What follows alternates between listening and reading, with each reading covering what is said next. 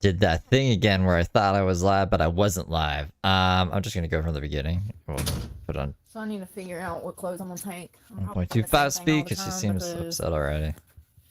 And I missed the first 2 lives, but I don't think I missed much. Yeah. I started packing my bag. I got my bike light. Bag. I'm typically not allowed to have the light on, so I'm gonna cut it on anyway. Spelled French wrong. Fuck. I feel so drained. All of me now. Hold on. Physically weak. Okay, monetization would be good too. Jesus. Cheese and rice. Really not. What are we doing here? How can I change the title? I don't even know how to change the title. That's bad. Probably should damn. Fuck. Where? Leggings. Let's go all the way over here to change the title. At least you guys can. I think you guys can see. I hope you guys can see. I can't see you yet. Why they don't talk I got about other that. shit to. The stomach But I will palpitations, the heart palpitations, the shaking, the throwing up. Like, I ain't never talked about. I've never heard anybody talk about the physical aspects of trauma as you're living through trauma. They don't like, you know. Put that away. Better. These are actually clean. Just off the shelf. That's literally all I have. Is what you see up there, and that. I guess I'm just gonna take warm stuff. It sucks though because it's getting cold at night and I can't even begin to think. Okay, I can't begin to think. I don't know. I don't know what to do. I don't know. I'm just sick of knowing what's good for me and doing what's good for me and other people fucking that up for me, putting me back into a horrible fucking situation. She fucked it up for herself. I had a truck. Did you see how happy I was? Homeless. Peanut butter and jelly gave you money for the truck. You didn't pay it. Living out of my truck. Do you know why that is? Because I spent over 20 years trying to escape this fucking place. And then the internet got me fired from a job, got my truck repoed, got me locked up for crimes that I didn't commit twice. How come, like, everyone else on this planet doesn't have these problems? Which forced me back into this fucking situation. I think that that's the point of this. I think that that's what God, I'm asking myself today as I, am on my 4th day of being completely triggered from sun up to fucking sundown and past. I'm on my 4th day of spiraling from CPTSD, of re-injuring my psyche, from putting myself back into a traumatic situation. Okay. I can't take it anymore, but also. What about Susie Liu, who said that you were her biggest fan, or no, she was your biggest fan and that she would help you out, or your other gal friends just do that? Maybe, I don't know. Maybe the past I can understand better why I was so happy living out of a car. I cannot put into words the type of psychological torture that I am subjected to in this place. Then why were you making cucumber sandwiches less than a year ago with this abuser? And why are you always at his place? Why? Like, can you just answer that when you didn't need to be there at all?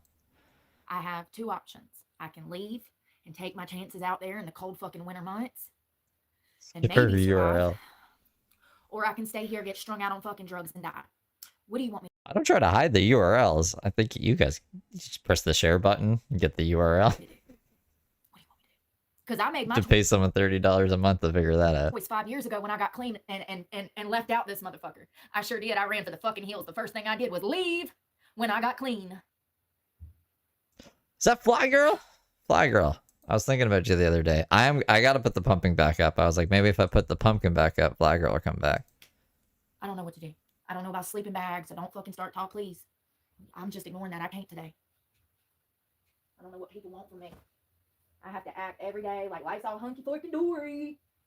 I think I got rid of the closet picture honestly, I'm at my wit's last end. night because I think they should be back in here. I've had the people of this town. I've had every agency. Every sheriff agency in this town has tried to push me back into this situation. They don't want me in the streets because I'm fucking homeless. But, when I was a child and I begged them to save me after a suicide attempt, I sure was. They drove me back here. There's a record of that down at the hospital. I told them, I said, I'm being sexually abused. I don't want to be here. I want to stand on my own 2 feet. I'm trying to get an education. I remember that. I was a child, teenager. And the damn cop said, you'll be better off over here, and drove me back here after they treated me at the hospital.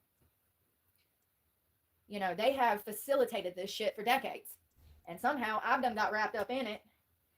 And clearly, judging by the fact that I keep getting locked up for crimes I did not commit, it's not a far stretch to imagine that some people around here want me to shut the fuck up about the sex trafficking that happened in this county for decades.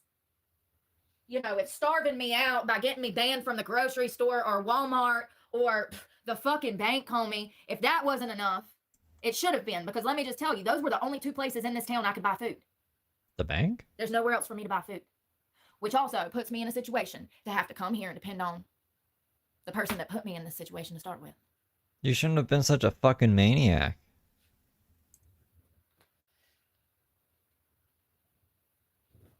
You've been trolled. It's crazy. It's crazy how you can view somebody as family and they view you as something completely separate. Codependency, debt bondage. Debt bondage specifically is a form of sex trafficking. So for those that don't understand, that's exactly the type of situation that I've been in for over. So that was interesting yesterday too. She was like basically saying like, if I owe someone money, and the only way I can make money is through sex trafficking, Brooke claims, then that person I owe money to is now a sex trafficker. So she's saying like, being in debt to someone is a form of sex trafficking, which I fucking disagree with. I don't think Brooke knows what the shit she's saying is or the implications of it. She said she was a hostage yesterday. She's just like, I'm being sex trafficked, I'm held hostage, I want to get strung out on drugs, someone called the cops to save her. And she was like, nah, it's just a figure of speech, bro. Like, what the fuck? For 2 decades. So what'll happen is a trafficker will come into your life, they'll offer to get you something, a car, something like that you probably need. But more often than not, it has a dual purpose. There's like, they're trying to rope you in. There's always a catch, so that they can hold on to you, so that they have access to you, so that they can see you later. Hey, Flower. More often than not, it starts out as a car in these situations. And so the car will never be in the victim's name. It'll always be in the perpetrator's name, the sex. You said it was in your name. And then he was just a co-signer. Trafficker, the pimp, the boyfriend. This type of debt bondage can happen in many forms. My specific type, though, is sex trafficking. So the victim will, of course, take this person, this adult, who's usually 2 to 3 to 4 times older than the victim, statistically speaking. We're talking, like in my case, I was a juvenile and this man was almost 60. Yeah, he offered to buy her a car as long as it was under $6,000, like $6,000 or under. And she was like, that's a trap. I think he wants her gone. They will come in, they'll act like family, they'll get close to the victim, they'll offer to do something to the victim, and then they hold whatever they gave the victim over the victim's head as collateral for sex, or force that person into a sexual relationship. And this is when the drugs start. Yeah, let me tell you, is it just so happens, heroin makes you disassociate really good. Really good. So many victims get strung out. Congress doesn't come around much anymore, but I don't condone that. If he did that, that's fucking psycho. On drugs to distance themselves from what is happening to them, but also to disassociate from the life that they are having to live to fucking survive. I am not a whore. I'm a monogamous woman. I don't give a crap what society tried to turn. That's what'll happen. Like if people gift memberships, if you just like watch or stream, I get gifted memberships on channels I don't watch, like that I watched like one time 3 months ago or something. There's like this Onions channel that I keep getting gifted memberships to. But yeah, that's usually because, I don't know, everyone else is like blocked. So it's really like trying to pick anybody, I guess, to fucking give a membership to at that point. Me into tried to do, I don't give a fuck. I know who I am. And I'm not letting society tell me who the fuck I am. It's crazy to me how the victim is constantly blamed and pushed back into these types of situations. I finally had that truck in my name. Couldn't nobody take that shit from me but the repo man, because YouTube don't pay. How can I make a $700 truck payment with $400? Peanut butter and jelly's money. What did you do with peanut butter and jelly's money? Oh, thank you for the hearts, Kristen. She's gonna say it was all spent on gas. She shouldn't drive around so much, driving around to nowhere. can I make it's impossible. It's impossible. You know, the fact is arm wrestling channels. is that Didn't even know those existed. these type of sexual predators, and it's sexual narcissism. He is a narcissist, 100%. There is no debate about that. Every single marker that you can fucking have. And this is what I was talking about earlier. Like, a lot of people think they've met a narcissist. No, you haven't.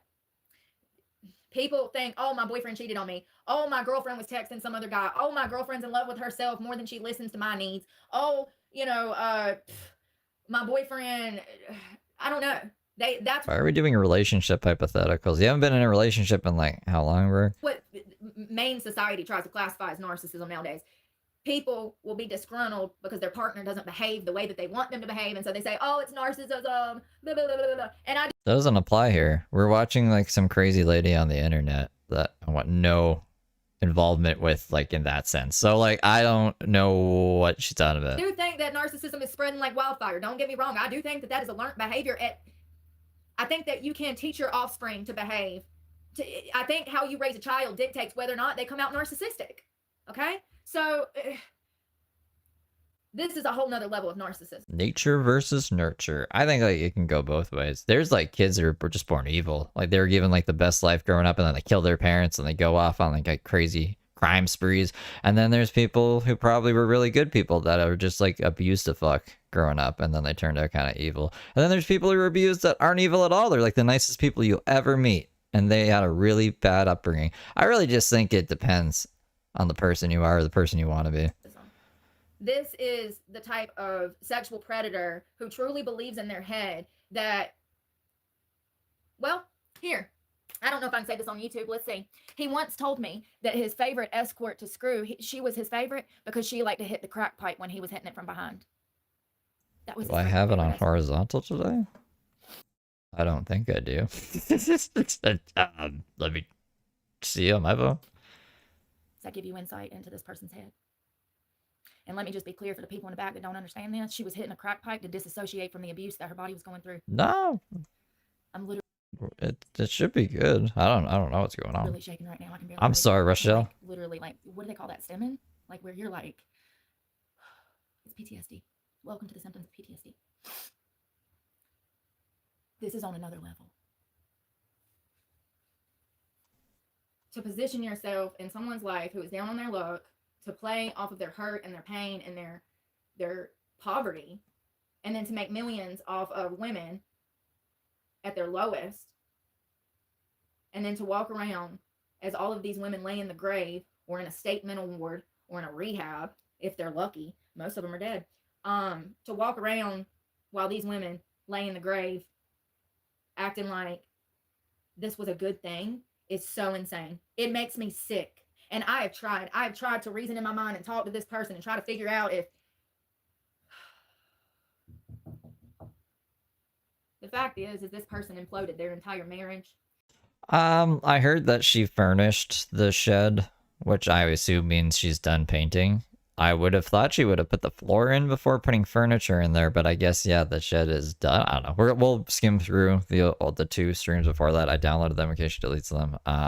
I tweaked my transcript generator. It was like, I was trying to figure out why it was tagging things in the wrong categories. Like she said like underneath the table, and it was like tag. I thought underneath has the word eat in underneath. So it was like, oh, that's her food. Like it was tagging it as food. I fixed it. So, I don't know. That really means nothing to you guys, but we'll be able to skim through it easier in my end. Their entire family over their own sexual perversion.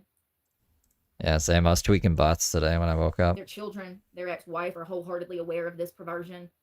They put their sexual gratification above family needs and wants, and this is on a whole nother level, y'all.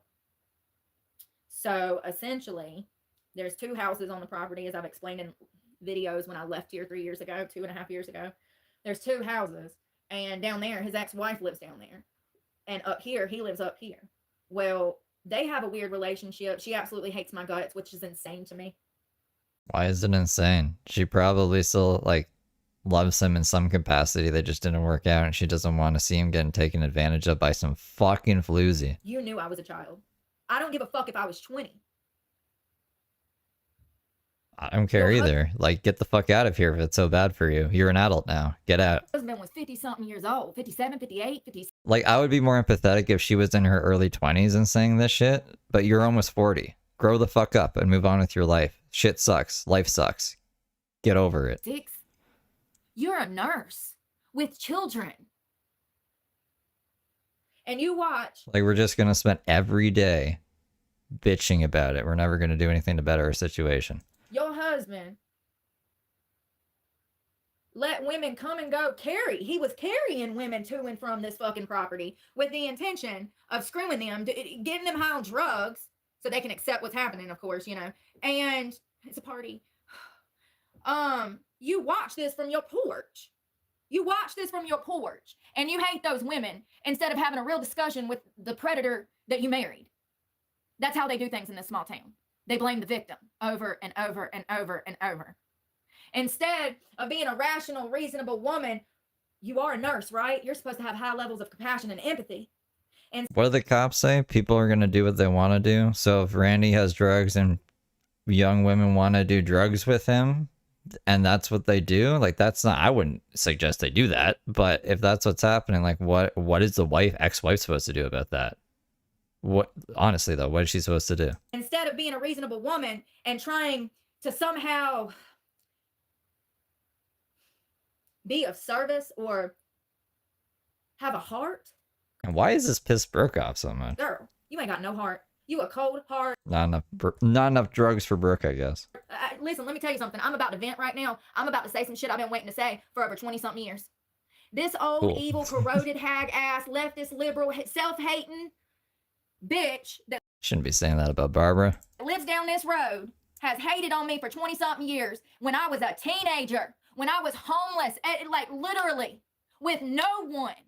You saw your parents. You ran away from your parents, remember? Did you forget that part of your story? Did you forget, like, that there's still online to this day the missing poster of you saying, hey, we really miss our daughter, we need her, where is she? Woo! Thanks for the beans. You're up at my broadcast throwing me beans? Deal super chatted $2. Like the chat, you little angels. Oh. Dylan, thank you for the 2.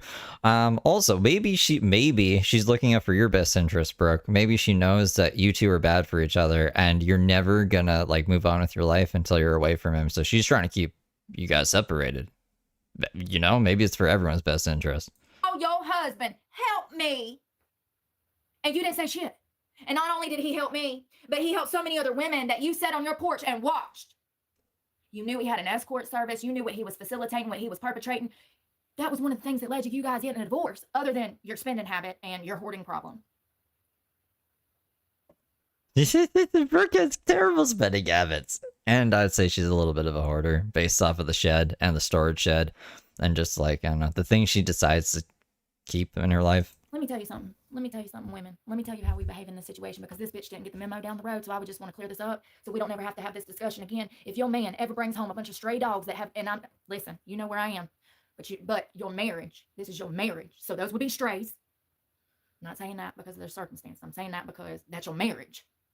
Those are fleas. If your husband ever starts bringing home stray dogs, fleas, whatever, that's a hard stop. As a woman, we support other women. We don't turn a blind eye just so we can have a house to stay in because it's easy, because we don't want to pay rent and we don't want to be a big girl and we want to live off other people. We gotta stop, I don't know, separating people by gender and race. You should just, like, be seeing people as people. You know, people should help each other as people, not because they're women or men or whatever. Is this why I can't make it? You should be on my side because we're a fellow woman. Yeah, okay. You're a snake, Brooke. Why would she be on your side for anything? In the world, because I'm not willing to turn a blind eye to the evils, the inconsistencies, the blatant sex trafficking. Is this why I can't make it? Is this why I'm not married? Because I won't allow my husband to open an escort service and harm women through sex trafficking. The only celibate person I know who is apparently in the sex trafficking ring. I mean, make it make sense. Sometimes I wonder. How dare you continuously harm a child. How dare you? You're just as bad as he is. You're like the I like this angle. Like, here's the bedpost. Like, this is the closet that she was like doing the thing in, so we can kind of see into it, so we know like, why even be in the closet, Brooke? Why can't we go into the corner of the room like a normal person? She's like really over dramatic for no reason. Lane Maxwell to the Epstein, baby. I was locked in a closet back in fucking, what month was it last? August of 2025, and nobody cared. Be proud of yourself, bitch. It's like, damn. I mean, honestly, that gives you more like notoriety than most people in this town. Most people in this town have never done shit but try to harm a homeless girl that doesn't do anything to anybody but try to escape a bad situation that this town actually put her in. You know, riddle me this, Batman. If they would have shut the operation down in the 80s or the 90s, he would have never met me. If he would have went to jail, he would have never met me. You would have found somebody else. You might have found someone like way worse. Who would have got your drugs and done whoever knows what. But no, his ex-wife. Randy doesn't seem very physically capable of anything these days. I think Brooke could probably kill Randy if she wanted to. Is family with the sheriff's department here. And the plot thickens. I just found this out. Do you know it's so crazy? Because how long have I been saying that I felt like there was something going on there? I felt like, how does, in a small town of less than, right at 2,000 people, and back then it would have been less than 2,000 people, how does a town that small, how does the sheriff's department not know that there are at any given time between 10 to 30 women prostituting all over the place? How do they not know in a town that little? It never made sense to me. It's because they did know. They absolutely did know. And that's why 20 years, 30 years, I don't even know, after this situation started, when I tried to commit suicide in this house back in 2008 or 2009, that's why when they took me to the hospital and I told doctors and nurses what was happening to me, that's why they weren't shocked. Full circle moment, because they already fucking knew. You know how they knew? Because his ex-wife works at that hospital. Danbury, it's tiny. Look it up. And everybody knows everything that happens, especially inside of a hospital with HIPAA laws. Yeah, they just totally. Yeah. Right outside of Hanging Rock State Park, Stokes County. Tiny hospital. Just a few nurses and maybe one doctor. So I try to commit suicide. They rush me to the hospital, and they take me to the hospital where his wife at the time maybe worked. I don't know. I don't know when they got a divorce. I've never even had a conversation with this woman. I just know that she has impacted my life. Her actions have impacted my life. She has took food off. Well, Randy's ex-wife and Randy's son really have, like, they're the only ones with the power to do anything. You know, I don't know. No one else is really close enough to the situation. I don't think it would be appropriate for anyone else to really interject themselves.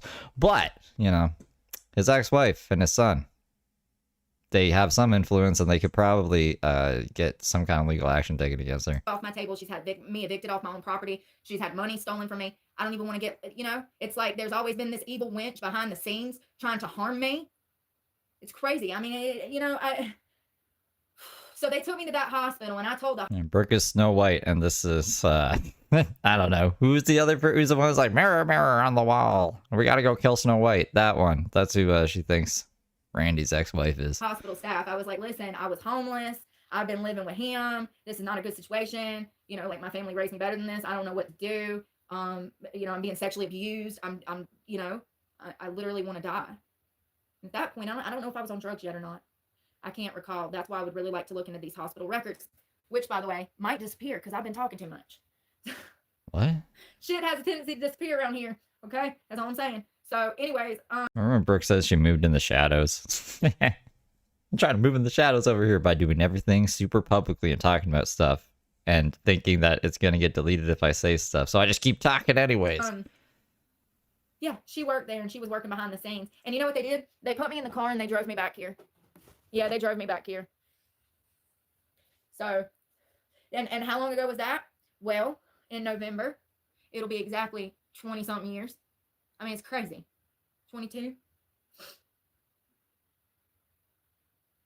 Should have stayed with your parents. Like, I'm not 40 yet. Just to be clear. 37. It's crazy. It's absolutely crazy. All of it. All of it. And I'm triggered by being here. I'm feeling better now that I'm like, I can get this off my chest. Look, I made some stupid decisions when I was 17 too, but I'm not still bitching about it or blaming my decisions when I was 17 on all my problems today. You know, and yeah, I was young. Maybe I got taken advantage of by certain individuals, not to what Brooke is like claiming. I'm not saying like I was ever like essayed or anything like that, but I don't like. It doesn't fucking. You were 17, Brooke. You're 37.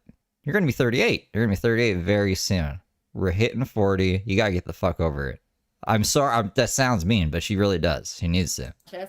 It'll be better for her. Crazy to me how you would. So that's the thing. I guess they like got married, and then his addiction to porn, sex, prostitution, all of these horrible things, it spiraled, and they separated. And then she lives in that house down there, and he's never requested for her to pay any bills or anything like that. And so I guess she's probably always seen me as a threat, even though I viewed him as family. Still do, like I said yesterday, which I've got to get out of my head. I've got, you know, like I need to go like. Absolutely not. Randy has a cabin on the property as well, so I'm assuming he's at his cabin and nowhere near the trailer or the shed. And Brooke is just insane. She said that he came in the other day when she was in the shower and supposedly just sat there and listened to her singing. I don't know how she knows this unless she was like recording inside of the room or something, or she just has a sixth sense. If she heard the door open, like maybe he just needed to grab something from inside the fucking trailer. Because before Brooke came in, Hurricane Brooke came through, he was probably using it for like storage or some shit. That is not my family. Because the storage shed had all of Brooke's shit in it and ants. That has never been my fucking family, and I need to get that out of my fucking head. Codependency is so strong with this one. You hear me? It's not my family. People that love you will not hurt you. People that love you will not throw you out on the streets because you won't suck their dick. I'm sorry to be vulgar, but I need to be clear. No wellness checks on Randy. No. People that love you. Don't call the cops. Don't do anything nefarious. You will inspire no doxer. You to be the best version of your fucking self. You know what that motherfucker has never done? Inspired me to do anything. Nothing. If I even speak of education, he'll have behavioral problems for 3 goddamn weeks. I'll be dealing with narcissistic personality disorder every hour on the hour for 3 weeks if I even mention going back to school. And I've had to drop out 3 times because of his actions. Directly. If you take my fucking car, whose fault is it if I can't get to school? I just can't picture that being an issue. Why would he care if she went to school? Is she using his money to go to school? That might be an issue if she's just going to end up dropping out. And you know, the fucked up part is along the way, I was making those car payments always. So here I am paying on a car and having somebody come take my car because I won't comply with their fucking demands. And I'm looking at them like family and they looking at me like a goddamn snack. You know, I literally, you know, maybe I wasn't clear enough last year or when I first started this channel and I was going through my major CPT. I was actually diagnosed with CPTSD in 2023. The event that caused my complex post-traumatic stress disorder was actually the event of being kicked out of this house, which I gave him money for. Don't get me started. I wonder if she was just paying rent and not enough rent because Randy sued her for something. She said it was the car, but I don't believe Brooke necessarily fully. I just like, I don't know. It seems crazy to just give someone, like I said, your abuser 80 grand and just be like, don't put my name on it. I don't want to pay property taxes. I trust you because you've been so trustworthy thus far. Started. We're going to have a lot of full circle moments. It might take 20, 30 years, but just hold on. And she's jealous because Randy's ex-wife doesn't have to pay rent or Faith didn't have to pay rent. Or you know what I mean? She's like, this is mine now. That caused my CPTSD because I'd already been so victimized, you know, having to play these mental gymnastics, these mental hoops, jump through his hoops, play his games, understand his feelings when he doesn't even give a fuck about mine, respect his time when he doesn't give a fuck about mine, respect I feel like this is projection. Like Randy's always at her beck and call. his money when he takes all of mine. This is what narcissists do. They literally drain the fucking victim to the victim doesn't even want to survive anymore. Remember when she was bitching and he showed up with her bike fixed and she was about to buy another one? Thank God she didn't, because then she bitched about that too. And like, she bitched about that. Like, and they thrive on it. That's what a narcissist is. Narcissists thrive on pain. When they're disgruntled, they want to hurt you, and they actually get pleasure out of it. And all of these events over the past 20 something years, it's impacted my psyche so much. And between that and the drugs that I had to do to deal with all of this shit, I had to do the drugs. I can't think of one person Brooke has actually helped. I can think of tons of people who've helped Brooke with like donations that they've given and advice that they've given. And Randy, even if Randy's evil, like she's not sleeping in the fucking forest. She has like multiple places apparently she can sleep because of this guy. So like, I don't know, man. I wanted to die. When I was on heroin, I wanted to die. There were days that I was trying to die. And I would get mad if I'd wake up and not be dead.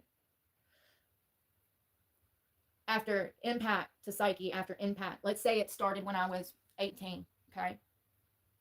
Then another event at 22. Then another event at 27. Then another event at 30. And then another event at 32. And then, hello, Brooke hits YouTube. She's living out of a car. She just got kicked off her own property and was a victim of sex trafficking in 2023.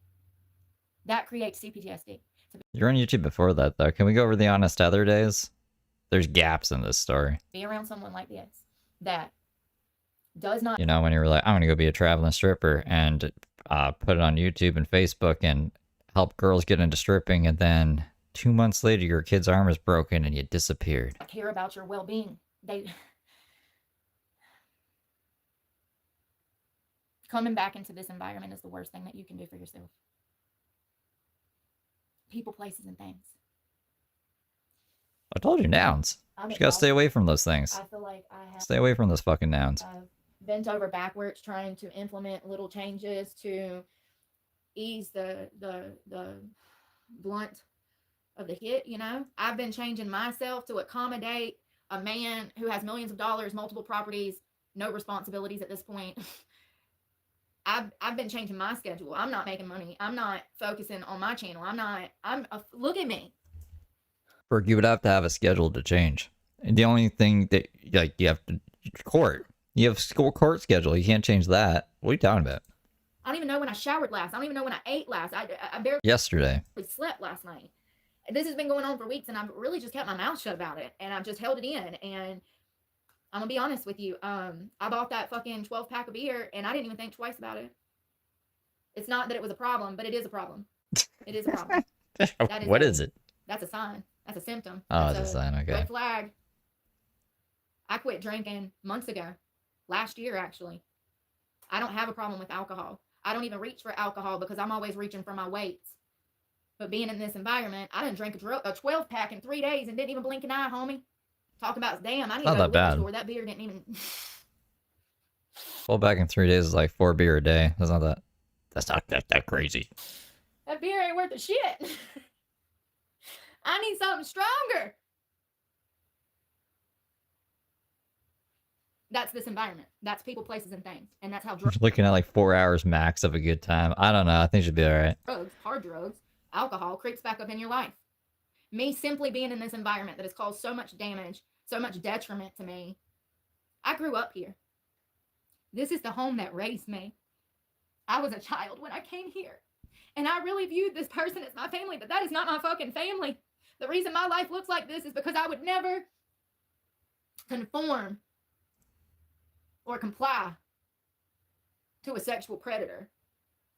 I do believe that this person has been in love with me and loves me, and it's unhealthy. I viewed this person as family, even though they were sexually abusing me. I grew up with every father figure I ever had sexually abusing me, and this is how victims are coerced and groomed. My sexual molestation as a child got me groomed for him as an adult. That's how these things work.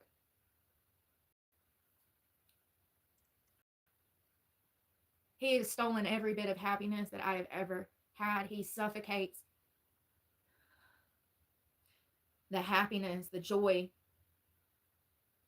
for my future. Like, I can't even envision a future when I'm around this person because all I can see is all of the trauma he has put me through. He's got to kick her out. I wonder if we could, like, start a GoFundMe. If, like, what would it take for Randy to kick her out? Maybe nothing. I don't know. I think he's in love with her. I see red. I have a visceral reaction to being here. And clearly, with me falling back into drinking and poor working out, eating, I'm not even eating. Y'all know how I am about my food. Like, it's imperative to mental health. I cannot be here and I don't know what to do. And it sucks. Leave. Just leave. really sucks. I really thought that I could push through it, that I wouldn't have to see him, that I could isolate, and it's not the case. Not the case. The more I try to go live my own life and work, absolutely not, you know, and I cannot allow anyone to steal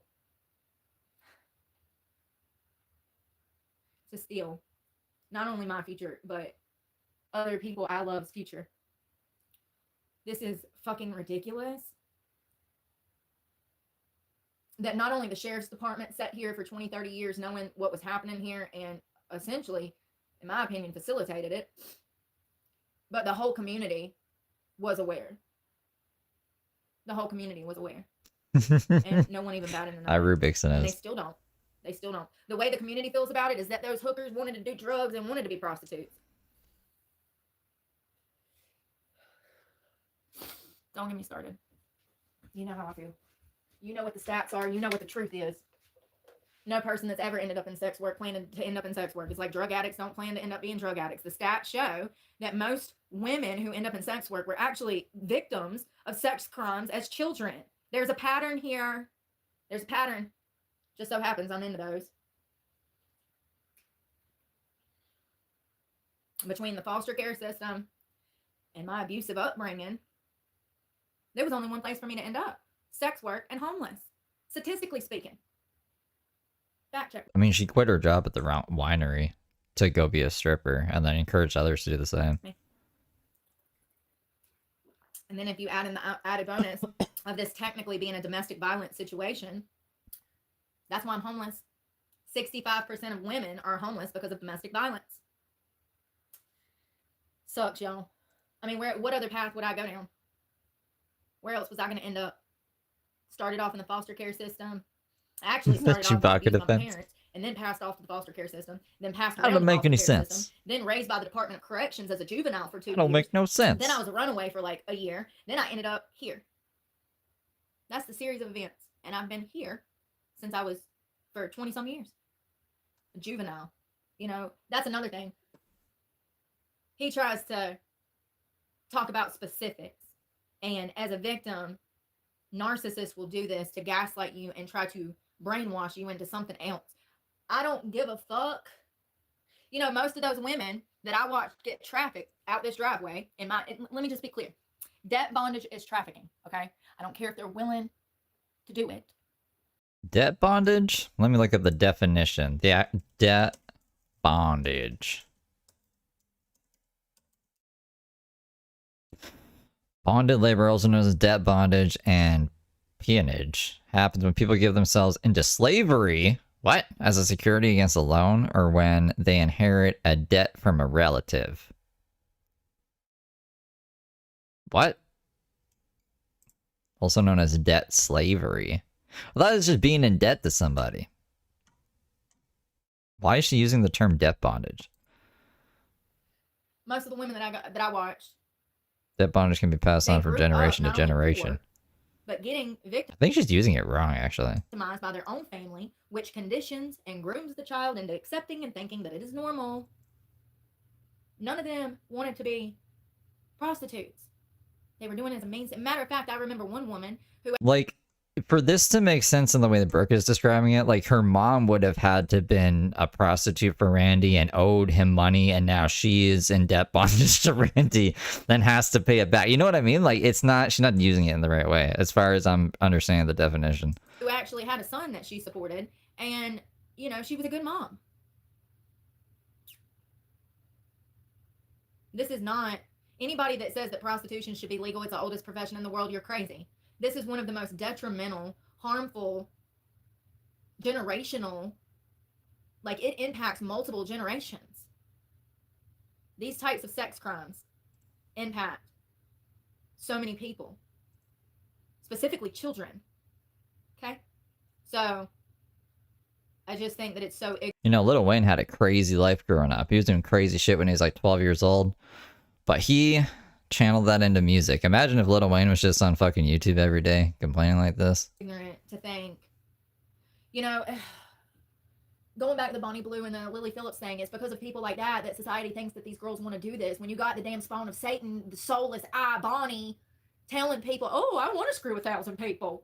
Then you got the younger generation and other generations thinking I guess that's what Kanye West kind of devolved into. that women want to be desecrated and treated like fucking whores, and that is not the case. Any girl that wants to be degraded like that is a soulless succubus. You better stay away from her. That ain't no woman that's a good woman. Society has got shit so backwards, and because of that, sex crimes are getting worse. Victims like myself have no space to talk about these things because then everything is, I'm sure that comment section is wild. That's why I'm staying out of it, because I ain't trying to fight today. I'm over here fighting demons off my fucking back as it is. She's smart though to keep it on just for the donations and engagement, because if it was off, everyone would be over here, bro. Society has got Or what's her faces. this twisted sense because of pornography and sex work that these women want to be involved in this shit. It's not true. It's not true at all. Do I need to expose this shit? Do I need to go to all my old girlfriends at all the old strip clubs and sit down with them? Because I will. I'm sure there's a few that would love to tell their stories. Probably has never even shared what they've been through. They're constantly being a rock for other people. See, she wouldn't be able to get that $20 shirt there if her chat was off. Ask me how I know. I'm being for real. It's really disturbing. No, I'm being for real. It's really disturbing how all of this sex stuff in the world is now seeping out into society, being twisted, you know. And I always say they don't know what's right. They don't know what's wrong. I know what's right. I know what's right. This shit ain't right. This is codependency, gift wrapped as help. This is a trap. I know what this is. I've been down this road for 20 something years. I don't give a fuck, you know. Like, I know what this is. I should not be having these physical fucking symptoms from simply being here. I mean, the anxiety. As soon as I know that he's going to be pulling in, I can just feel it on my back. It's like a monkey on my fucking back. It's anxiety. It's like impending doom of having to see his face and fucking deal with it. Like, that's not a loving family situation, homie. It's a fucking victim getting triggered. I've been so on edge. I literally was trying to paint that building and fight through it, but you know. Fight through it by painting the building. Oh my goodness, my internet's been bad. The lack of respect, and that's what I'm saying. He'll never be respectful. He doesn't even respect his fucking self. He didn't even respect his family. He imploded his whole family to go have a fucking escort service, for God's sakes. You fucked your children over, your legacy. Your grandchildren will know what you did. Everybody in the community talks about it. It's an open secret. It's crazy. But everybody in this town will tell you that I'm the crazy one.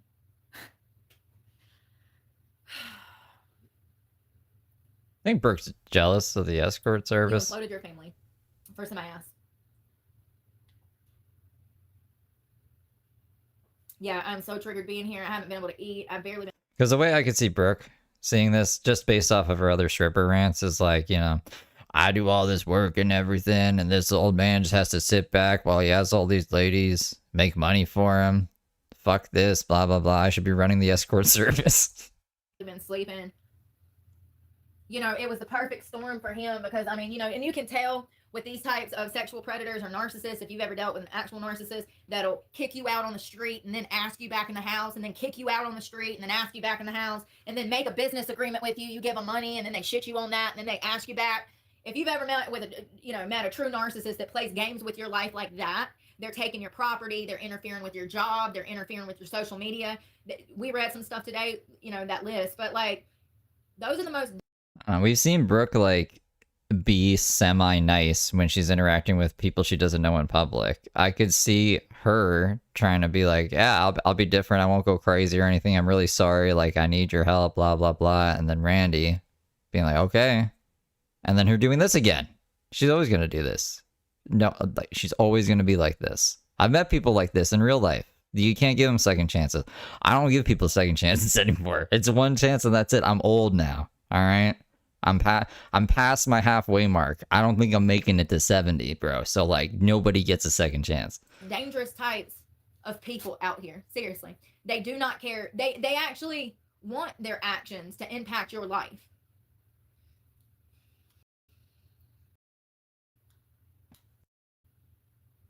Randy should wise up. Reactive abuse.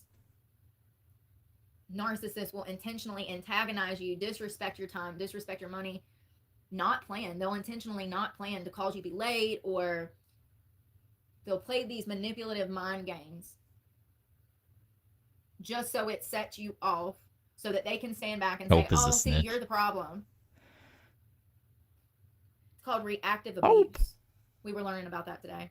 I did not know there was a name for that, but that's exactly what I've been through for over 20 years. And when I'm talking about that reactive abuse, that is sometimes that type of scenario can happen 2 or 3 times in a week, which completely She knows. Don't offsets bring it your up. thinking, your focus, Why? what you're set on doing. You know, when you wake up and you got a narcissist starting shit with you at fucking 5 a.m. first thing, that throws off your whole day, homie. You can't get nothing done. You're not even screwed right. You're not even wired right. You ain't even brushed your teeth. You ain't even had a cup of coffee or took a piss. Can I have a biscuit before you start trying to do your psychological combat first thing in the morning? Absolutely. That's what I feel like with Brooke. She's up at like 7 a.m. I mean, and I'm like, yo, and I'm not dealing with that. You know what I mean? Absolutely not. Absolutely not. You're on their time. Y'all argue when they want to. It's crazy. It really is. I would go through that if I had to stay here. I would go through that 2 or 3 times a week. I would never be right. I'd never be able to push out content.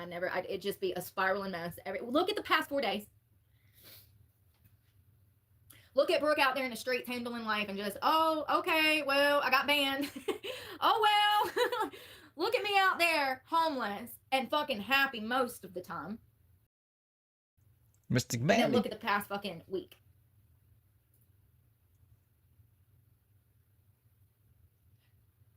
I won't lie, and I can't deny. You know, I really, it's like the more I try to find stability in my life, the worse things get. And it's been like that since I got clean. You know, What's going on, Rainy? codependency, feeling, you know, when I came here, I had no one. When I was a juvenile and I met him, I had no one. I didn't have my mom, my dad, my grandma, brothers, nobody. I've literally been on my own. And for a lot of people who have family, they can't conceptualize that. And they probably assume that there's programs and listen. Oh, I was thinking too, like once we hit a week, like once it gets down to a week, then I'll do the we'll do like a 24/7 separate stream where it's just the countdown. If you guys want, because yeah, I don't know. It feels like it would be a really long thing to do for 11 days. 7 days seems reasonable. Maybe the last 3 days, at least the last 3 days, maybe the last 7 days. I'm here to tell you that's not the real world. When people don't have people, they just ain't got people. No one has them. They more than. And maybe I'll pop in from time to time, just be like, woo! It could be like a little Easter eggs or some shit. Likely have everyone though. I don't think she's going to jail. The farm that raised I have no faith in the justice system. me. This was a chapter in my life that has been behind me for over 2 years now. And losing my truck and dealing with all of the constant stalking, harassment, the police, the trolls, everything that I've had to deal with, it's only pushed me back into this situation. And I can't be here. I physically will die here. Like I will end up dead here. So this is not an option. I already knew that, which is why I left initially 2 years ago and moved in my truck. And that's not the first time I've left. I went and got my own place when I had my daughter. The government come and framed me for child abuse and stole my kid.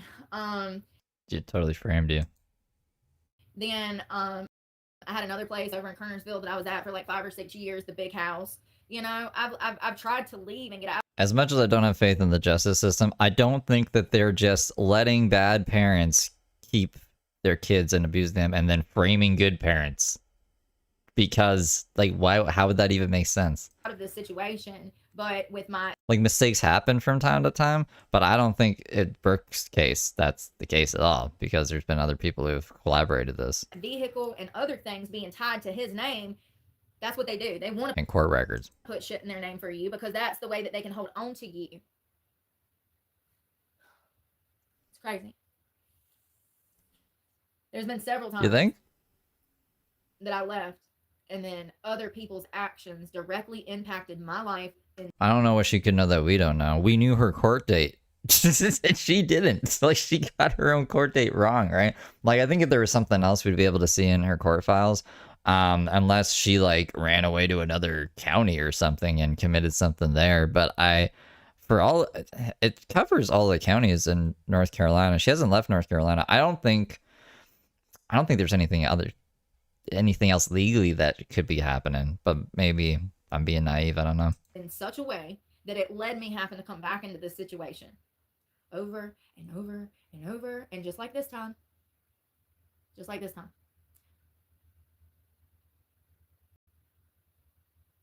I mean, really though, is it better to get psychologically tortured every day, have to do drugs just to deal with a person and to deal with your situation, or is it better to risk getting frostbite and starving to death?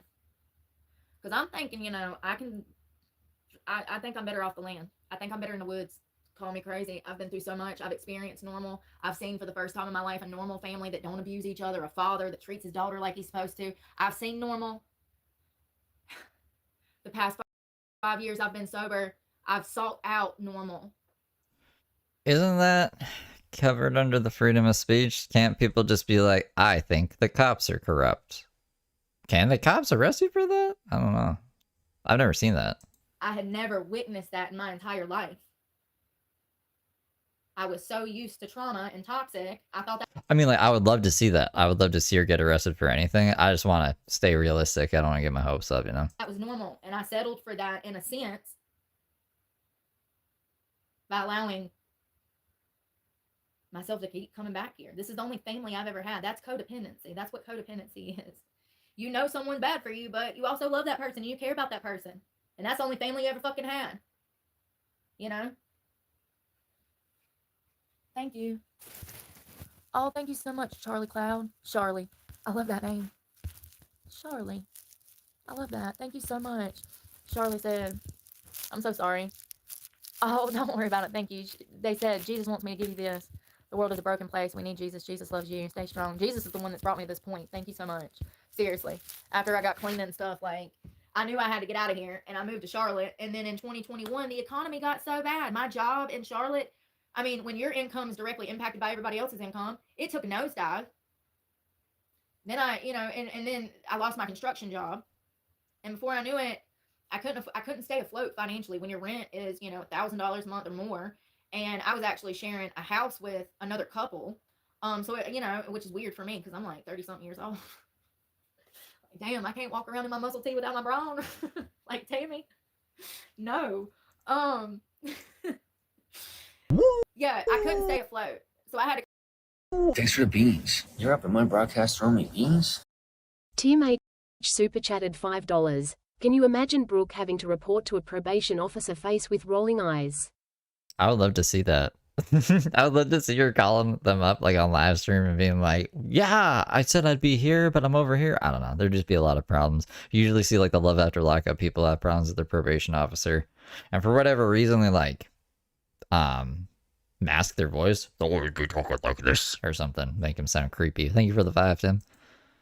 I come back here, and I started this channel. I got all these little side jobs and things were going good. And then I really started diving in to how I felt about this relationship, because it's always felt so one-sided.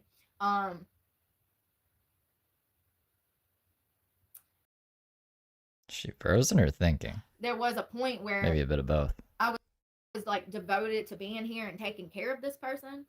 I wanted to do that because they need the help. Yeah, she doesn't have mods, and she said she's not reading chat. So I think anybody could say anything right now, and it probably wouldn't get deleted. But the blatant disrespect, and you just can't. It's crazy what codependency will get you wrapped up in. It's crazy how codependency will make your love for somebody will make you put yourself in a bad situation. And you don't even think about the long term. You're not even thinking about your future.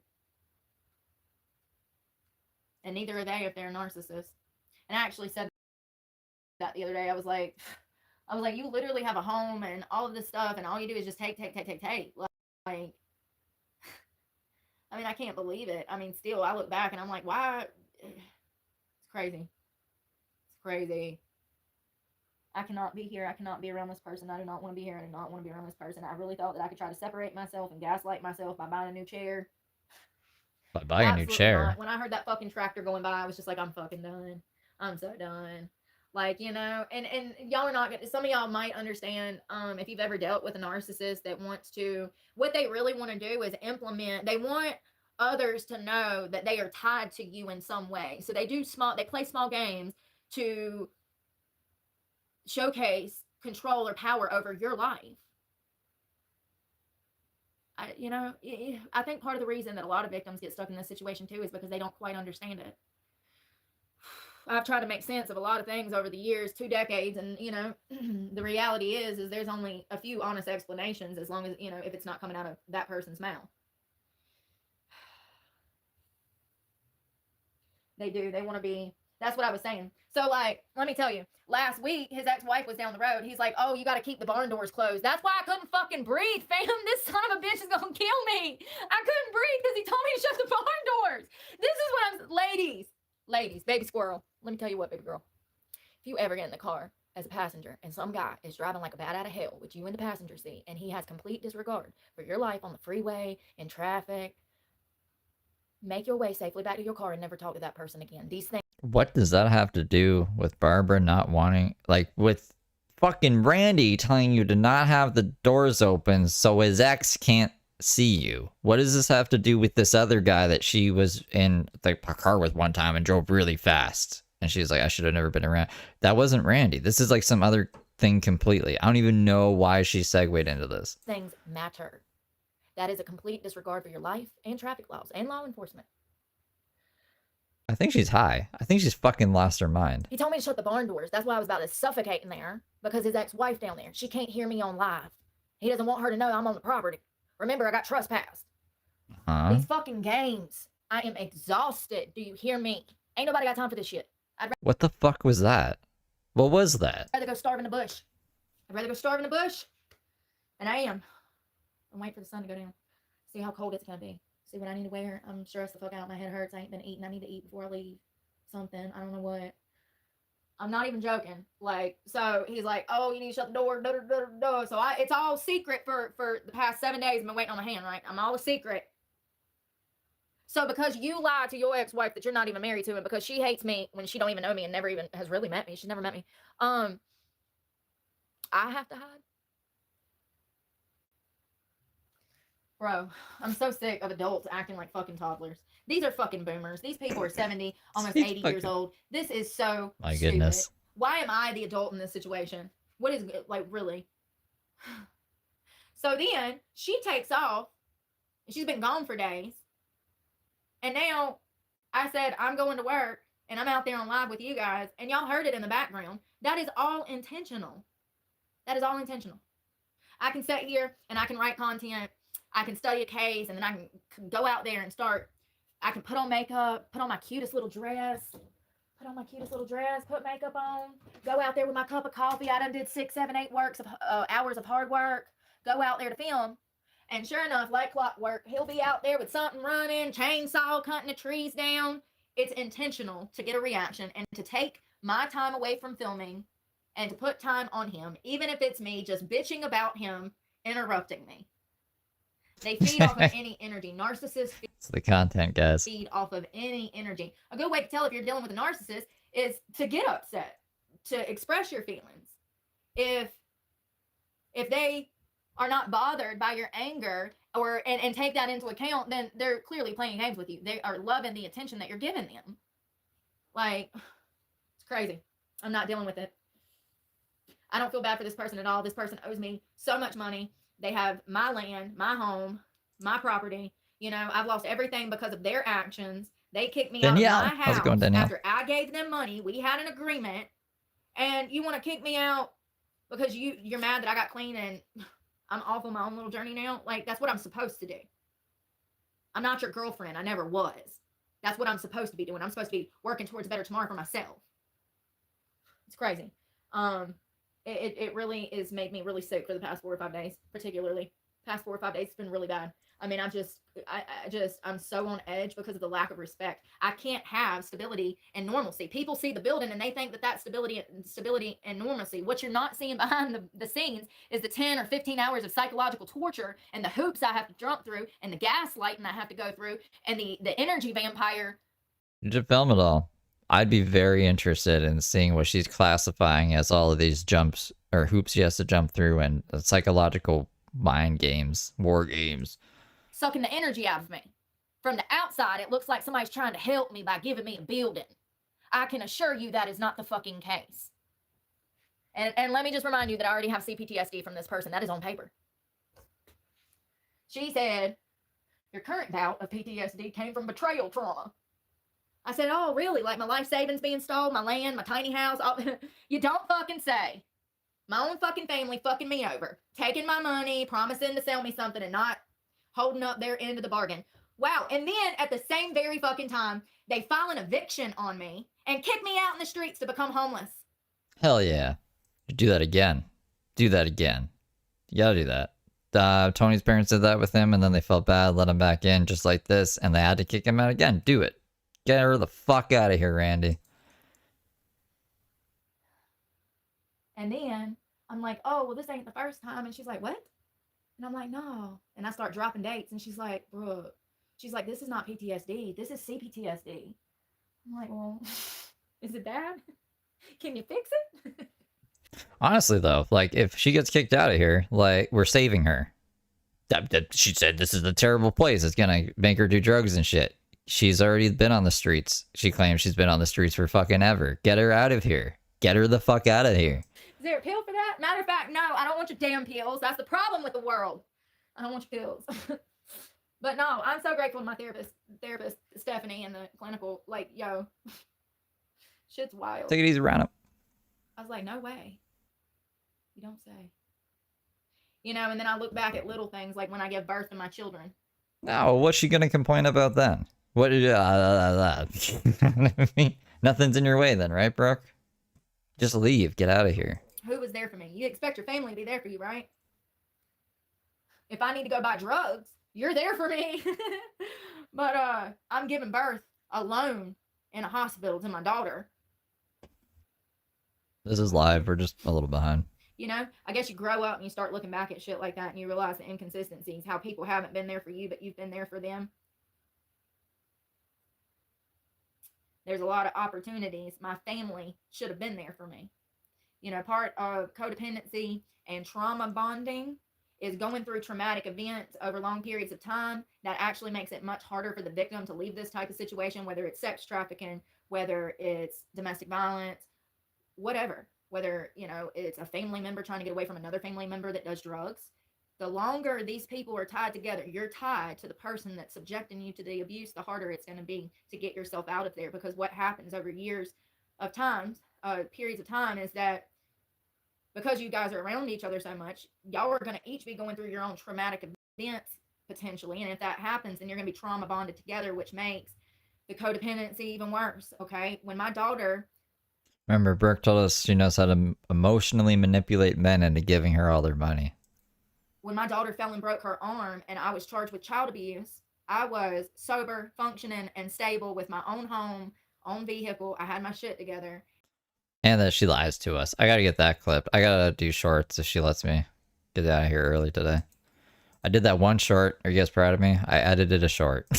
When that happened and they took I'm proud of me. her from me, my abuser was there for the whole situation. And matter of fact, he would go with me to my meetings to CPS and defend me because he knew that I hadn't harmed my daughter and he had actually saw me with my daughter. There was, yeah, and I really don't want to go into it. Oh, the sex trafficking heroin addict is a reliable witness. But that's one of the things that I guess after they stole her pushed me back into this situation, because when I had my daughter, I actually left the situation, got my own place, got my shit together a little more. I wasn't perfect. I was still struggling. I was still a single mother. I was also still young. So I got away. But then that event with the government pushed me right back into this situation. I ended up getting back on drugs. And then after a few years, I got clean. That was 5 years ago. I got clean 5 years ago. And from the moment I got clean, I knew I had to get out of here. I knew that this was why I was using drugs. And this is where the drugs started. I've done more drugs in this fucking place than anywhere else on earth. I've probably done more drugs in this fucking place than I ever done combined anywhere else. Why are we here? It's crazy.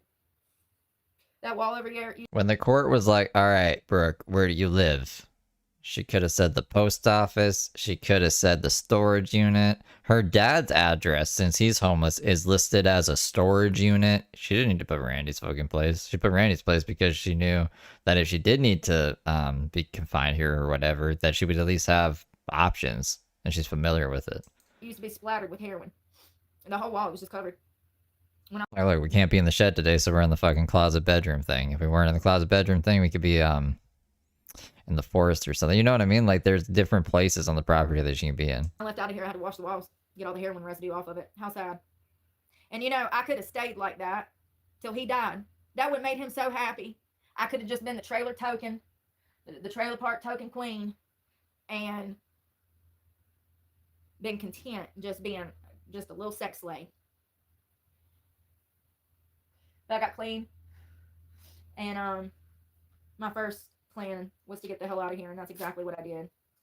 And it really sucks that I've had to continually come back here.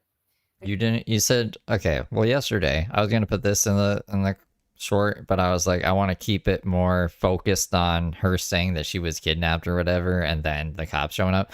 But she said yesterday that he kicked her out onto the street. That she didn't leave. He kicked her out. Kind of, right? So, like, what are you talking about? The codependency, the trauma bonding, all of that makes a victim not only stay, but go back into these situations. He was happy for me to lose my truck because he was hoping that that would lead to me moving back in. And as I've stated before, I don't want to be living in here. I don't want to be here. That's why I was like, you know, I'll go out there. But it's gotten to the point to where... Yeah, because I haven't heard this part, and I keep pausing it. Is that an issue? Do you want? Why do you need to be live? When you're dealing with a narcissist, you are wasting your fucking breath. If I make it too fast, and people are like, You're wasting breath. You're wasting your breath. You can't compromise with them. You can't, you can't. You're wasting your breath. Just don't even try. Once you realize that you are dealing with a narcissist, you need to get your shit and you need to go. And you need to focus on you and you need to stay away from that person indefinitely, because putting yourself back in this situation, as you can see, it is not good for you, okay? nah, she just was asked to keep the doors shut, but she's like, I don't have to keep the doors shut. So I think that's why she's in here right now. Psyche is already so re-injured. I'm just like, when will I be able to get back on track? You know, part of controlling your emotions is having a baseline and how long it takes you to get back to a baseline. But with me constantly being subjected to more trauma after more trauma, you've seen it on this channel if you've been here from the start. I can't find my baseline when every day I am like literally trying to survive, you know. I know it sounds extreme to say that people are literally trying to kill me, but what do you call it when they like lock you up for crimes that you didn't commit, and then also starve It's not killing you. you out by banning you from every business in the county so that you can't even buy groceries? It's not killing you. You think they want the best for me by doing all of that, or you think they also trying to kill me? Because I think they're trying to kill me. I think they're sick of your fucking shit. I know it sounds extreme, but think about the long term, what it means going forward, how those actions directly impact my life. And then it makes sense. Oh, okay, yeah, I see what you're saying. There's 2 grocery stores and they banned you from both because of shit that wasn't even your fault. It's on camera. It really wasn't. I wish I could say I did something wrong. What did I just do? I just said I bought a 12-pack and I drank that bitch in like 3 or 4 days. I have a conscience. That's why I'm a bitch. What? That's where my confidence comes from. If you really want to know my identity, I know it's wrong to drink. I don't want to be drinking. Don't get what is this fucking thought process? I was banned from everywhere, so I bought 12 beers. I have a conscience. None of those link together. But I'm being for real. I was barred from Walmart and Food Line, and it was not my fault. It had to do with people calling Walmart and lying from the internet. At this point, I'm 10 toes down. This is my career now. People need to accept it, and I don't know.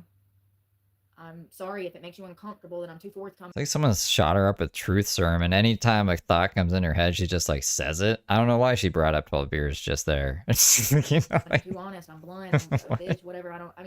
I really think that if that's the case, then you need to address why you're uncomfortable. That says more about you than me. You know, this is real life. What I've lived through, what I've had to do to survive, this is real life. you know? And it's crazy because I think most people would think that a lot of the stuff that I talk about only happens in like third world countries, but we're starting to see in 2025 that's not necessarily true, because look at Epstein, look at all the sex trafficking rings that are being busted, look at all the children that are being rescued. What was your At some community point, you need to post? realize that on some level, in my opinion, the government perpetuates and facilitates this shit. And they have for many generations. I do not think that it's a coincidence that the government, who runs child protective services and the foster care industry, I do not think that it's a coincidence that most foster women end up in sex work. How ironic for all the rich politicians to buy. Small-minded people think I've blocked people because they don't agree with me. Smart people know I am taking out the trash. Have to go through what the women I've met through the foster care system, the Department of Corrections, and sex work. I've met some of the most broken, tortured, but also kind and wonderful women, and it's just so frustrating the way that society. What is this? AI has been coming in and stealing all the jobs. What happens when computers are doing all the work? What happens when AI can count money better than Americans or answer calls better? What do you mean by count money better than Americans? I don't know. What? Or answer calls better. What happens when all the jobs are completely AI and bots? What happens? I just know the government won't need you anymore. Food for thought. Love ya. Good night. All right, Brooke. Well, I don't know, man. Views these women. I don't give a fuck. Maybe that's why. Whew, I just got chill bumps. Maybe that's why. Americans can count money better than any other person. Maybe that's why I go through this. Maybe that's why I'm living through this. Listen, I know that this is part of God's plan. That's why I'm like, well, why is this God's plan? You know, like I'm okay with this being my plan, but like, can you tell me why? Like, what's at the end of the tunnel? Can I get a small silver lining before I get there? Like, I know this is God's plan, but most victims or most women that have been subjected to not only abuse but also that have to work in sex work, there's so much shame and guilt, and I have none of that. So maybe God put this on me because he knows they ain't gonna be able to victim blame me, honey. Ever, ever, ever. Ever. Started with my parents, and then I was passed off the government, and then this person. You know, so I haven't really had a lot of control over my life, especially as a juvenile, and then even as a juvenile into my tweens. I didn't even really grow up until about 30, 32. Like, that's when I started, like, oh, what's going on out here? You know, that's like around the time I got clean, and I really kind of like, about 32, started to mature, which is actually right on par with stats. Most women start to mature around 32, or they do mature by 32. So I kind of woke up, and that was around the same time I got clean. And I don't know, man. I ain't never been the same. I don't know if it's the Holy Spirit or if it's the anger that I have, the disgust that I have for society, and the anger of how society treats people. Like, I did not, I know I was on drugs, but I never really realized how heartless people are, how soulless and heartless humanity is. Like, there is such a lack of compassion and empathy, and I think that it stems from a lack of intelligence and uncomfortability. I think AI can take down a lot of lolcows. Because, like, Brooke, I need AI to help me skim through shit sometimes with Brooke, because she goes way, way too long. If I take a couple days off and she's on, tonight, so I'm fucking behind without AI. I don't know, man. I really thought that Tash! I faked the phone. Tash, you like that countdown? 11 days, 16 hours, 38 minutes, and 17 seconds. I really did. Somebody said, fake it till you make it. I said, yeah, I'm out here trying. That's what I was talking about. Because I've been holding this shit in for like a week. I just... It's so blatant, like I'll try to schedule my work schedule. I'll be like, hey, I work every day. I gotta get a car so I can get out of here and make a life for myself. I'll be like, hey, is it gonna be quiet so I can film? Oh, yeah. As soon as I start filming, 20 minutes into, not even, it'll be 10 minutes into filming. It's something running, usually around the house. It's so blatant that I'm actually surprised it took me 20 years to pick up on this shit. Listen, I'm learning a lot. I've learned a lot this week. but it's so blatant. The disrespect and the game playing and the manipulation and the petty behavior, it's so blatant that you would have to be on drugs not to know that this fucker is a narcissist. Seriously. They will go out of their way to inconvenience your life just to do it. And if it has anything to do with maybe you having a career or building your finances or anything that might actually make your life more productive, they're going to do everything in their power to prevent you from doing that. Yeah, it's so fucking blatant. I'm just like, are we for real right now? And you know, also for like the first 4 or 5 days, I'm like, okay, well, I know what he's doing now. I understand. And I even said to him, I understand you're lonely. I understand you're getting old. I understand you love my companionship. You like to sit and watch Jeopardy. I do too. I actually love Jeopardy. And see, it's stuff like that. And see, this really shows you some psychology behind it, because think about this. Some of my favorite pastimes is just sitting there watching Jeopardy and Wheel of Fortune. Who does that? And who do you do that with? Your fucking grandma, your mama, your papa. Let's be for real right now. I like Wheel of Fortune. Griffin and damn Bonanza. And Jeopardy. And I said, I know you're lonely. I know you need communicate. Not that that's my responsibility. That's not my fucking responsibility. I'm not your fucking girlfriend. I'm not your fucking Labrador. You got a dog. You got a wife. You got a family. You got kids that are grown. You got grandkids. Wait, a new wife? Or just the ex-wife? You know? It's like... Maybe his new wife. I think one of the wives died. So fucking suffocating, bro. So I try to have this conversation. I try to communicate. I try to express myself when like 5-6 days ago. And it's been slowly one by one. Like I said, I started changing me. And this is what you don't do. I started changing me. I started changing when I slept, when I ate, everything, the way I do things, when I film. Trying to accommodate someone who has very low responsibilities in life right now. You know, you're a fucking boomer, retired with millions of dollars, multiple properties. Why are you still trying to take from someone who you met homeless, who is still fucking homeless? And you keep saying you want to help her. Well, at what point in the past 22 years were you planning on doing that?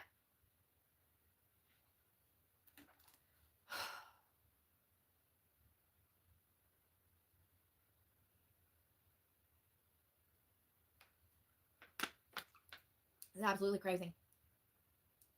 You know, and another thing, he absolutely gets off on the fact that I am bothered by this, you know, and they do. They get pleasure out of your pain. He's absolutely getting his rocks off, you know, and it's crazy. It's sickening that someone who took everything from me would sit here and play with my future, play with my feelings, play with my emotion, play with my freedom. Yeah, that's what he fucking said the other day. He's like, oh, Barbara can't find out you're here because she'll call Joey. See? Her name's Barbara. And then Joey will come back and arrest you. I said, arrest me? I said, this ain't even her fucking property. I said, this is your property. And he's like, well, yeah, you can be on my property, but, and then he's like backtracking. I've never even been, I have been down to her property, but that's when he invited me down there. But like, when he invited you, no, I think, like the son, was it the son's property? I don't know. I'm not crazy, so I don't know everyone's property off the top of my head, but she got trespassed out of the woods of, I think, the son's property, which might be by the ex-wife's property as well. I don't go down there. So the only property that we would be talking about is the one I'm standing on right now. And he made the comment, oh, Barbara, call the law. So if I go to jail for trespassing, and that won't happen because I'm leaving. That's why I'm leaving. How am I supposed to fucking sleep when I got to worry about somebody fucking calling the law and making more false allegations against me?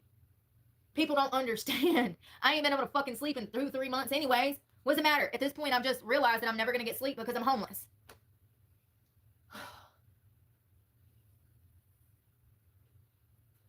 And then this morning, he's like, oh, did you get everything moved in? No, I didn't. Sure didn't. Grabbed a mattress. About to take that back to fucking storage. Absolutely not. I'm not going through this again. This is psychological torture on a whole nother fucking level that people can never understand. I haven't had an ounce of privacy. I haven't had a normal life. I haven't had a normal relationship. I haven't had a relationship with my children. I haven't had anything. Because I've been a hostage for over 20 years. And this town, these people, the sheriff's departments, they have pushed me back into this situation time and time again. It's crazy. Yeah, I'm so done. So done. So I started packing my bag. I'm not going to be able to take any clothes. I need to charge a bunch of stuff. That's what I've been doing, is charging all these battery packs. It's crazy. You know, people say that they want to help you, and then they fucking... I was like, for anyone who's subbed to Brooke, who just like is subbed for notifications, I was like, I can probably just make a Discord server with a botnet that notifies you and notifies you of my streams too. But it's just like, I have to switch something around in it to have that work, and I don't have time right now. But maybe next stream I can have that up, because I understand like some people might just be subbed for that reason. Do everything in their power to hurt you. Listen, I'm to a point in life where actions don't match up with words. I'm out the door, homie. If you've already shown me once that you have a propensity to let your feelings try to fuck my future up, I am so done. I can't believe I'm about to take another magnesium. I've been popping magnesium like them. Oh, Xanax.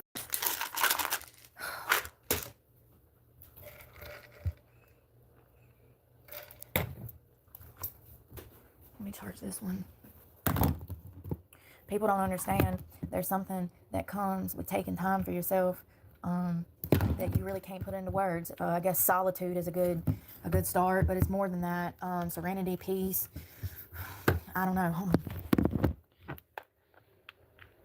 Damn it. What the hell, Bobby? What the helly? There we go. Okay. Yeah, there's something that happens when you take time to yourself and you step away from society and what the world tells you should do or should be, or how you should act, or what you should be up to, or when you really break away from everyone and everything. Come on, buddy. Come on. You can't be in there depressed all day. Come on. You're a dog. You're supposed to be outside. You turd. What? Come on. Come on. You can't be in here depressed. No. What do you mean? You're not It's just staying in here chilling. depressed. Come on. Come on. If you come outside and play, I'll give you a treat. What a wackadoodle. He's just chilling. Leave him alone. Come on, let's go. Come on.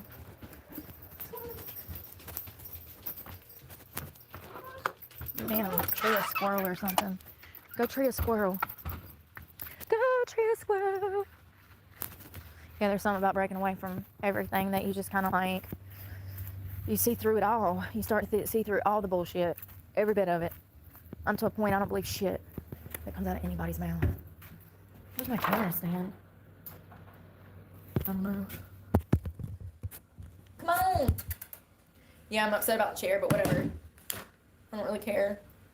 She doesn't like her new I chair? literally am just so spread thin. It's like I put in all my energy into trying to have these real conversations, you know? I'm like trying to express myself properly and communicate properly, and you're wasting your breath. There's no reason to do any of that with a narcissist. It's the same shit I've been doing for 20 years. Trying to beg someone to respect you is crazy. Especially when they tell you that they care about you and they have your best interest at heart and they love you and they'll always be there for you. And then do the opposite. You know, and I knew this. I knew this. Thanks for the beans. You're up at my broadcast throwing me beans? CT super chatted $1.45. Hey Steve, hand waving, what's the story now? Hey, Today, thank you for the 2. She's just bitching about Randy and everything. Basically like the same rant as yesterday. She might be pretending to leave. Because I guess maybe she regrets telling the internet where she was, since she told the internet before that that shed was moved to an undisclosed location.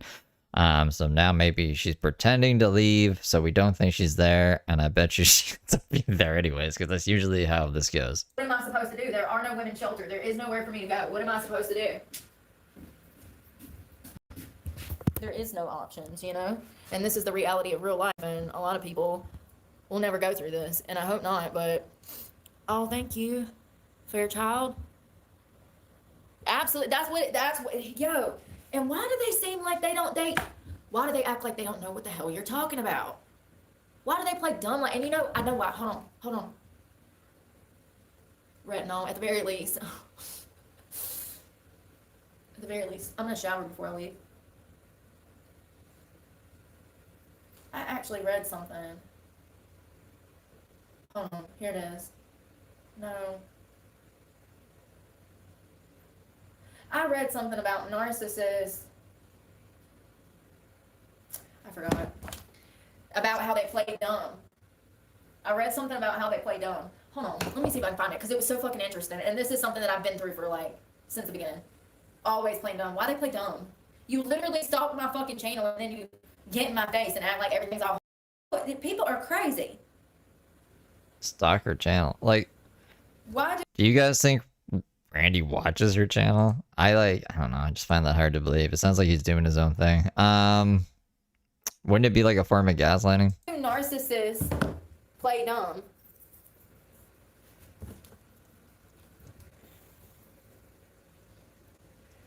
I feel like if he did, why would he keep her around?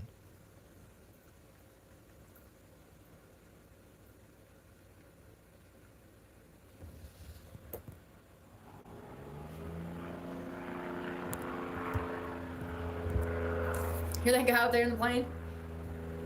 Right? That would be So crazy. this is what it was. It says that they play dumb as a manipulative tactic to avoid accountability, maintaining power, and gaslighting their victims. By forging confusion and ignorance, they can deflect blame and frustrate those who confront them, making it difficult to address their harmful behavior. And as it just so happens, No, Brooke, you just don't make any goddamn sense. So when he's like, "What are you talking about?" and you're like, I think like he's just genuinely fucking confused. anytime I try to have a normal conversation, it turns into a big argument because there's name calling. Like when you made a big conspiracy out of Joey. And he'll start calling me names. Today, I said, "Are you able to have a normal conversation?" And he's like, "I am, but you're not, because you're not normal." For real though. And I was like, "Oh, okay, this is what we're doing." And I cut my phone off. So, yeah, it's literally like dealing with a toddler when you're trying to have a conversation with a narcissist. It's like pulling teeth. Like they're literally incapable of communicating and trying to work through problems. The way they work through problems is trying to harm you and getting you to behave and comply to their wants and needs. It's crazy. Hey, it's 420 apparently. Even though, oh well, it was 420. It's 4:29. We're 9 minutes behind. It's fucking 4 p.m. Jesus Christ! I went to bed late last night. I went to bed like 4 a.m. That's probably why it's 4 p.m. Oh my God. Hey, buddy, what you doing? What you doing? What you doing? Yeah, I just I feel so fucking drained. It's crazy. Like I got access to a shower, access to a kitchen. I can cook anything I want, and I am so triggered. My PTSD is so bad. I can't even eat. So lay down on my bed. I got my bed in there. Oh, she has her bed in there. Did she say she's getting $1,200 a month for disability? I've never heard of that before. I go lay down on my bed. Can't sleep. Too triggered. That's what CPTSD does. These triggers cause mania, all kinds of stuff. I mean, it's crazy. Putting yourself back in this situation is not good. Yeah, it is nice in here. It'll stay. I can't take that. The only thing I'll be able to take is my book bag. I am gonna take a shower, and I am gonna get clothes for tonight, and I guess a change of clothes. There's a little dog. I mean, what's the weather supposed to be the next?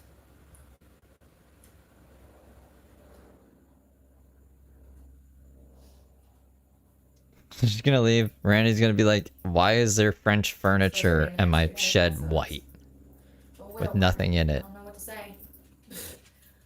What am I supposed to do about it? Oh no, no, Saturday. Oh yeah, that's tomorrow. When?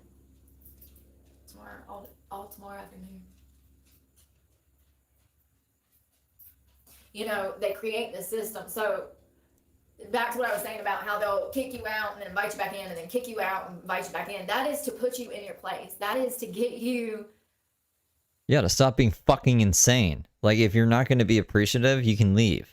And then I guarantee you, Brooke is calling and be like, I'm so sorry. And then he gets guilt tripped and being like, okay, we'll try one more time. And then you do this shit and you get the fuck out. Like, that's why I'm saying, get her out, keep her out, don't let her back in. That is to put you in your place, right? Okay, that's to subject more power and control over your life. They act all nice when they want you to come back or they're offering you help. They'll act nice, right? It's because you want Randy's shit. It's because you want his property. You want 80 grand from him. But it's all an illusion. It'll only take less than Before you wanted his drugs. I guarantee you that's why you're around, because you wanted his fucking drugs. a week for their true colors to start shining through. The blatant disrespect, the playing mind games, the disrespecting your time, your money, your space, your wishes. You know, I'm not a morning person. I've made that very clear for over 20 years. And despite that, You know, people just don't respect that. They don't. Specifically, you know, narcissists, they're not going to respect your time. Matter of fact, they might use it as an opportunity just to get a reaction out of you and to piss you off and to ruin your day, because it makes them feel good about the fact that they can control your day. Or they can control your eating habits, or they can control your sleeping habits, because they know that they trigger you. James Soroka and the terroristic snoring. Remember that guy? You know how evil you have to be to toy with people like that? Makes me sick, y'all. Hey, I know Anna. a lot of people go through it. I don't wear too much lip gloss.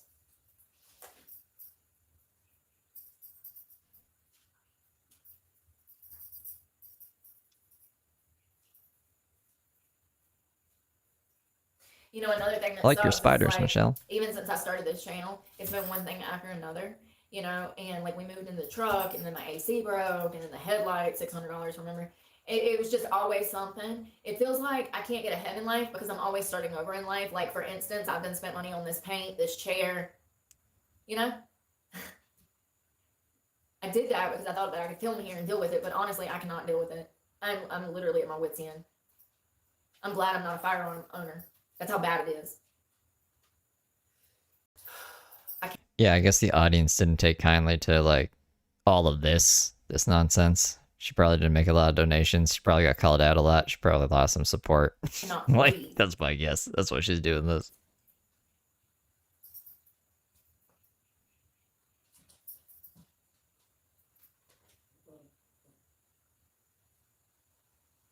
You can care about somebody and love somebody and at the same time realize that that person is not a good person. And you should absolutely distance yourself from that person.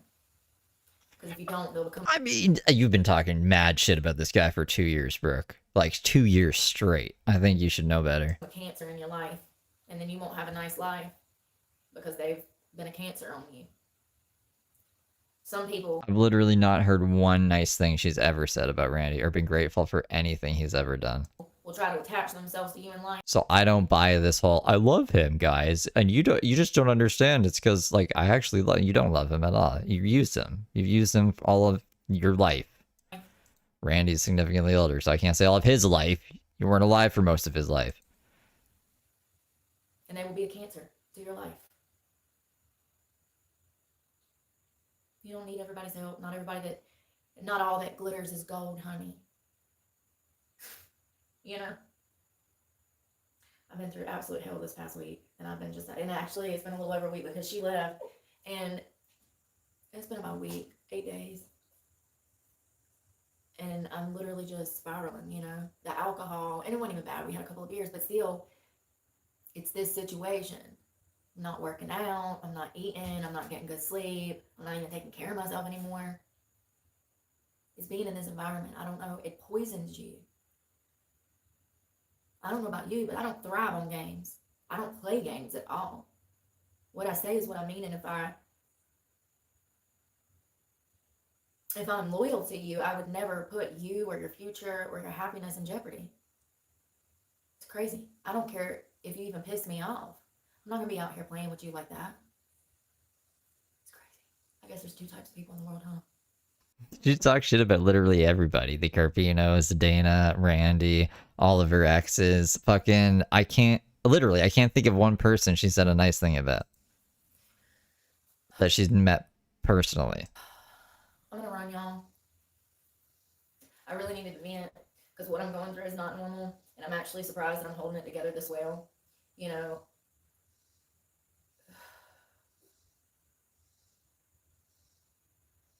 this is called being in this environment for the past 20 years has caused me more mental health problems than anything I've ever been subjected to, by far, and that's documented. I don't know how anybody could say that this was a better place for me than maybe a shelter, or I don't know. Then go to a shelter. I don't know. I just know that that's what they said. You're a grown adult. You can make your own decisions. Go to the shelter. What, buddy? It's not good at all. I'm gonna go finish packing and showering and stuff, and yeah, I guess we're gonna take off. My hand is not completely healed. I don't know how well it's gonna do on the bike, That's really the only thing I'm worried about other than being cold, because I won't have a sleeping bag or any kind of way to have a sleeping bag. So there's nowhere to store a sleeping bag.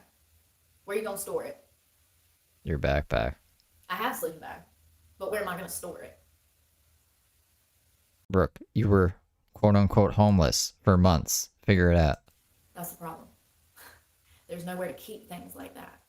So, I don't know. My best option is dark clothes that I can hide and bury without anybody seeing. That bright, y'all saw that sleeping bag, right? It's like a bright neon green. You're going to be able to see that thing from like 4 football fields away. Like an ant over there in the field. There's nowhere to keep it. So, clothes are my best option. It's supposed to be 65 degrees tonight, which is not the lowest that it has been. It's supposed to dip down in the 40s and 50s. It is what it is. It is what it is. If I get no sleep at night because I'm up, you know, I mean, so that's the thing. It gets so freaking cold that you literally physically hurt. It hurts down to the bones. It hurts down to the bones. So, I don't know. I don't know. She gets more money this way. She didn't get money painting a shed, drunk, high. You know what I mean? Money doesn't come in doing that. Money comes in doing these rants and pretending to run away and then pretending to be cold. That's what brings money in. See, and that's the thing. I need to point that out. That's irrelevant. Where I'm going to sleep, how I'm going to stay warm, how I'm going to get food. That is You see the woods back there? That's where she's going to go. She's going to bike around in a circle, and then she's going to end up right back there, and then she's going to pretend that she's about to pass out there, and then she'll come into the shed or the trailer where her fucking bed is, and she'll sleep. That's what's up. relevant. The most important thing is getting myself out of this situation so that I'm not constantly re-traumatized, because there can come a point where you go into psychosis. There can come a point where you drift away and never come back. And I've almost been there. I almost went there in 2023. All of that's recorded. I actually checked myself into a mental hospital. And yeah, that was crazy. I was this close from slipping away completely from reality because of the trauma that I've been subjected to for over 20 years. It's crazy how trauma impacts and affects the brain. I need to be focused on getting out of here so that I'm not constantly being re-traumatized psychologically, you know? These people are absolutely insane, by the way. This whole scenario, the ex-wife and the husband, and like, what in the situationship is going on with these people? It's always been like that too. It's so weird. It's like she's jealous of me, and like, listen, it's weird. I think I have a pretty good idea. I think that he's in love with me and she's in love with him. And let me just be clear, I'm the child in this scenario. And this weird, You're 38 years old. Shut the fuck up. mix up, I'm the child. These people are 70, 80 years old. You're an idiot. You think I was the first person that they wrapped up in some bullshit here on this property? Absolutely not. There's probably police reports on it. This was going on for decades. Damn weird people. Got this bitch over here mad at me and I ain't even met her. In 20 years, never had a conversation. I mean, she's cussed me out a few times. Of course. I'm the other woman, of course, right? Oh, the audacity. Bitch, I don't want your man. I don't want none of your men. I've been saying that from the start. Yeah, just the drugs, the property, and the money. Randy could die. She didn't give a fuck about Randy. Crazy. Absolutely crazy. You should have stepped up as a woman, as a first. You know how Randy, like, I don't know what he did for his money, but he spent 80 years on this planet acquiring all of this land and money and drugs. And Brooke thinks she's entitled to it. Responder, you should have stepped up at the very least and, I don't know, maybe been a human. Maybe you should go, like, do your own thing, Brooke. I don't even care if it's you. Go just film whatever on YouTube and take that money and do whatever you want with it and leave other people out of it. But no, people operate on feelings and not facts. So I'm just telling you, my husband wouldn't have brought no strays home anyways, because he would have been down, I don't know, going to the crematory. I gotta go. Well, you blaze through guys like it's nothing. Like, I don't think any guy wants to be with you. You don't have to worry about that. I want to eat some food and try to feel better. Thank y'all for being so kind. I just want to be honest about what I've been going through, because I'm literally melting down. And yeah, it's crazy. It's crazy. So riddle me this. Remember when I got kicked off this property back in 2023 and I had to move into my truck? Remember he said that I was a bad guy, that I was mean, that I yelled. Reactive abuse. That's because he would constantly cross boundaries. I'm not a morning person, but yet here he is in my face knocking on my door. Good morning at 5 a.m.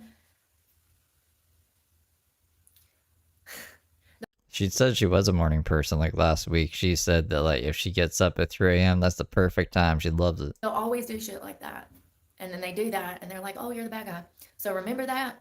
Well, remember everybody's like, oh, she was a freeloader, blah, blah, blah. First of all, he's freeloaded off of me way more than I ever thought about freeloading off of him. He don't even buy groceries.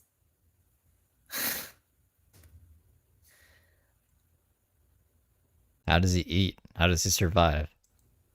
Why would he let me come back? If I'm not the victim and I'm the bad guy, then why would he let me come back? Why does he want me here? What do you mean? What do you mean? What? I could ask you the same thing, Brooke. Why did you come back?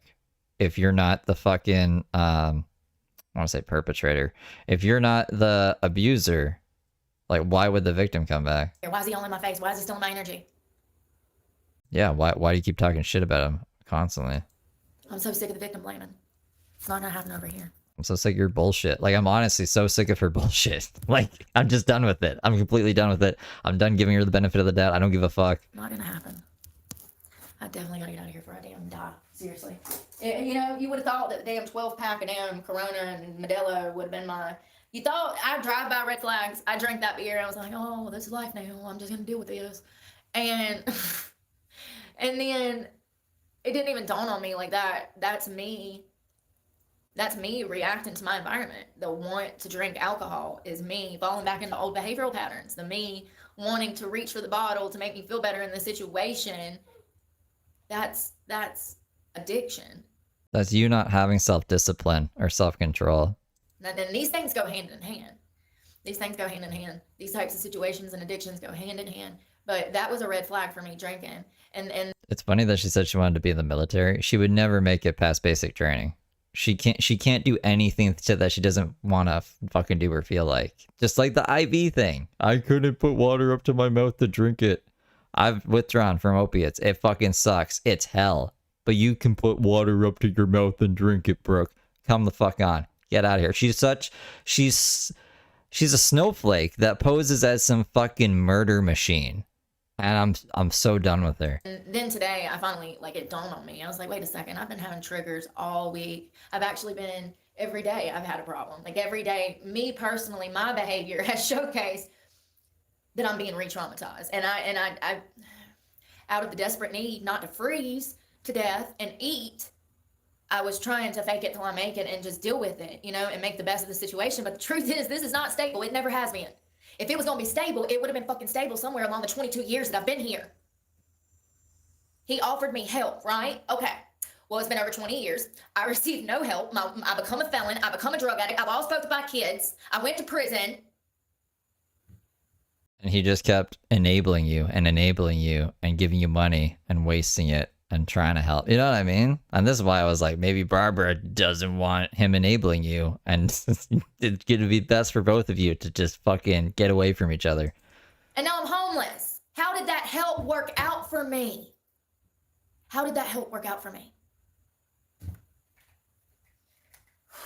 I knew this, which is why I moved into my truck to get out of this situation. And then the internet got me fired. And then the internet got my truck repossessed. And then the internet called and lied and had me arrested for more crimes I didn't fucking commit, Planet Fitness, and then the guy from the internet. I'm curious as to how all of this is my fault. Once again, I did the right things. When I got clean, I got the fuck up out of here. And I tried to focus on staying out of here. You know? And here we are, right back in the same situation, if not worse, with no car. Nope, I ain't even got credit now or a job. Well, I mean, I have a job, but like, not this paycheck ain't good enough to finance a car. I make less than $1,000 a month. You need $1,000 a month just to finance a car. A fucking Kia will run you damn $700 a month. It's a lie. So here we are, starting all over again. Yeah, absolutely insane. Yeah, I'm gonna run. Definitely probably should go eat. Y'all be safe and She said that like 5 times that she's going when she doesn't. yeah, thank y'all for the positive words. I'm gonna try to eat and take a shower and pack my bag for the night and make a plan. Aye, Well, aye, he aye. got his Well, today's gonna be interesting, I guess. We can catch up on the old streams before she comes back and pretends to be outside, and then, yeah, see how many shorts I can knock out today. What is it, Friday? That's not bad. Friday. Are you guys grooving? You guys chilling? building painted. That's what I told him. I said, I painted your building. You can rent it out or something. I'm not sticking around. Like, does not get it. Does not get it. You know, I think that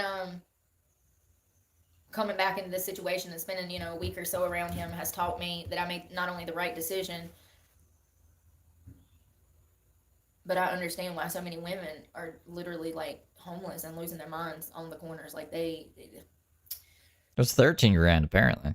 that's gonna be me. I mean, I ain't gonna be losing my mind, but I mean, I am homeless, and like, you're better off not risking going insane. And not only, listen, I don't know about you, but I've been through so much trauma that I fight. So when people, you know, do this evil stuff, it could put you in a bad situation where you go to prison. This ain't no game. People like this, narcissists like this, they don't give a fuck. They would love to have you in prison. Brooke is like a terrorist. If you don't do exactly what I want, things can get violent. And like, if I go to prison, it's your fault. What? Like, what? Brooke, that doesn't make you sound like you're in the right at all. It sounds like you're just like a terrorist. It sounds like a fucking terrorist thing to say. They would love to have you in prison, and they know where you are at all times. This was my first original stalker. You know what's crazy though? Dealing with this is going to help me with this. This was my first original stalker. I've never had privacy. I've never had a life. I've never had anything. Can't even throw trash away without somebody reading it. Yeah, this is no life. This is crazy.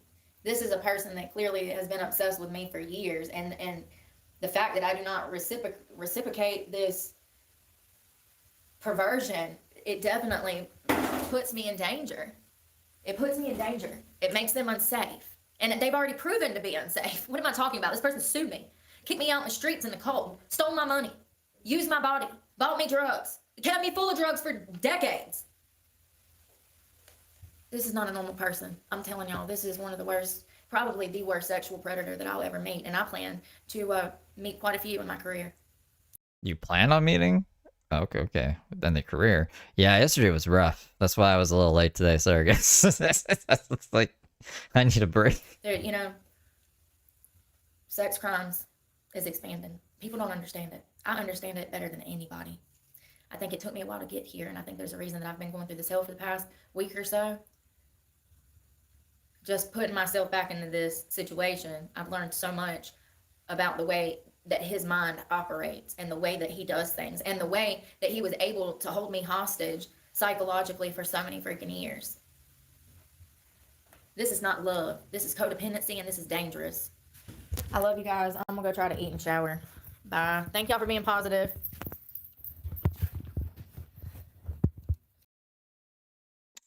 Wow. What a loopy doopy. Crazy woman. Look at her thumbnails have been unhinged even. Like, hold on. She takes a picture of herself before the video, like on mobile, you can do that. And she can retake them. But these are the ones she's been using. Yeah.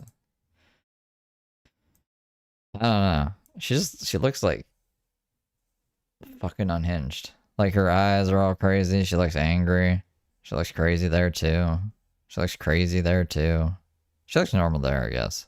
That's just normal Brooke, but maybe I'm the crazy one. Alright, let's see. Brooke is raving over Goodwill. La chair? I thought she got a lawn chair for a second. I'm so A la chair. Oh. I was jumping all over the place. I was doing my transcript thing. Hold on. I also have to pee. Like, really bad. I want to smoke a real bowl. Like a real boy. So I'll probably just let this play for a bit for you guys before I jump into the transcripts. I'm so proud of myself, though. I have it on a priority thing now, because before, I think it was doing it either alphabetically or whatever keyword it saw first in the sentence. So let's say Brooke was like, I'm going to eat this burger and I'm going to go stab this guy's brains out. It would have categorized it as food talk because she said burger first, or burger starts with B and stabbing starts with S. So now I have it prioritized. So if the sentence has stabbing in it, it'll put it in that category before it puts it into like a meaningless one. That means probably nothing to you guys. I'm sorry. But it's like, it took me 30 minutes to figure out why I was doing that. So I'm proud that I figured it out. Anyways, here we go. This is from today. I gotta pee. I'll be back. Around, and then you finally damn minute to take a gander in the mirror. Like, what in the heck happened? It looks like you've been in a train wreck. It's like, girl, you be thinking you look so cute too. I've been beat bopping around town like I was all. You guys want me to play the song while I go pee? That might be better for all of us. So then that way, I don't miss anything, because I was just gonna run away. But I've heard this song before. And then here, you guys, whoops. Let me put this back. You guys gotta go sub to EGJ Alien Hippie. This is on like my page. Hold on. So if you go to my page, if you don't want to go search for it, it's right there at the bottom under baddies. Baddies right there on my page. And that's where Dollar General Debutante, Ohio, and Trailer Park Tornado is.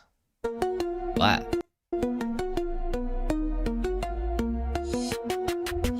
Piercing pale blue eyes, pupils pinned like a trap. Hair looks like a lion's mane, a Farrah Fawcett mishap. Bronzer thick as armor, candy corn, leather skin from the sun. I shop at Dollar General, baby, collecting shit I don't need, it's so fun. Got my electrolytes, baby wipes, and Fabuloso stash. Scored water razors and a Slim Jim, all for $12. Pretty girls always win. Cops keep asking what I'm doing around here, but I know they're sent by the haters that sneer. I cross my arms, disappointed and steer with my knee, ran about big farm and conspiracies on 5G. Fast food rappers sitting on the dash, changing vape pods while I avoid a crash. I got no money to pay my card that's due, then I cry. I'm starving with a half-eaten burger in view. Fueled by pop eyes and bohang Ulysses, she'll school you hard with a greasy smirk. Sights the onion while she goes berserk. Sees a flash in the sky, look, it's a miracle. No, you dummy, it's just a SpaceX fumble. Talks about science, the war, and society. Smarter than everyone, but says spits the COs in library. Rants about crime she never did commit. Brags about the one she did, can't quit. Her 2 kids taken by CPS, and she's a 3-time felon. Doing the right thing will never quite click in that melon.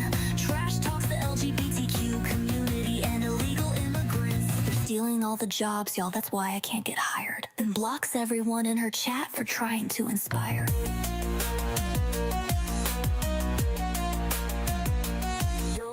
Old man Randy co-signed my Chevrolet. Now I call him my kidnapper every other day. Say he's stalking me while I hang in his yard, telling all of you tube he's an abusive fucktard. Perverts and stalkers better watch your backs, cause I'll hunt you down. I got a knife for you, Jack.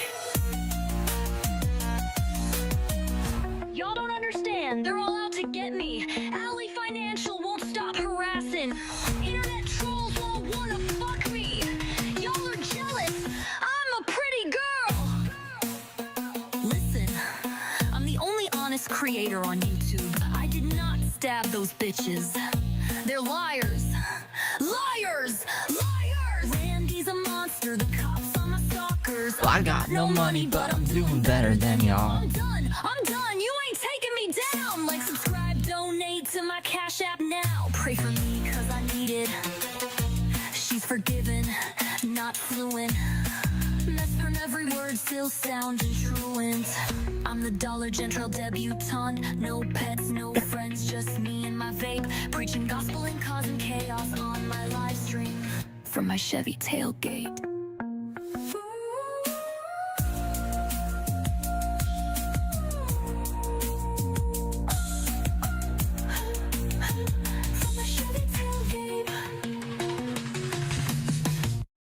DJ Alien Hippie. So yeah, you guys should go sub to her. Why does it That was a crazy bowl. I don't know why it like hides emojis.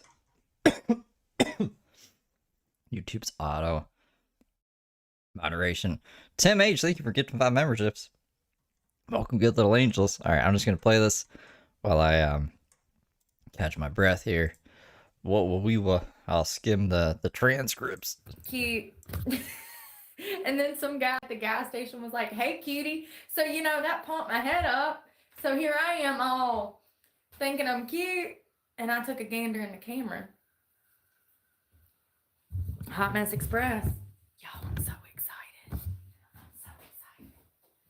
I'm so stoked about this chair. Listen here. I was so excited. I ain't had time to put my... I ain't had time to... Good morning, Miss GT 500. I don't think I got this in here right. How are you doing this morning? Girl, I done been to Goodwill. I went to the moon and back. I think okay. Let's jump in. Hey, Island Life Living. Good morning. Yo, I had to wash this. I don't think there's much in here, to be honest. I guess, like, I want to see her chair. If I get rid of all the others, we might not see chair. Maybe I should have added a chair section. I added a drug section. I guess, like, I don't have many things in the drug section. Let's see. Hot Mess Express. We're fucking past that. Put me right up. Is it just so happens, I just realized that they actually had this chair marked up to over $100. Oh, it was $150 is what they originally wanted for this. I'm so excited. Like, literally, this makes me feel so close to my mom and grandma. Like, I know that sitting in this and just, like, curling up on this and, like, reading, I'm just going to feel like home, okay? $150 is what they wanted. For some reason, I guess it's been sitting in there a while. That is quite a bit. Even what I paid is way too much in my opinion. It's Goodwill. These items are donated. We all know that they've been robbing people for years, that they've went up on their prices. That is not the workers' fault. It's the company. It's the company that does that. This was $80. However, hear me out. You ain't gonna believe this. I was just looking up prices online. This is absolutely a $2,000 sofa. I can't even believe it. I actually have a knack for doing this. When I first started this channel, this is what I did. But it's used and now it's in a shed, so the value obviously isn't there. How much did she spend? How much do you guys think she spent? 50? 75? As a side hustle, I bought and resold and refurbished furniture. So I actually have a knack. So the fact that I found this, I'm so excited because this is for personal use. $80. It was marked down from $150 to $80. Where's my phone? There it is. Oh, so first of all, this chair is big enough for me to actually sleep in if I wanted to. And y'all know I'm gonna, ironically, it's got pink in it and I'm gonna show it to you. Sorry, I thought there was an animal right there. I'm seeing shit out of my peripheral. Do you see how big? First of all, notice how I have to mount the couch. It's so big, you gotta damn climb up in here. Her camera quality is really shit this morning, huh? Like, look at this. Oh my God, you guys. So first of all, this is real wood. This is real wood. Oh. Sorry, they're putting cows in the pasture today. Because the other cows got sold and eaten. Don't get attached, because... Don't get attached. Every time there's cute cows, 6 months later they're gone. Don't get attached. They're food. Black Angus. Listen. Look at this. So first of all, this one right here, that is posted for $2,400. I'm gonna show you this couch because I know half of y'all gonna be like, oh my God, that is so fugly. Listen, you would have had to have grown up in the 80s and 90s to appreciate this.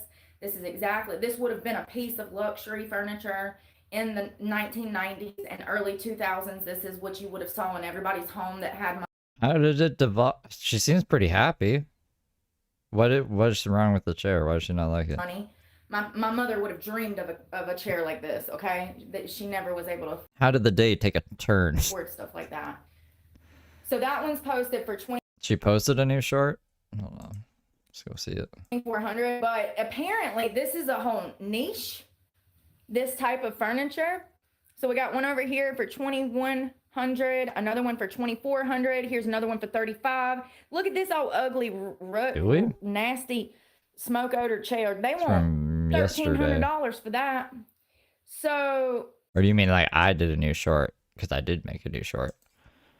a lot of these range anywhere from depending on the era, like some of these from the 1970s, they range from 1,000 to 400, and that's just a small chair. That's nothing like this. I don't know what this is called. Does anybody know what this is called? It's like a day chair. You know what I mean? Like a day bed, but it's like a big ass day chair. Does anybody know what it's called? I'll Hey, be Brooke, back. good morning. Take care, Hartwell. Is that Jennifer? Hold on, I'm changing the messages so I can say, hey, Jennifer. Hello, are you on? Good morning, Carl. I hope y'all are doing well. A lot of these are absolutely hideous. Look here. Look at Meemaw's tea chair. See, $1,100, $1,800. You would be surprised. I used to do this as a side hustle, $1,200. I've never ventured into fabric material. I sold hardwood refurbished items. I did not ever venture in to anything with fabric. One, because I didn't think it sold well. But Grandma Tea Chair says different. All of those are thousands of dollars. I mean, it's crazy. And really what they're paying for is the elaborate, like the different style of fabric, because it's just one of a kind. For real. Why is her camera so bad? I feel like we were filming in the shed before and it wasn't that bad. Why is it so bad today? Look at that old ugly thing. Listen, I ain't knocking your yum, okay? I'm not icking your yum.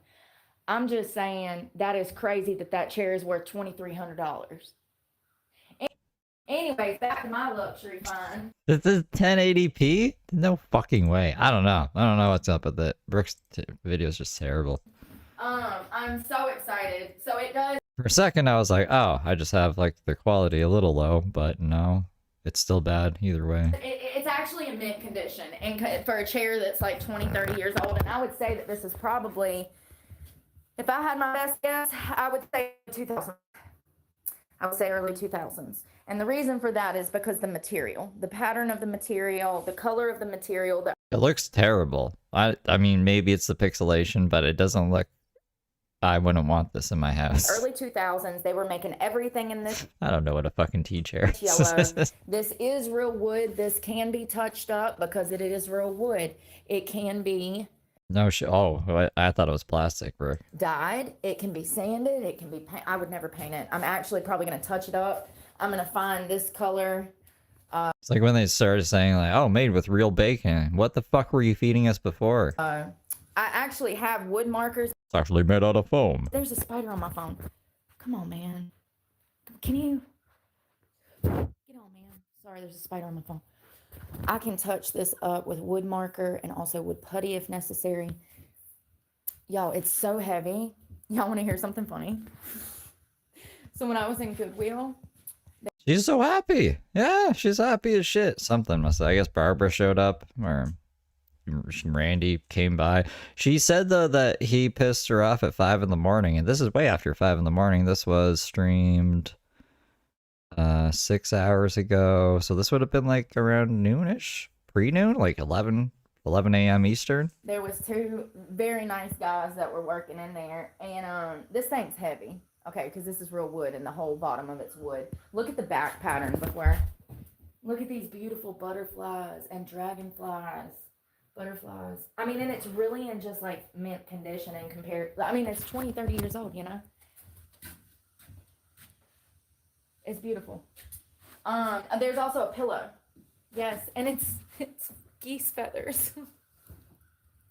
I ain't never had no geese feather nothing unless it was like my great grandma's damn pillows that I didn't like. No, seriously, my grandmother had like these raggedy, I don't know if they were geese feather, I don't know what they were, but those pillows stunk. They were disgusting, they were heavy, and you could feel all the spines of the feather. Disgusting. Anyways, it's got nice feathers in it. That's also washable. It does need to be cleaned up. We're gonna do that today. I'm so grateful to find this. Oh, so I'm in Goodwill, right? And I actually was so happy to find this. I started to like carry it up to the register. And so if you find an item in Goodwill like this, I'm sorry if this is boring for you guys, but I'm like, I just smoked, so I don't want to raise my blood pressure. And I'm just like, I'm very intrigued that she was so happy at the beginning of the day, and it devolved to whatever we just saw for this. what you'll do is you'll actually take the sticker off of it. You'll carry the sticker up to the register and you tell them that you found an item in the back, blah, blah, blah, blah, blah. Give them a small description. Say, I want that dress. I want that. Oh, look. We're not like super pixelated. Come here and do that. Well, we're frozen, but So the guy that's says, a little, oh, we'll get that well, for you. it was a little And I'd better. already picked this ottoman up and he goes, I'm Spoke too soon. surprised you can lift that. I was like, yeah, I lift weights sometimes. Because it's like wood. Y'all, I'm going to have to put you somewhere else. I don't like you there. I don't like you here. Hey. Come to my TED Talk in the shed. The shed TED. The shed TED Talk on my new shed bed. I like it. We need to clean it up. I forgot to grab laundry detergent in the bucket and all that. It looks like a damn day bed, don't it? I mean, for real, 2 people could sit up here. Who wants to come and have a tech talk? Perfect microphone space. You don't say. No way. You lying. That'd be perfect. Who wants to come? TED Talk. Oh God, my hand. Oh, now I can't get out. And then you have to dethrone the throne. I still think $80 was a bit too much, but you know. Okay. Yeah. Beggars can't be. They knocked it down from 150. God, it's comfortable. Shit. Okay. Whoever had it took really good care of it. Definitely, I would say early 2000s. If I had my best guess, I would say 2001 to 2005. Real wood, beautiful detail around the wood on the bottom. I do want to Perfect for the carpenter wood ants. stain or a wood pin. Definitely gonna clean it. Them raggedy chairs and roses. I was pressured to buy one too. I was like, I was this close. And they're a beautiful pattern, and that's another thing though. That beautiful pattern would never last like this fabric has lasted. And that's the whole point. After the 2008 recession, they really stopped manufacturing stuff from cars to homes. Look at all the people in 2025 having problem with their homes. Their homes are literally falling apart at the damn seams. What else? Did you buy anything else today? Have we hit our $100 quota in homeless spending fees? We're living in the new world where quality is just not what it used to be, and it sucks. It's crazy that I can find a product like this that I can tell is from 20, 30 years ago and is in mint Well, it's crazy because she's like, I only made $400, so almost a quarter of that went to a fucking chair that we're abandoning now. condition, and I can tell with a little bit of love, a little bit of cleaning supplies, it'll be a great piece for in here. And it would probably last for another 100 years if it's well maintained. That's how they used to build everything. It was built for quality, for longevity. It's not like that anymore. We live in a country where they build things that are cheap so that the consumer has to buy more so that they make more money. And it's crazy. It's crazy. Goodwill, thank you so much. They had a beautiful, beautiful 500-pound dining room table in there with 100-pound dining room chairs. I'm not joking. That table was real wood. It was solid. It was a beautiful piece. It also had the Why is she measuring everything by weight? How does she even know how much it weighs? Is she just like going in there and just picking up every table and it's like, yep, that's about 100 pounds. Yep, that's 200 pounds. And Randy's just like covering his eye, like just trying to cover his face. It's like, yeah, nah, she's not with me. It's a crazy fucking lady. the track for the middle so you can make it, you know, for like 8 people or 10 people instead of 6. It had, what is that called? It's called like an extension for the table. I don't know. Anyways, it was beautiful. It would not even fit in here. It was so big. I did look at it. I was actually looking at the chairs. I was like, damn, I wonder if they'll let me get one of these. let me buy one of the 6 chairs. Absolutely not. Yeah, absolutely not.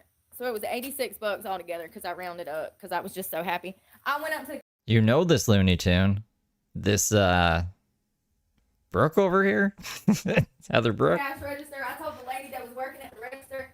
I had my sticker in my hand. I was like, "Girl, I feel like I'm on the prices right now. Right now, I feel like I am coming down." She started laughing. I said, "I'm so excited about this chair." I said, "I'm so grateful." I said, I needed this bad." Well, that's definitely an endorphin rush. That'll get dopamine. That'll get your dopamine flowing, right? Imagine Urban Jedi sold her the chair. Nice new chair. A nice new chair.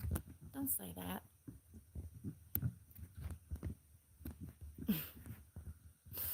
A nice new chair. I care about the chair, Rainy. That's nice. And the cucumber sandwiches. We need to start by cleaning it. I'm not really sure how I should do that. I know how to clean the pillow. It's been a busy week. I'm not really sure how to do And that. now we're going back to I Bear guess Grylls, it's homeless like in North Carolina. Anybody know how to clean fabric? Part-time. I would use laundry detergent. Laundry detergent. That's right. Yeah. Oh, you ran her off from staying in a storage unit 2 years ago. Well, you taught her lesson. I don't think she's tried to stay in a storage unit for a very long time. Lots of towels. What do you think?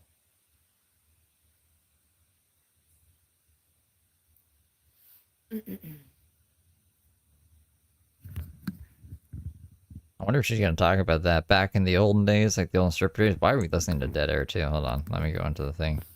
She's pretty much done talking about the chair. She's gonna talk about rain. That doesn't really matter. 76. What's the? She swears. She's doing something on the computer.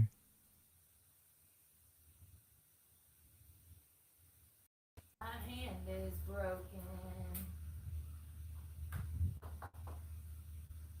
That guy said, "I can't believe you lifted that." He literally stopped. It was so funny. So there's 2 pieces. I figured he was going to get the biggest piece. So I walked over and I said, and I lifted this shit up, and he literally stopped what he was doing. He said, "I'm surprised you can lift that." I was like, Lifted with her back. It's like great form. "Yeah, bro. I do a little lifting just here and there. I can't lift that one though. That one weighs about 200. It weighs more than the mirror. Oh wow, they match. Oh, accident. The mirror and the chair match. That's crazy. Do they match? I don't think they match. Like the stuff around the embellishment around the corners and stuff.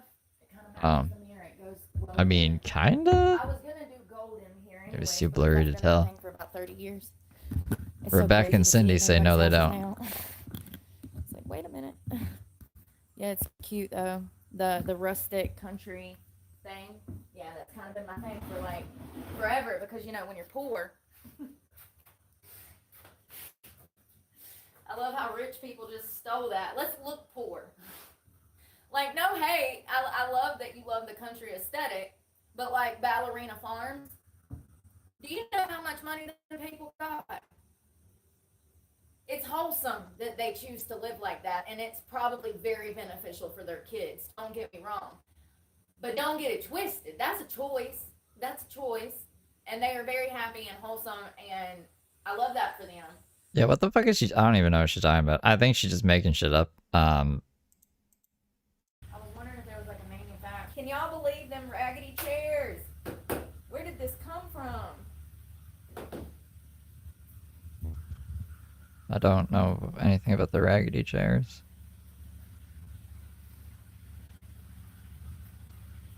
I was wondering if there was like a manufacturer's thing on the back, and I didn't see anything.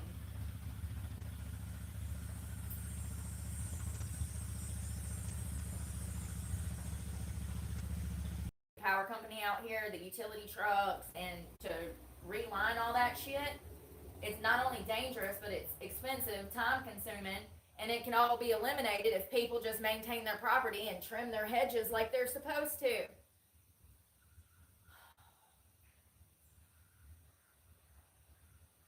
Jesus Christ.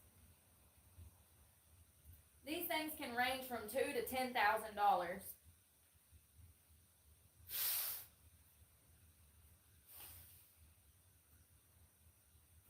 I don't know where she got that information. I gotta paint that ceiling, which means I gotta get all this shit out of here. That's okay. So we are gonna be painting. We're not painting. We are painting. We're running away. We got to take the stuff out that we just put in. Do you just want to see what it looked like in there? I thought it was hundreds of pounds. Why would we? Whatever, man. It's the world of Brooke. That's what that means.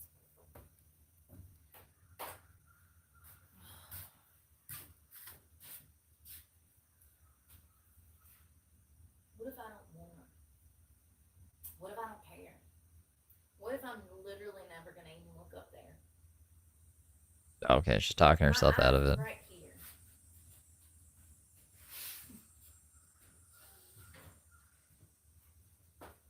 And where the hell am I gonna put this big ass chair? I mean, what was I thinking? It takes up half the building. It takes up half the building. Shit, is this my bed or my chair? I might be using it as both. Thank you. I like it too. Kristen, I like it too. It's very 90s. I love it. Very 90s. Not bad. Yeah, the chairs that they had at I mean, the internet connection is like the 90s. and this is some kind of animal feather. And that's another telltale sign that it's either late 90s, we're talking like 98 to 99 to early 2000s, is that this has actual feathers in it. I'm not saying they don't sell it no more. I'm just saying that it's not something that you would see readily available on the shelves. So, look at the feathers down in there. And look at the quality of this damn I went to fabric. press show. This is I something had that would, I mean, even, it's already Cool. clearly at least 20, 30 years old. Even at 20, 30 years old, if it's maintained, look at all these feathers. If it's maintained, it can last 50 to 100 years. This is a nice piece of furniture. Look at them feathers. I think those are duck. Listen, I'm not a taxidermist. Is that? Never mind. It's that's my hair. I'm not a feather connoisseur, okay? I don't know if they're duck or geese. But catty corner, maybe, yeah, over there. Yeah, I'm wondering. I don't know how I'm gonna set everything up yet, and I'm actually gonna cut all of these loose threads off of here. I already went through and started picking off any loose fabric. This is like, I love the butterflies. It really reminds me GTA of 3? dragonflies. It really reminds me of my grandmother and my mother. That takes me back. At lunchtime, we used to go to my friend's house and play Grand Theft Auto 3 on the PS2 before I had to go back to school. They both love that kind of stuff, and this was something. This literally is something my mom would have had in her house. It's crazy. Ain't it crazy how you turn into your parent? If you ain't there yet, then you're probably still in your 20s. Don't. It creeps up on you slowly. She told everybody where Barbara used to work and so much more information. That's not good. Oh, you think that's why she might get in trouble? I mean, maybe. I don't think the cops would care, though. I hope I'm pleasantly surprised. Pleasantly surprise me, cops.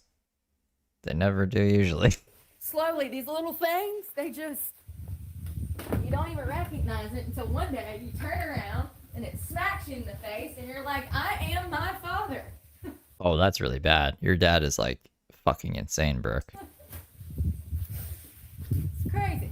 I should actually, I'm gonna write that down to make that into a short, and then I can just like run through all of his charges in the short as well. Like I'll just like scroll through them, just like my father. It really is.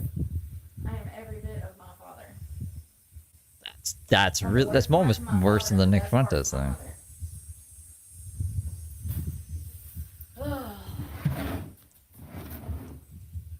So I'm gonna spin this over here.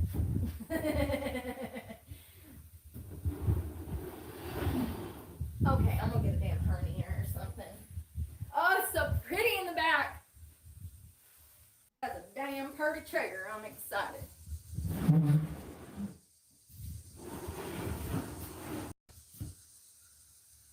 See how well that takes. Definitely sand right there. There's like I love this chair. Thank you.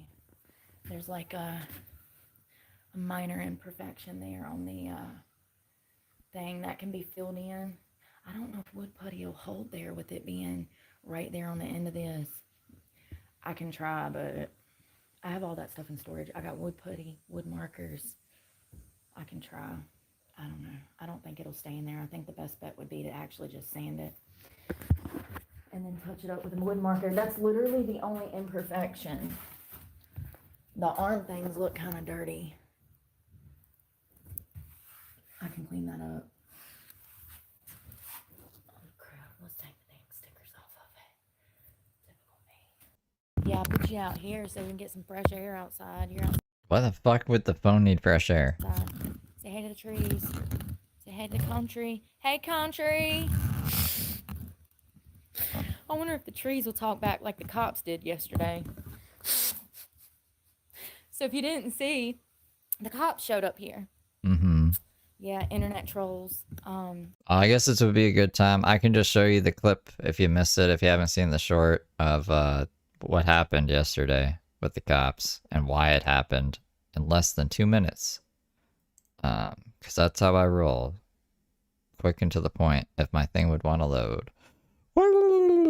Can you see this? I don't know if you can see this. I think you can see it. Hold on. What about now? What about now? I think it's fine. Who wants to see Brooke get strung out on drugs? Brooke says she's being held hostage and trafficked multiple times on her live stream while also blaming the internet, and then gets surprised when the cops show up to make sure that she's okay. Let's give it up to all the haters from the internet, because what did they do? They pushed me back into a sex trafficking situation. Let's hear it for the internet. I'm back in the hands of a fucking trafficker. Is the internet happy? Are you happy? You sent me back to live with my trafficking ass uncle. Y'all do not understand. This is a hostage situation. 3 hours later. What's that noise? Oh god, it's the sheriff. What's up? Hello. Hey, y'all been trolled. Yeah, say hey to YouTube. YouTube. Yeah, you've been trolled. What did they say this time? Somebody said that you claimed you were being held hostage. Oh God. You know, I say a lot of things on the internet as part of my job, and people take things out of context and twist it around. I've been a hostage since I was a child. So, sorry you've been trolled. Okay. Nobody else is here, are they? Nope. Just me. You, the dog. So you're not being held hostage, you're not being held No. captive, nothing like No, that. the figure of speech. Y'all do not understand. This is a hostage situation. Okay. Yeah. Alright. Yeah, I'm sorry about that. Alright, you're safe. You don't need anything for us? No, thank you. Cops showed up. Someone called the cops and said that I was being held hostage. Lord. And I hired an attorney.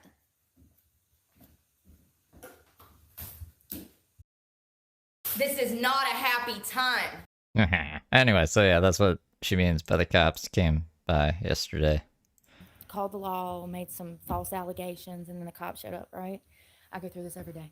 So, the cops show up and they pull in the driveway and they come walking through the woods. And I'm like, I was on live with you guys and I'm like, oh God, you guys, the cops are here.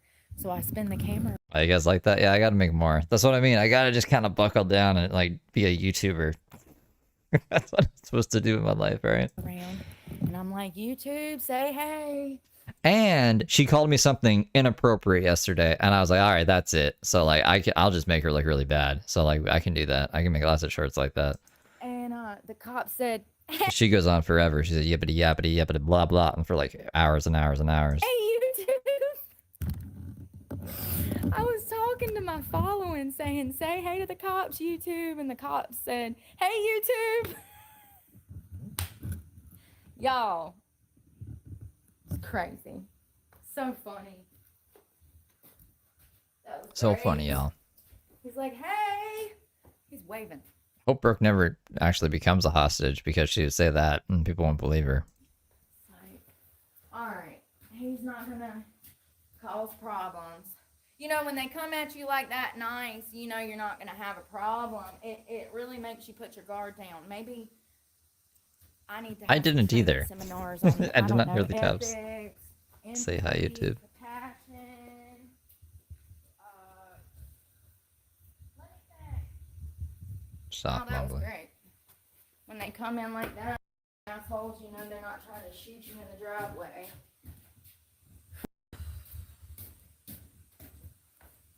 This is going to be our suspect board. Shit is tracked in, homie. Walking back and forth. It's disappointing that this is the new world. I thought technology was going to make things better.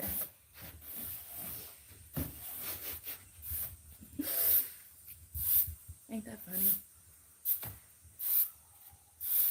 We're like one bad day away from nobody having a fucking job and the entire world imploding, but you know, technology helps. Taking everybody's job. It helps. Making everybody's children off themselves. It helps. Not everybody's. Just, I guess, some. But that's pretty bad, I guess. Yeah, that's absolutely what they're saying. Hello, one family, Nah, I've just been going for 2 hours. 4 ages. 2.5 hours.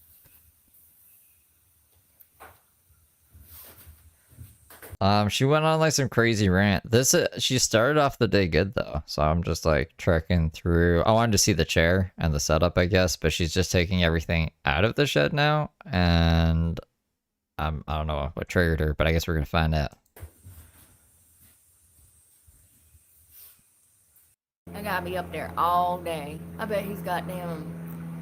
I'm telling you, when the zombie stuff is like flying up my nose, y'all. I'm under attack. Might be dust.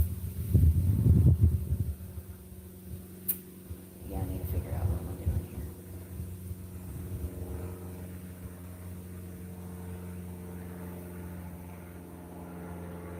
I gotta be up there all day. I bet he's goddamn. I'm telling you, when the zombie apocalypse happens, I'm going right to his property. Oh, the skydiving. I was like, what is she talking about? He's tried and true. I know he's a good pilot. He's got I hear him every day. Every day. He'll be back in a minute. Give Watch out, this guy's gonna end up. She's gonna stalk him. him 30. He'll be back. Be like, yo, I got 14 cases of canned goods if you can take me to the damn island somewhere. Ah! You hear him going by? Yeah, he flies all the time. Every day.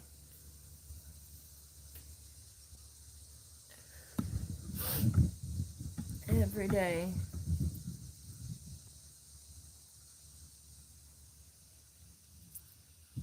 I need to get it together, y'all. I ain't been right all week. You know, with my PMDD, it switches up on me. I've noticed that for the past 3 years now since I've been diagnosed. It's crazy. It switches up.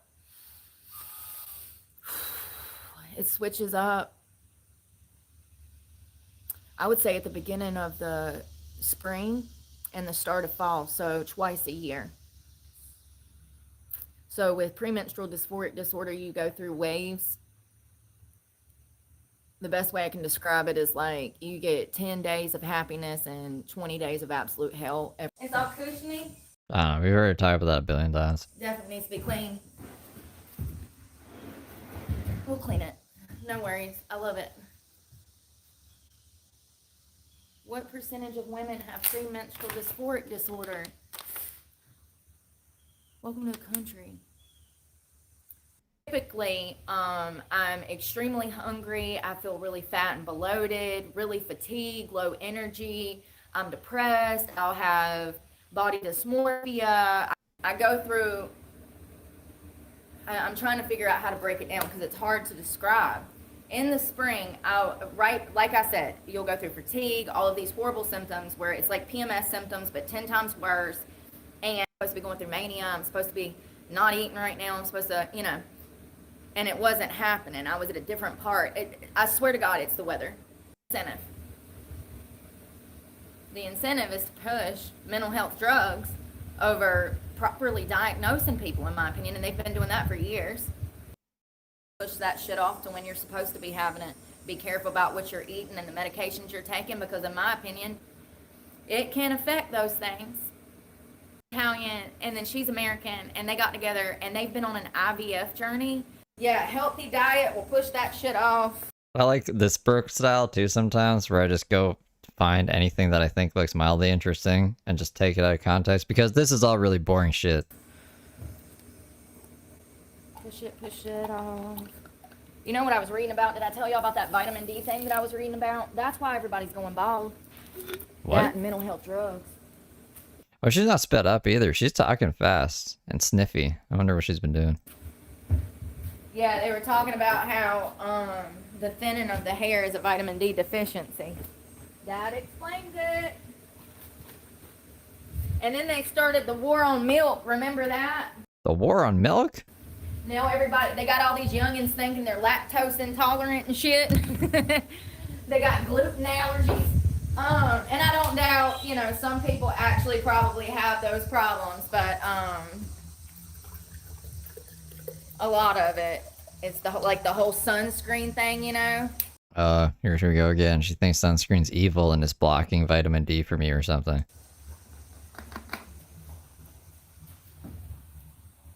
So they tell you that the sun is bad for you. It can be, yeah. They tell you need sunscreen. Do you know that, like, when the dinosaurs were around and there's, like, a whole bunch of fucking oxygen on the planet, that, like, the UV layer, like, just went away, or the ozone layer just went away or something, and there was all this radiation, and they found it through tree rings, and they were like, holy fuck, what happened here? Yeah, no, the sun can be dangerous. Like, I don't know why she's arguing this.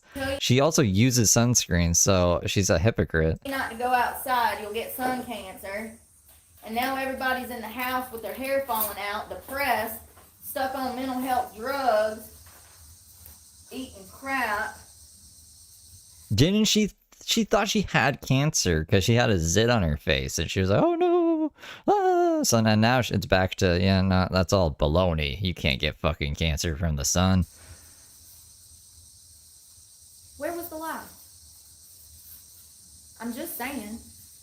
It's like the government perpetuated everybody damn dying, homie. Keep drinking fluoride too. See how well that goes for you. Well, I mean, like, in small doses, fine. But she'll just, like, swallow toothpaste and be like, but did you die? But did you die? So you're not supposed to swallow toothpaste. They over here facilitating our deaths, trying to kill us.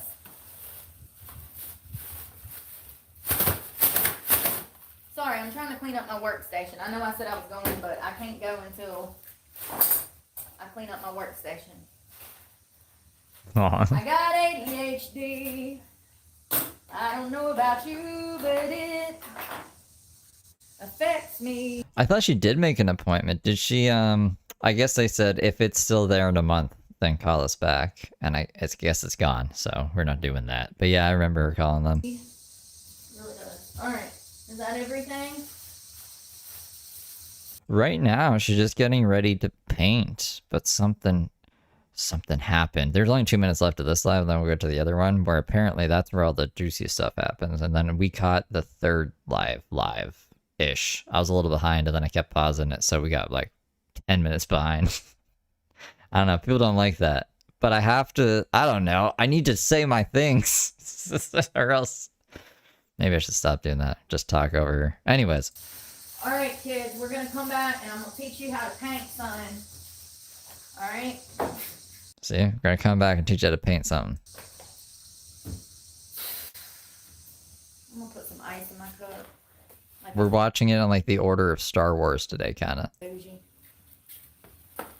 Might as well.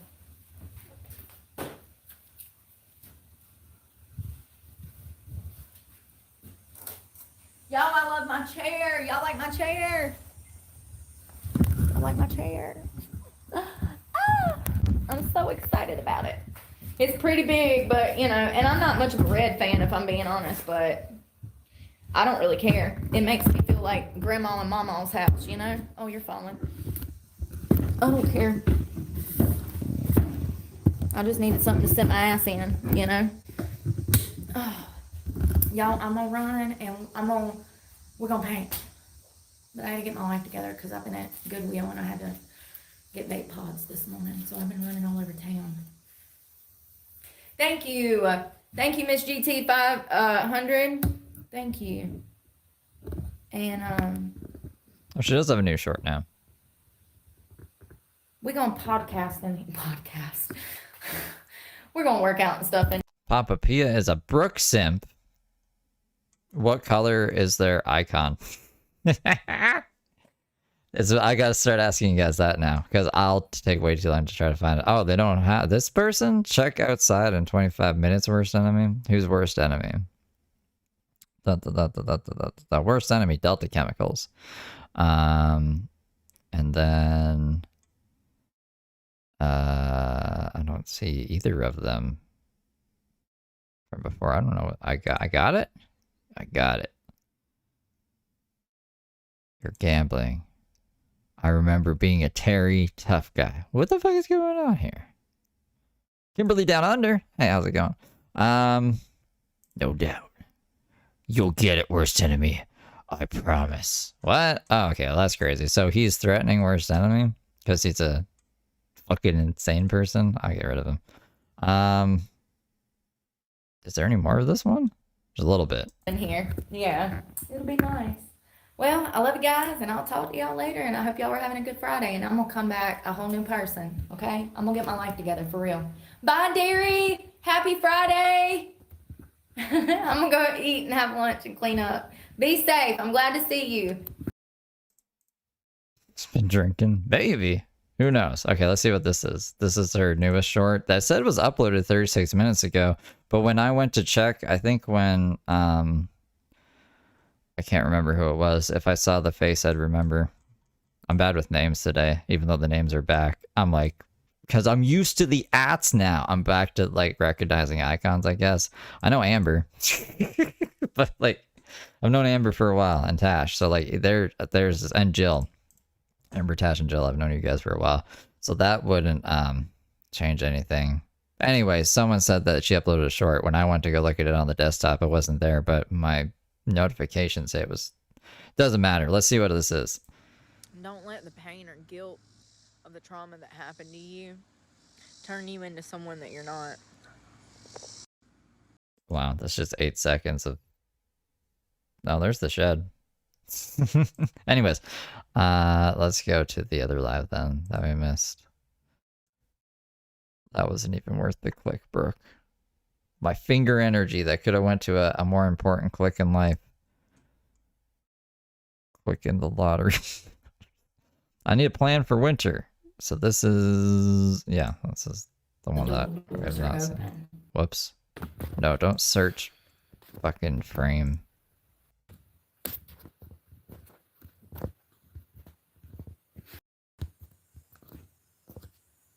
Yeah, let's find the transcripts.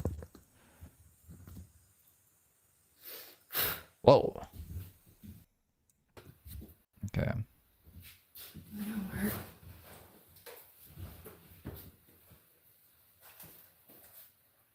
So she said, I'm not painting I'm that. not painting that ceiling. Okay.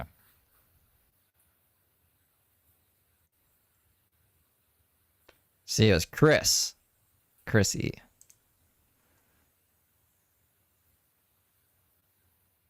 And then I thought you meant that I uploaded a short, because when I went, it was the last one that I saw was her AI is taking over the jobs video.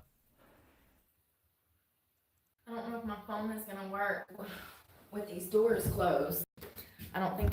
Okay, so she was describing this in the one that we were watching live. So she said that Randy told her to close the barn doors so Barbara didn't know that she was in there, which is Randy's ex-wife, and now she's angry because she thinks the Wi-Fi isn't going to go through wood or something. Why? I don't know why it wouldn't. I can close my door. It literally has no effect over the Wi-Fi. it does.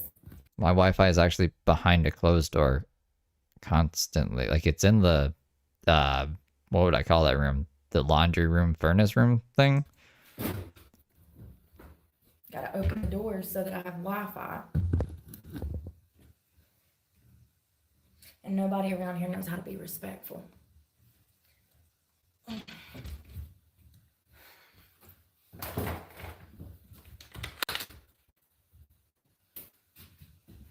Well, I gotta make a plan. The doggy? She has a little Like, dog. seriously. Well, Randy has a little dog now.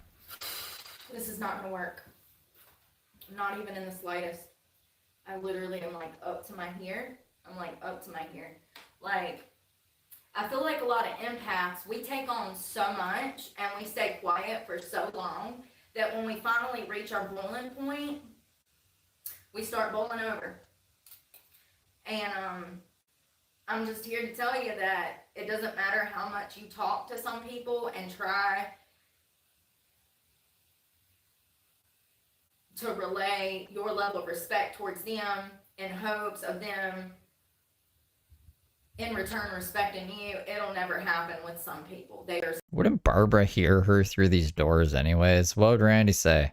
Oh, I just had my phone watching a Brooke stream in there because I miss her so much, but she's her voice is too annoying, so just having her behind doors of the shed is better. I don't know. I don't know what he would say. Barbara could still hear her, I'm sure. Simply incapable of holding the same level of respect towards you that you hold towards them. This is not gonna work. It's not gonna fucking work. I'm not painting that ceiling. Oh, we got fucking Confucius over here in the chat. I'm not staying here.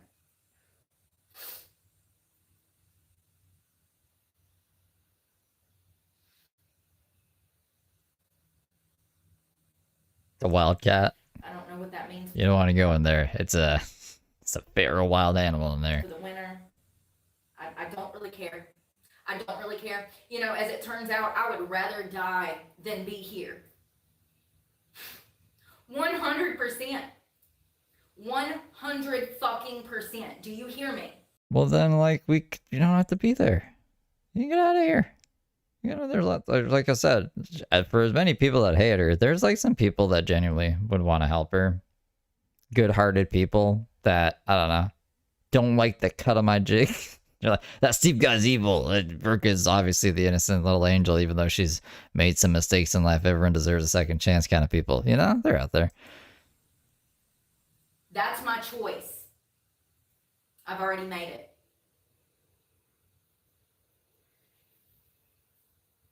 I'm better off on the streets. I know you guys are smart, good little angels. But there's other people who are, I'm not even saying those people are evil. They just see something in Brooke that I'm not fooled by anymore, I guess. Not that I ever was. Like, I always thought she was a little crazy. I just thought, like, maybe... I used to criticize the Reddit a lot. I still think Reddit's shit. Fuck Reddit. But I used to criticize the Reddit a lot because they would nitpick weird, stupid shit about her. And I was like, all right, well, this obviously, you know, kind of adds to her credibility in a bad way. Like, she'll be, oh, they're stalkers. And then there's people on Reddit being like, yeah, I put an air tag in her truck. And I'm like, well, that just makes her seem like you guys are actually stalkers. So what the fuck's up with that? So in that sense, you know, I kind of felt bad for her, but nah, she's insane. Starving, then being psychologically tortured, played with like a fucking cat toy by a goddamn narcissist.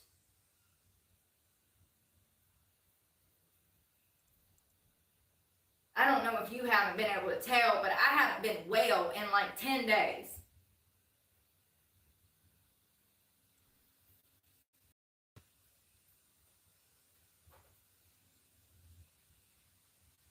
And every day it just gets worse. And the only way it'll get better is to get myself out of this situation. To get myself out of this situation, I'm gonna freeze to death on the street. So be it. So fucking be it. You know, I made I'm a creeper. You're the one jealous of Brooke's ass. that choice when I got clean 5 years ago. I made that choice 5 years ago when I got clean. So I'm not even worried about it. I am sad that I'm gonna have to leave my chair behind. But it's fine. At least I'll have my life, my mind, my soul, my spirit, my light.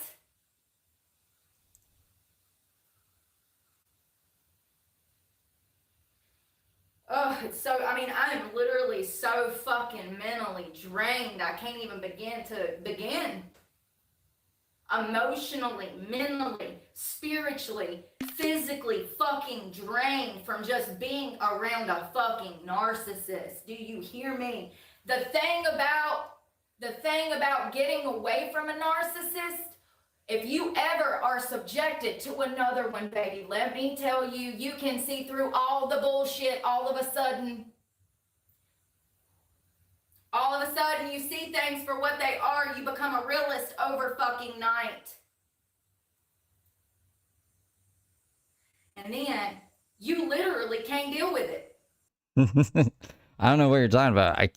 I delete you? I literally, this is like your whole chat. This is like your whole fucking chat, and the whole year is truthfully, I'm just jealous of her ass. Other stuff, not so much. And then that I'm a creeper, and there are some women that have been attacked, and this woman is why, well, I said by, we don't get credibility. I agree with that, but the other two, fuck that shit, and now you're saying I'm deleting your comments when I've never even fucking seen you before, so peace out, Holmes. You physically get sick from the inside out. It's soul-sucking. It's life-crushing. Go be jealous of Brooke's ass some more. It feels like I have hands around my throat fucking strangling me almost every minute of the fucking day. It's absolute hell on earth, torture in the most violent psychological form. Okay, so this is all because Randy asked her to keep the doors closed. I'm not painting that fucking ceiling because I'm not sitting here. Senator legs. I tried. And I am so fucking unwell right now that I can't sleep. I can't eat. My body is shutting down. I'm having health problems. I am being poisoned. This is what this does to the human body and brain. And this is why you feel fucking sick when you're dealing with a fucking narcissist. Boy, I cleared the image up yesterday with AI, and it showed on screen that the total was 13,340 for the month? For the month? That's no way. 13,000? That's pretty insane. That'd be crazy. They're fucking vampires. They only care about their needs. Maybe 3,000. I'm wondering if maybe it just added a 1 at the beginning. I guess it's like 3,300. I still think it's a bit more than that. I'd say like, I just don't think 13,000. That'd be pretty crazy. And you know, ironically, more often than not, they have all of their needs fucking met. Like, she would have to have a lot of members and get a lot of super chats. I haven't seen that many super chats. Like, I would say she probably makes like $100 to $200 a day in super chats. But she would have to have like 10 grand in memberships for that number to make sense, you know? And they will literally suck the life out of you and everything good out of you. And they already have everything. You literally have nothing to give. And they will take and take and take and take and drive you literally And then the IRS, I would assume, would be up her ass too, right? insane. Literally insane. Till you don't even know which way is up, which way is down, what's truth, what's not.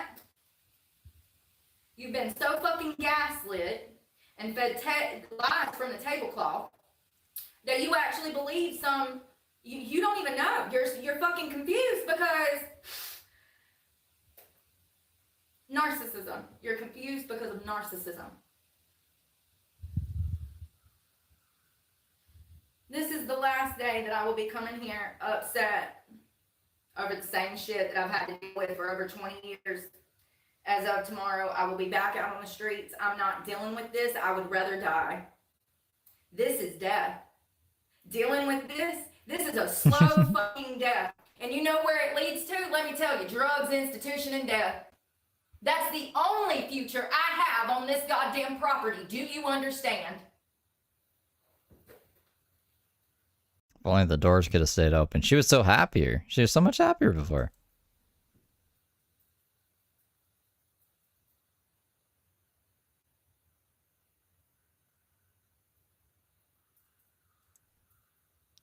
If someone were to watch a live stream after the fact and then were to send a super thanks. Yeah, I forgot about super thanks. So you can send super thanks in comments. Would we even know? We would know in the comment section, but she could delete those too and then keep the money. So I don't know. I don't really look at her comment sections. Whenever I do, there's not usually many comments, usually like one or two, and Brooke ignores them. But maybe we should go through a couple of them and see if there's any super thanks on them. See the chair from the Titanic? People make me sick. You know,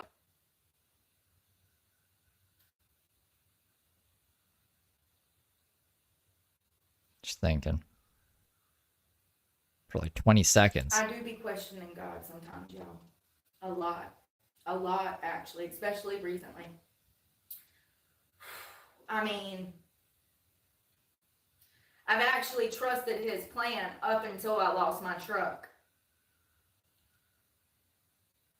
And now... I think she tried really hard to lose the truck. She could have paid it off at one point, but she didn't for whatever reason, and then kept fighting Alley Financial on how much money she actually owed them. I don't know if I'm going through the 7 stages of grief and I'm on anger, or I don't know. I don't know, but I am definitely not happy with his plan, or whatever you want to call this bullshit. Consequence of your I tried to put on a decisions. brave face, but at the end of the day, the fact is that I'm a sex trafficking victim. I'm literally shaking right now.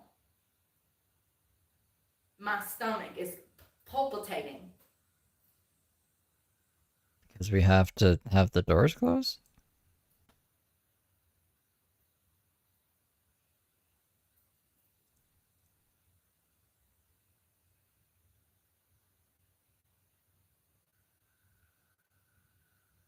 The truth is being a victim of such crimes and then putting yourself back into the situation where you were around such people who did such things to you, it is the worst thing that a victim could do. And you know, it's crazy to me how people on the internet are like, congratulations!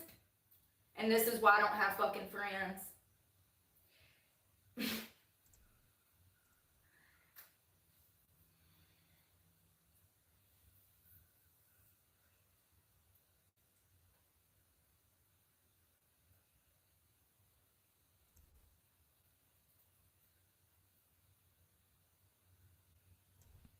She's kind of stewing. They can tell 100% has their best interest at heart. And anyone trying to get you into drugs, alcohol, sex work, anything illegal, that's not your fucking friend. You know what? I wish somebody would have told me that when I was like 16, 17, 18, 19, 20, 21, 22, 23, 24, 25, 26, 27, 28, because I didn't know. None of your baby's daddies was like, yeah, it's kind of weird that you hang out with an old man all the time and call him uncle and do drugs with him and shit. Like, you should probably be home with us and your kid. And I don't know. None of them said that. None of them said that maybe we shouldn't have this guy in our lives.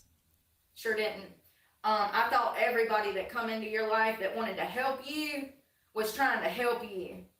I didn't understand how birds of a feather flock together and people will get you into nefarious shit if you're hanging out with them. You don't need everybody's help. And more often than not, when people are trying to help you, they're really trying to use you. If you're a pretty girl.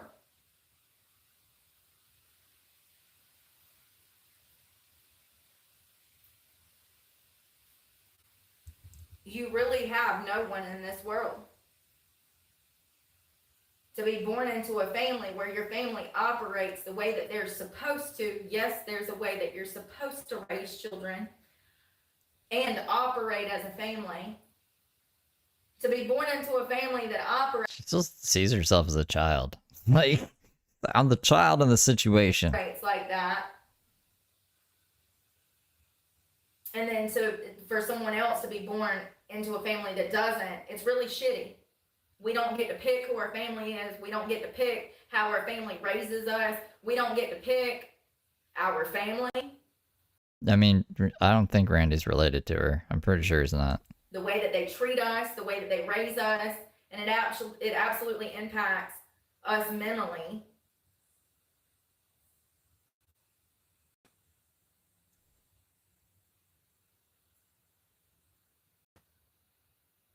It really sucks that some people get the shit into the stick. You know, I saw an advertisement. What was it for? Hold on, let me think. She's been drinking and painting. She said that she's been drinking too. She's like, yep. Took me 3 days to finish that 4-pack and huff all those paint fumes and just be in her own little world. Now she's like, fuck this. I gotta close the doors to the shed.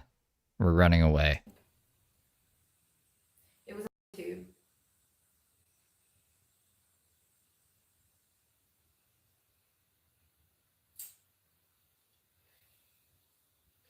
I want to say it was a med or some kind of medical device or something for mental health therapy. I don't know. But it dawned on me how society skips over actually educating young people when it comes to the way that they should be rearing themselves and their offspring. Why are we not teaching in school how to be adults, ethics, morals, I'm not even calling religion into it. I'm saying morals and ethics without the religion part, because you can still have morals and principles and values without being super religious. It's more about ethics. Why are we not teaching this? Why are we not rearing, like, home economics? Why are we not rearing society towards the best possible outcome by enlightening them? They don't even, I mean, you know, they were teaching sex education before they were even teaching the basics of psychology. Maybe not, but you know what I mean? Now they're teaching what? Maybe not. LGBTQ plus studies and shit. The advertisement that I saw was for something to help with like mental health or something, but what I saw was a lack of education in the education system by not rearing people to know better and to make healthier choices. So she can't remember what she's mad about, but she's mad about it? Is that what I'm getting? Am I making any sense? I swear it was something for children and mental health, and I was like, that's crazy. Why are we just not teaching children how to be happy? Why are we not teaching adults how to be happy? Everybody's looking to the fucking secret of happiness. The secret of happiness starts intrinsically in you. Confidence comes from identity. Who's being evil? Who's being evil now? I have a really bad blind spot for, you guys call them simps, for nefarious people. There's no book. There's no course. There's no map. It starts in you. It starts with addressing who we are, our nature, our purpose, our intent, all that shit. And that's what we don't do. We don't do none of that. We don't even talk about these things anymore.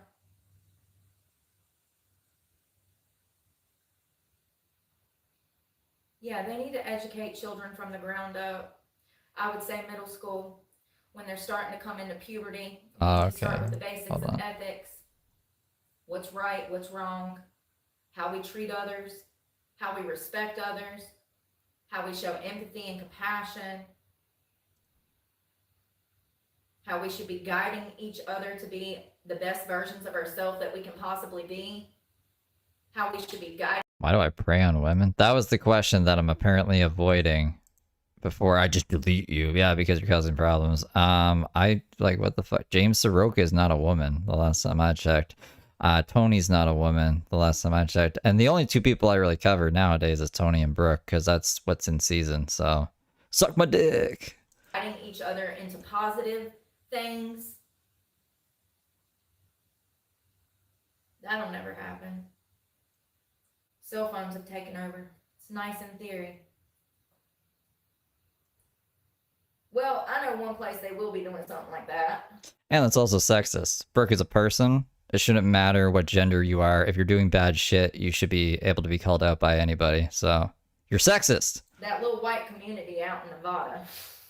Y'all seen that? It's a whites only community. Where is that? Whites only town. They're taking The applications. whites. The whites, I gotta grab a drink. Be good, little angels. If you and your family would love to go live in the, I'm trying to tell you where it is. Arkansas. Is that it? Yep. So these two guys together, and they're the founders, and yeah, pretty much they're taking applications in the Ozark Mountains of Arkansas. They are a small group of homesteaders. What the flip? I'm back. It's my hurt hand too if you don't stop. The door's swinging open from the wind. So they built all of these houses on this property. They've set up. That's a good point. She believes everything she reads online, but everything about her online is false. Make it make sense. Horticulture, agriculture, and pretty much they plan to live off the land and just have a bunch of white people in this community. They've been on a bunch of podcasts lately. I think the Hodge twins had them on. I think that I saw them. I think it was Fox News.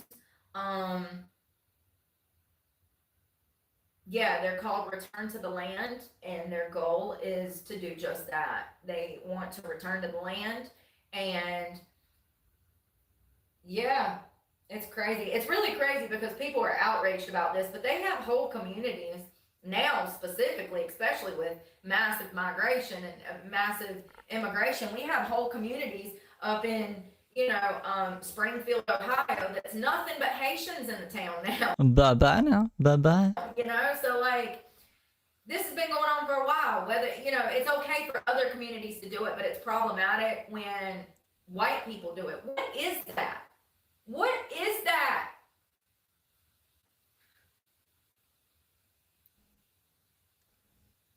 What is that? I know what it is.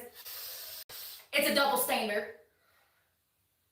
And it's crazy because I feel like during the Obama administration, what did they do the entire time they were in office? They were just out here creating double standards for the white community, in my opinion. in my opinion, you know what an opinion's like.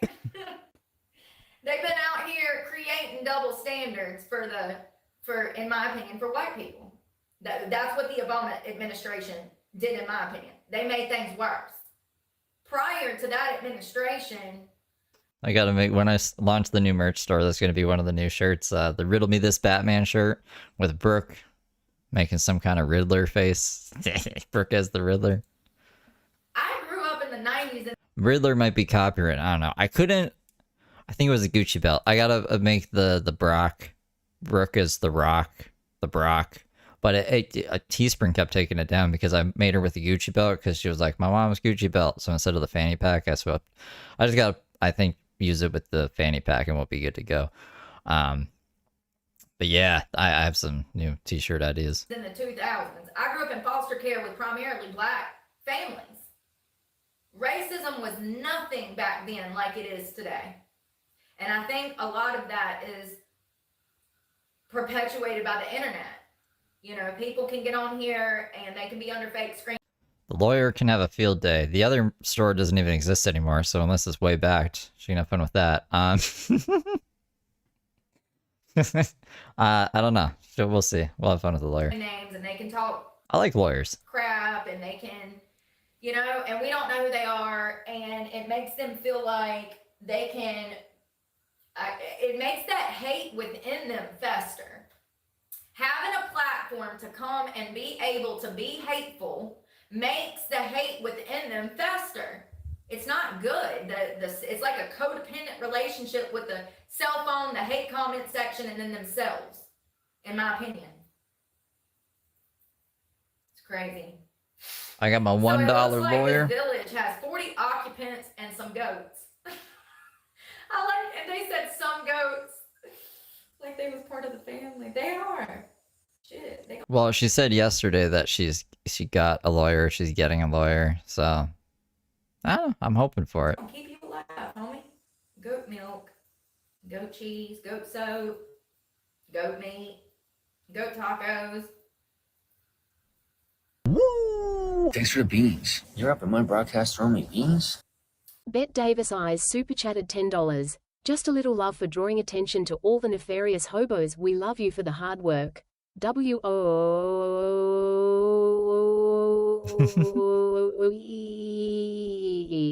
Thank you, Betty Davis. Thank you for the 10. Yeah, it's wild. I saw that a while back. It's still in the news. They're still talking about it. She said she got 2 lawyers yesterday? Whoa. Why does she need 2 of them? There was an article the day before yesterday. You mean she has 2 public defenders for the 2 cases, right? Or like, yeah, because she's going after Jason, but then she needs the public defender for Planet Fitness and fucking Dylan. I got 2 lawyers. That dropped on it. I got 5. I don't know why. You know, I mean, honestly, it's in their benefit that society has a problem with them building this community where they want to live off the land. They want to be more like the Amish. They're going to homeschool their children, you know, in the community. They'll have a community school, community church. They have all these programs going on. I see nothing wrong with it. It's not like they're isolating to become a cult. And I've watched several specials. They're not culty. They're not culty yet. These things have a tendency to shift. They don't seem culty. Okay? 2 lawyers This in is this not guy. like LDS or like, you know, they're not culty. This is not like Scientology, but it seems more wholesome. They seem like they kind of want to really get away from the government. They want to take it back to a place of simplicity and living off of the land. It's called Return to the Land. They are trying to go live, in my opinion, more in a biblical way off of the land. This is not a race thing. It's not like they're going out there to chant naked and wear white. What is she going on about? How did we get here? I just care about the matters at hand. This is a stabby thing? Goes to show how unsafe the world is getting. You can't even buy a house nowadays and guarantee that your neighbor's not going to shoot you tomorrow. You know, it's weird. It's just a really weird world. They are, and people that don't. People that are daydreaming about bullshit and making up lies. And this is the fucking problem. Do you understand that? Well, what is the problem? So idealism focuses on how the world should be, emphasizing ideas and possibilities for a better future, while realism focuses on how the world is and prioritizing objective facts, practical limitations, and achievable goals in a pragmatic manner. In philosophy, idealism suggests reality is fundamentally mental. This is the fucking problem. Do you understand that all of the past 10 years of craziness, I am telling you how we got here. What, I don't know if she's against idealism or what was the other one? Idealism and realism. Or if she's just like, I don't even know why she's looking that up. In philosophy, idealism suggests reality is a fundamentally mental. Whereas realism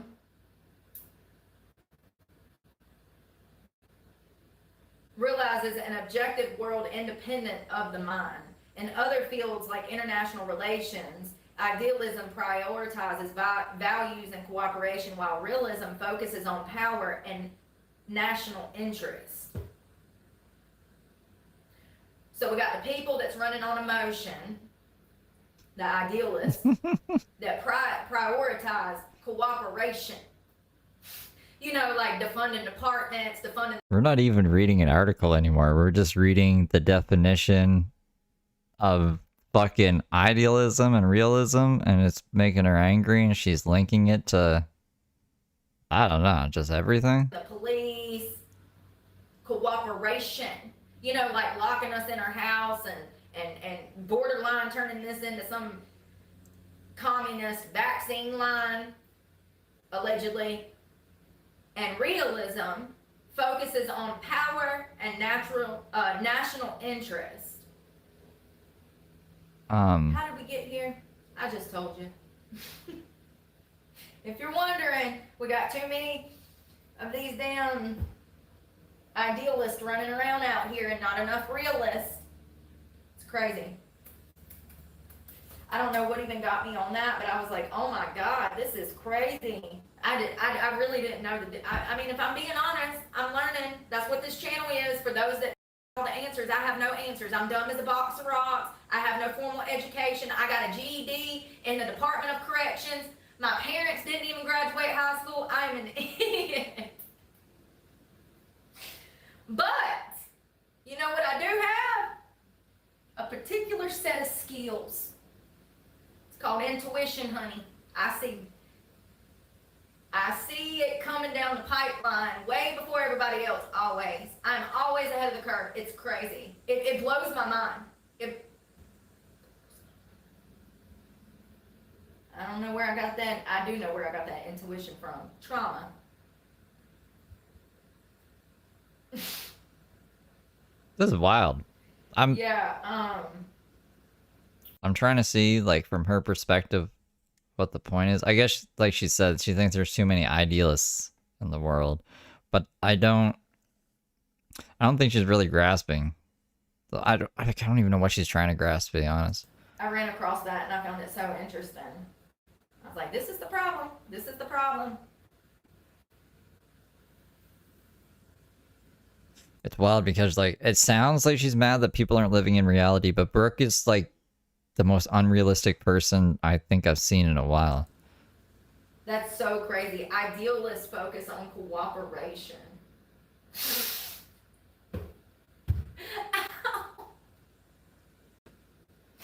Cooperation. I can't believe I was ever part of the left. Oh my God, cooperation. You have to cooperate with people. This is why you're banned from everywhere, bro. Because you can't cooperate with anybody. Do not negotiate with terrorists over here, okay? That's not...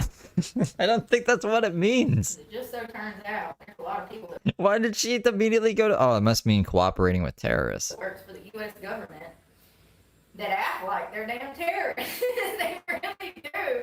They're trying to kill us, y'all.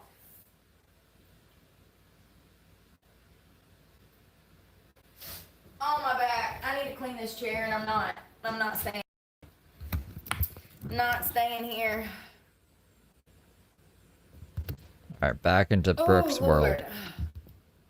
That was just a little, I don't know, distraction, I guess.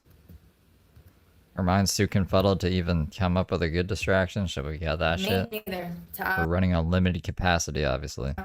Never lived in a fantasy. Shit's wild. Was Barbara there?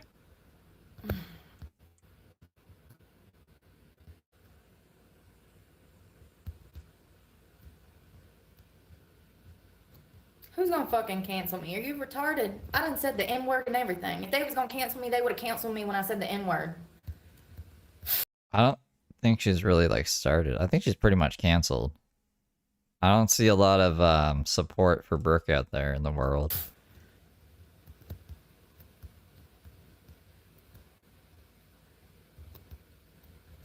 People are wild. Like on an objective level. You too, Amber. I hope you're having a good day. Hope you're having a good day. I'm wondering if this will work with these doors shut.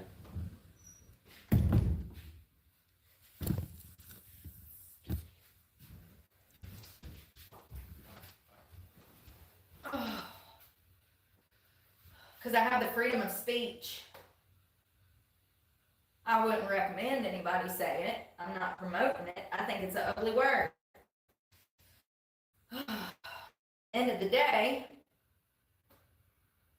your First Amendment right means more than anybody's feelings, and you need to remember that to protect your rights. Well, you can't really you can't cancel someone who You need to remember that to protect. the whole reason they blew up is because of problematic shit, right? Like their whole channel's built on that.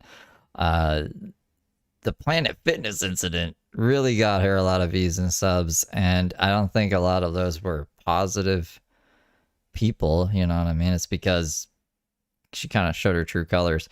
Before that, I think, like, I don't know. I've said this before. I was like, she's pretty kooky, but other than that, she seems harmless until all that shit happened. Protect your rights.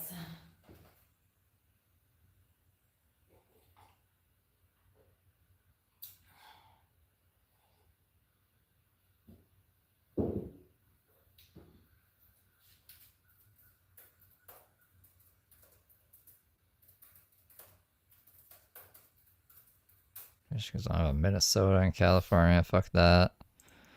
What the fuck is this? Yo, sometimes I be finding good shit on the damn internet. Hey, Erica.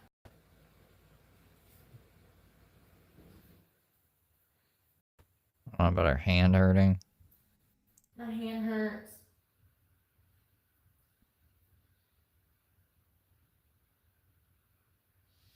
I've been trying to stick it out until my hand healed, and it's still not healed, and I don't know what to do. Like, it's just, like my mental health, I can't take anymore, you know? Like, I'm tapping out, I'm done. I was done like 5 days ago. But my hand's still not healed. Is reactive abuse. What is this? Oh, okay, so she just learned about what reactive abuse is. Say that's bad. We're not gonna hear the end of this. So she's gonna justify every fucking psychotic thing she ever does now as reactive abuse. You gotta be shitting me. There's an actual fucking name for it. Of course there is. Of course there is. I'm not the only one that's damn had to deal with a complete fucking narcissist their lives. I'm not the only one. You might feel like you're the only one. You're not. Listen to this.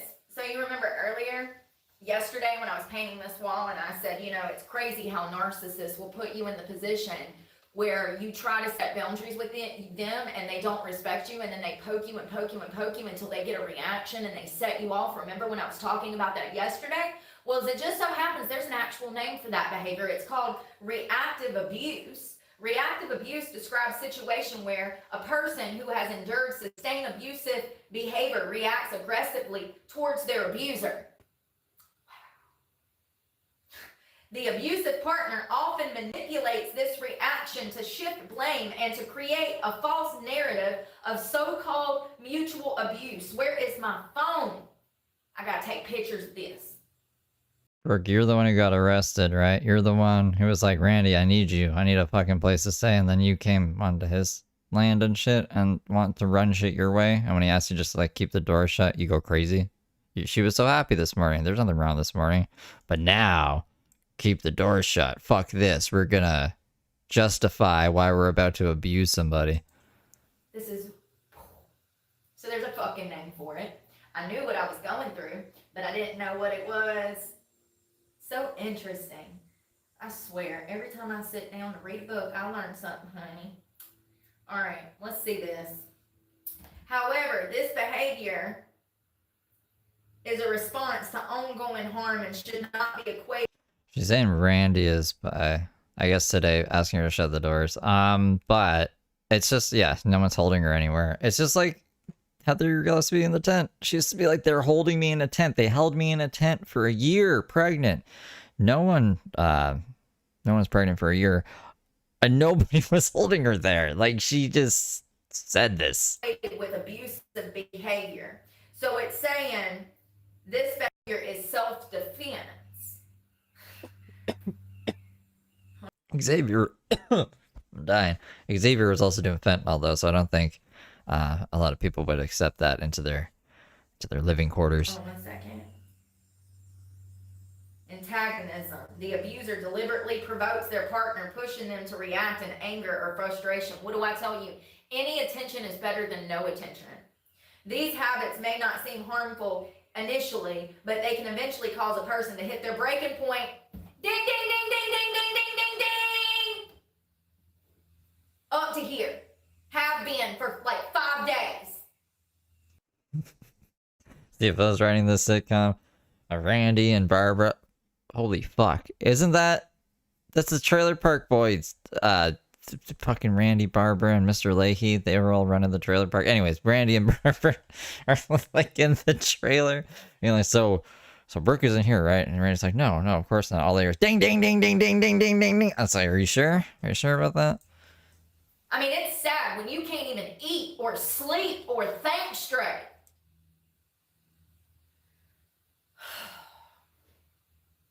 Here are a few examples of behaviors that can trigger reactive abuse. Let's see. Asking you a personal or triggering question, especially around other people. Blah, blah, blah, blah, blah. Wow. Check, check, check, check, check. So, Brooke is bubbles in the shed. Well, yeah, instead of the cats is that dog, that little dog. Asking you a personal question or triggering question. This is to get a reaction out of you. This Can't fucking see where shit. This is what the abuser would be doing to you. Those big ass glasses. They will post or comment on social media in an intentionally triggering way, or they'll stalk your Facebook, your YouTube, intentionally violating your emotional or physical boundaries, forgetting to do something intentionally so that it causes a problem, so that they get a reaction, so that they get more of your energy, baiting you into arguments and then belittling your reaction. I also don't think Randy and Barbara would have a conversation about anything, because Randy's more like Mr. Leahy's right-hand man. Like, usually Barbara's talking to Mr. Leahy, or Ricky sometimes. But I don't know. It's just funny. It's funny that Randy and Barbara and like Brooke is in the shed. I did not know that this was a whole thing.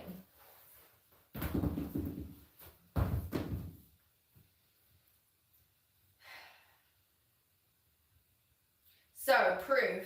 Once the partner reacts, the abuser quickly seizes the opportunity to use this reaction as proof that the partner is the abusive one.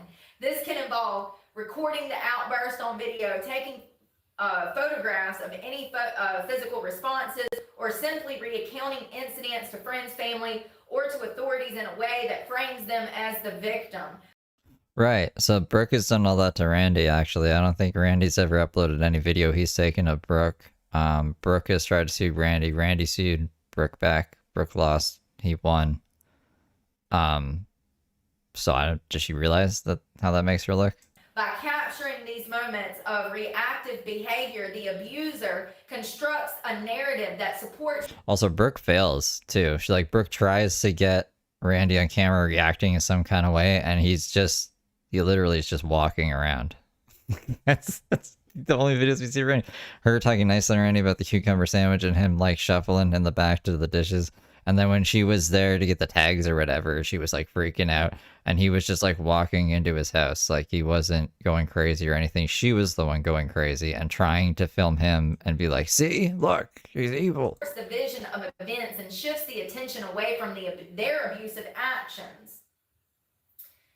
Abuse is fundamentally about power and control. The abuser, who holds the most power in the relationship, Randall Young? He's a male Brooke, oh god. Will use their partner's reaction to manipulate and control the narrative. And I want to be very clear that this can be in so many settings. This can be in so many settings. This could be a relationship. This could be a friendship. This could be a family member. This could be an elderly person that maybe you take care of. This could be in so many different settings. This type of, what was it called? Reactive abuse, where someone intentionally The chair's on is today. pushing your buttons or trying to set you off, or they're trying to bait you into an argument, or they're not respecting boundaries just to set you off. This could be in so many settings. It's not just a relationship. I want to be clear. It's crazy. I didn't even know there was a name for it. By betraying the victim as the primary aggressor, the abuser not only avoids accountability, but also reinforces their control over the narrative of the relationship. This manipulation can only leave the partner feeling isolated, misunderstood, and doubting their own experiences of abuse. And I can assure you that that's what this is about. The abuser shifts the blame onto their partner, claiming that the relationship problems or conflict are due to the partner's aggressive behavior. It's crazy. Crazy.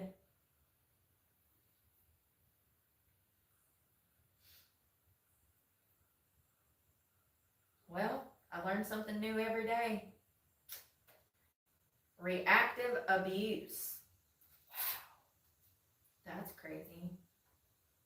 Well, we were here when we saw her learn about reactive abuse on September 5th, 2025.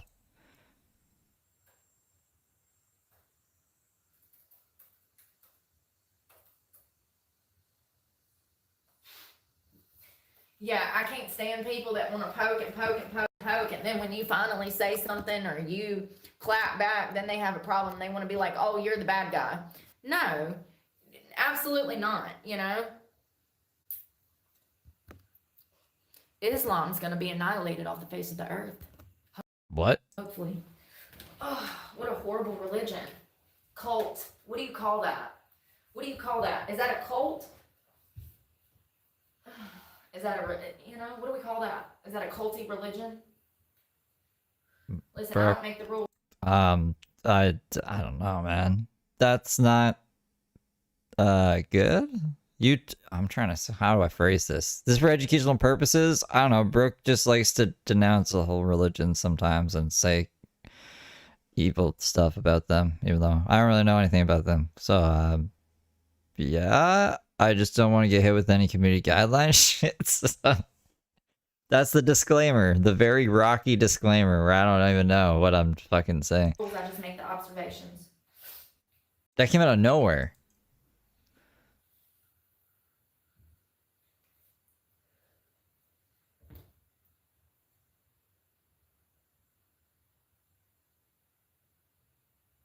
I've almost fucking went insane this week.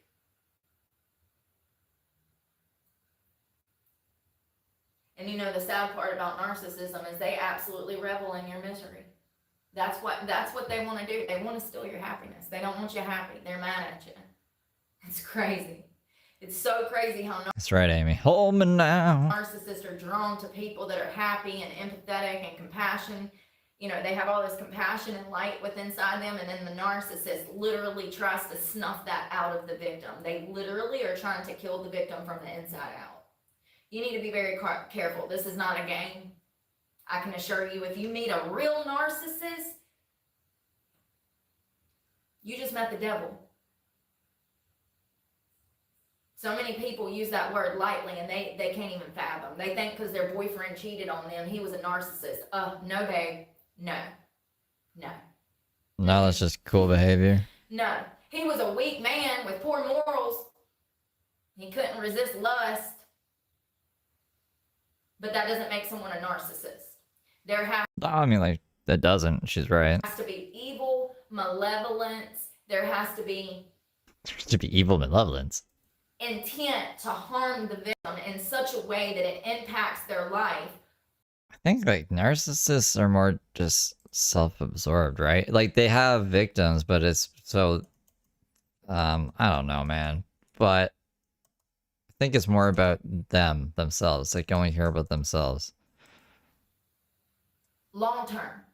You know, like they face homelessness. They lose their car. They have to drop out of school. They lose custody of their kids. Narcissistic personality disorder is a mental health condition in which people have an unreasonably high sense of their own high sense of their own importance. They need to seek out too much attention and want people to admire them. People with this disorder may lack the ability to understand or care about the feelings of others. Yeah, so they lack empathy. They want social media attention, but want people to pay attention to them, admire them. I've never gotten that vibe from Randy. Randy seems to just want to keep to himself. And Brooke is definitely not an empath, despite her claiming to be. Kids. They obtain a drug problem. Now, like, narcissists can have victims, but I don't think that goes into, like, the definition of what a narcissist is. If Brooke wants to nitpick what a narcissist is, then I think we can too. There has to be a certain level of malevolence, evil intent. It's crazy.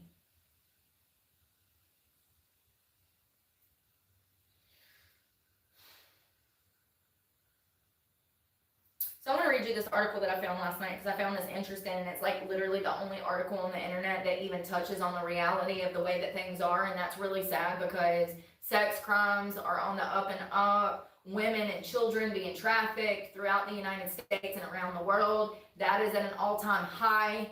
I know, right? Misbehaving. I was a pretty girl with paint all over my clothes. These problems are actually getting worse.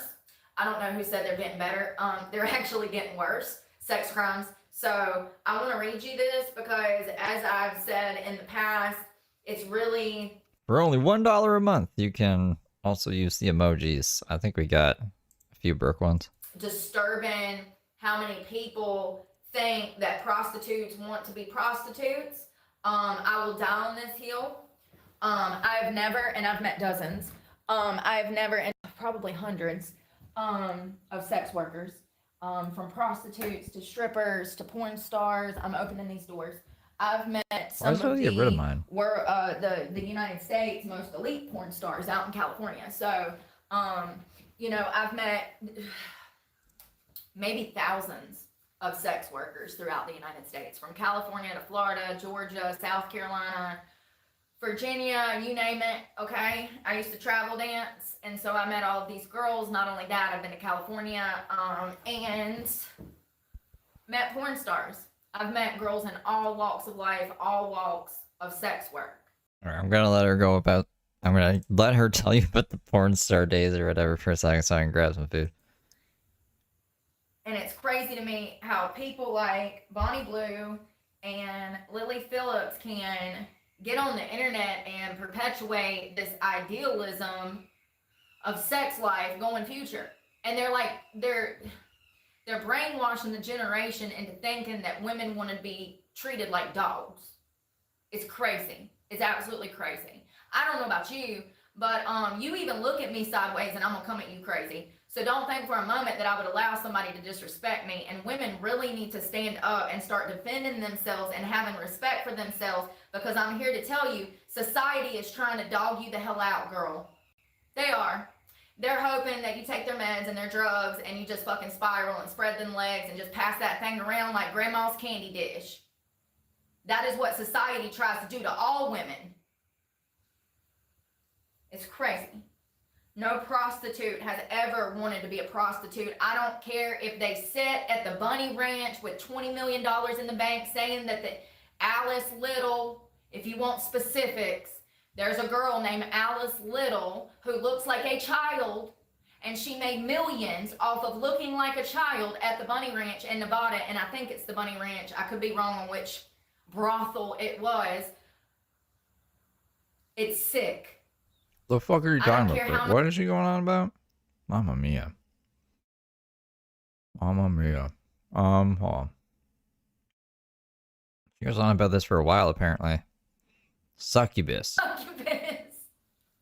She's a succubus. Damn dash fake plants for your car. Listen, succulent, succubus, same thing. That's so funny. Anyways, I want to read you this. What? Because I'm going to die on this hill that women do not want to be in the sex trade. They don't want to be in sex work. They don't want to be stripping. They don't want to be prostitutes. They don't want to be on OnlyFans. They don't want to be flying. I have hope for her. The other one is a soulless succulent, okay? Okay, that's what she was. What the fuck? I have hope for her. The other one is a soulless succulent, okay? Yeah, that's the wrong word. That's okay. Let's see what else we got. Right? She's is that what it's called? That's a plant, bro. Succubus. She's a succubus. She's a succulent. I mean, she's got so much Botox. She does look like she's turning into one of them damn dash fake plants for your car. As a survivor of the sex industry, I can now see that these predators for who they truly are. Sick people who are even more twisted than serial killers. That prostitution is the oldest job on the planet. When I hear this, I know that people have no fucking idea what they're talking about. To continue their slaughter of the soul by decriminalizing sex work altogether. So with upbringings, they're poor, their parents struggle with drugs, maybe they've struggled with drugs. Sex work is crazy. Hold on. Egalitarian society. Shut up. And the myth of the sacred prostitute has been largely debunked. Prostitution is the product of the delusional colonial. Oh shit. You know what? I do. Yep. Yes. Y'all know I ain't no man hater. Y'all know over here I see both sides. However, I do believe this is because of male, colonial male supremacy. I don't want to call it that. What is it? It's because they're fucking horny and they have no control, Karen. It's not. So this is from the National Library of Medicine, who I sometimes trust. Their stuff. What do you mean sometimes? That sounds like a pretty legitimate source of information. So this is from the National Library of Medicine, who I sometimes trust. Their stuff written before 2010 is usually really good. Anything written after 2010. Oh, it's 2009. I've been telling everyone 2009, Brooke. Did we change the date? I swear to God it was 2009 before. Is questionable. I guess we moved it to 2010. Ain't never had the opportunity to tell nobody about the shit they've been through. For emotional neglect. The reason that emotional neglect is so high is because no one knows how they're supposed to behave. See, religion did that for the first few thousand years. Well, we've lost that now. And that's why everything's divided like it is. No one has identity, purpose, morals, values. They don't know what they stand for, so they're falling for everything. Most people. He was a serial killer and pig farmer from Canada. Robert William Picton. He passed away last May. Oh, he was stabbed to death in prison. He died in 2004 after being attacked by another inmate in prison. Yeah, that's creepy. Super creepy. Well, there you go. Nip that shit in the ass before they damn get over the age of 20 and get them back on the track before the age of 25. They'll be fine. Once they make it over that 25 mark, though. Oh, it's nice outside.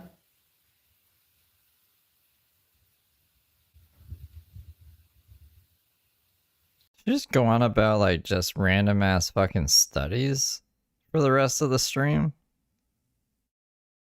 I thought this would be more ranty. Hey, thank you for the thumbs up. Happy Friday. To the police. 2% report virtual library. Early sexual exploitation as an influence in prostitution. They're just jacks? Is that what that says? I need glasses. Thank you. Completely get away from this bullshit, you know? I mean, that's what it feels like.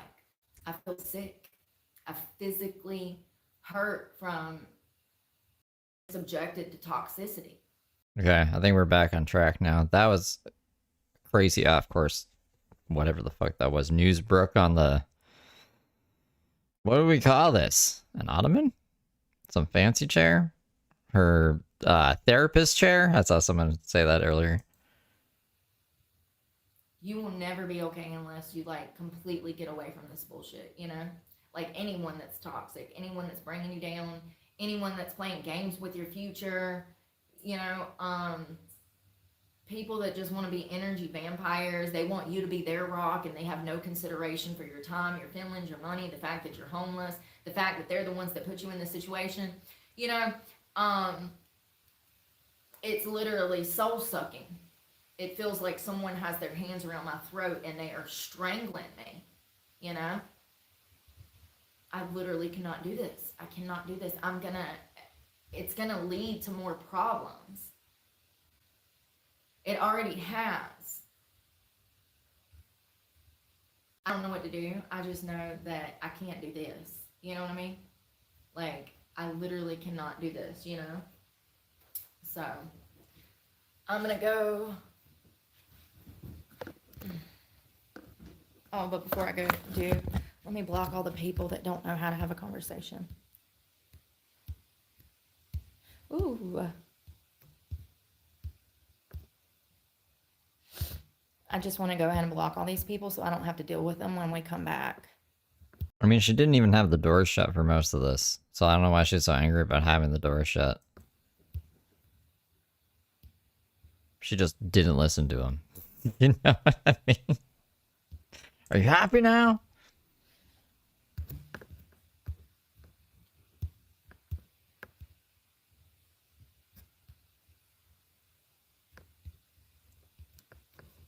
She's blocking people.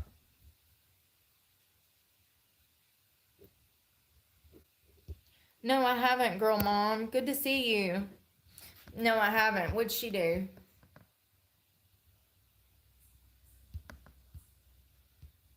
What did she do?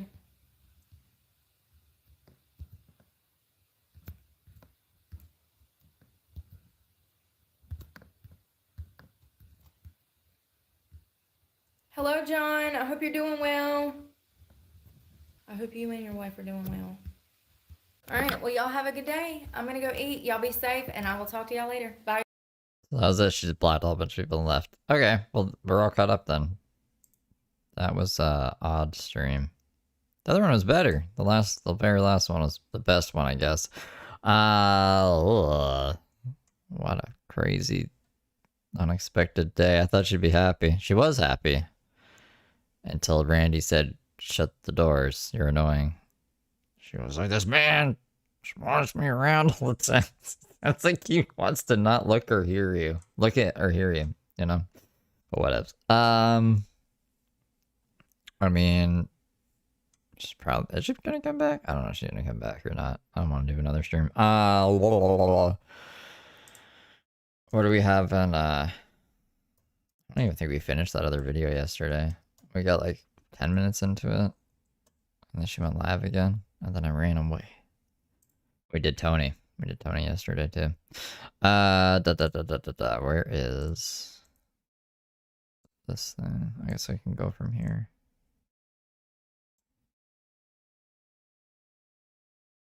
The good part. I mean, it went on forever. When I first got on, she was like just went on a crazy rant or whatever. There's not like many. I don't know what to call it. I feel like it was just a really long rant. I don't have any key points in my head that pop out. But if you go back, you see it. And I was like, bah! And Brooke was like, whoa! And I was like, ah! And Brooke was like, ah! You know, things like that. First of all, y'all like my little dollar glasses? I left my Oakleys in my locker at work. Yeah, so I went to bed super early yesterday. For those that don't know, hello, I'm Brooke and I live out of my car full time.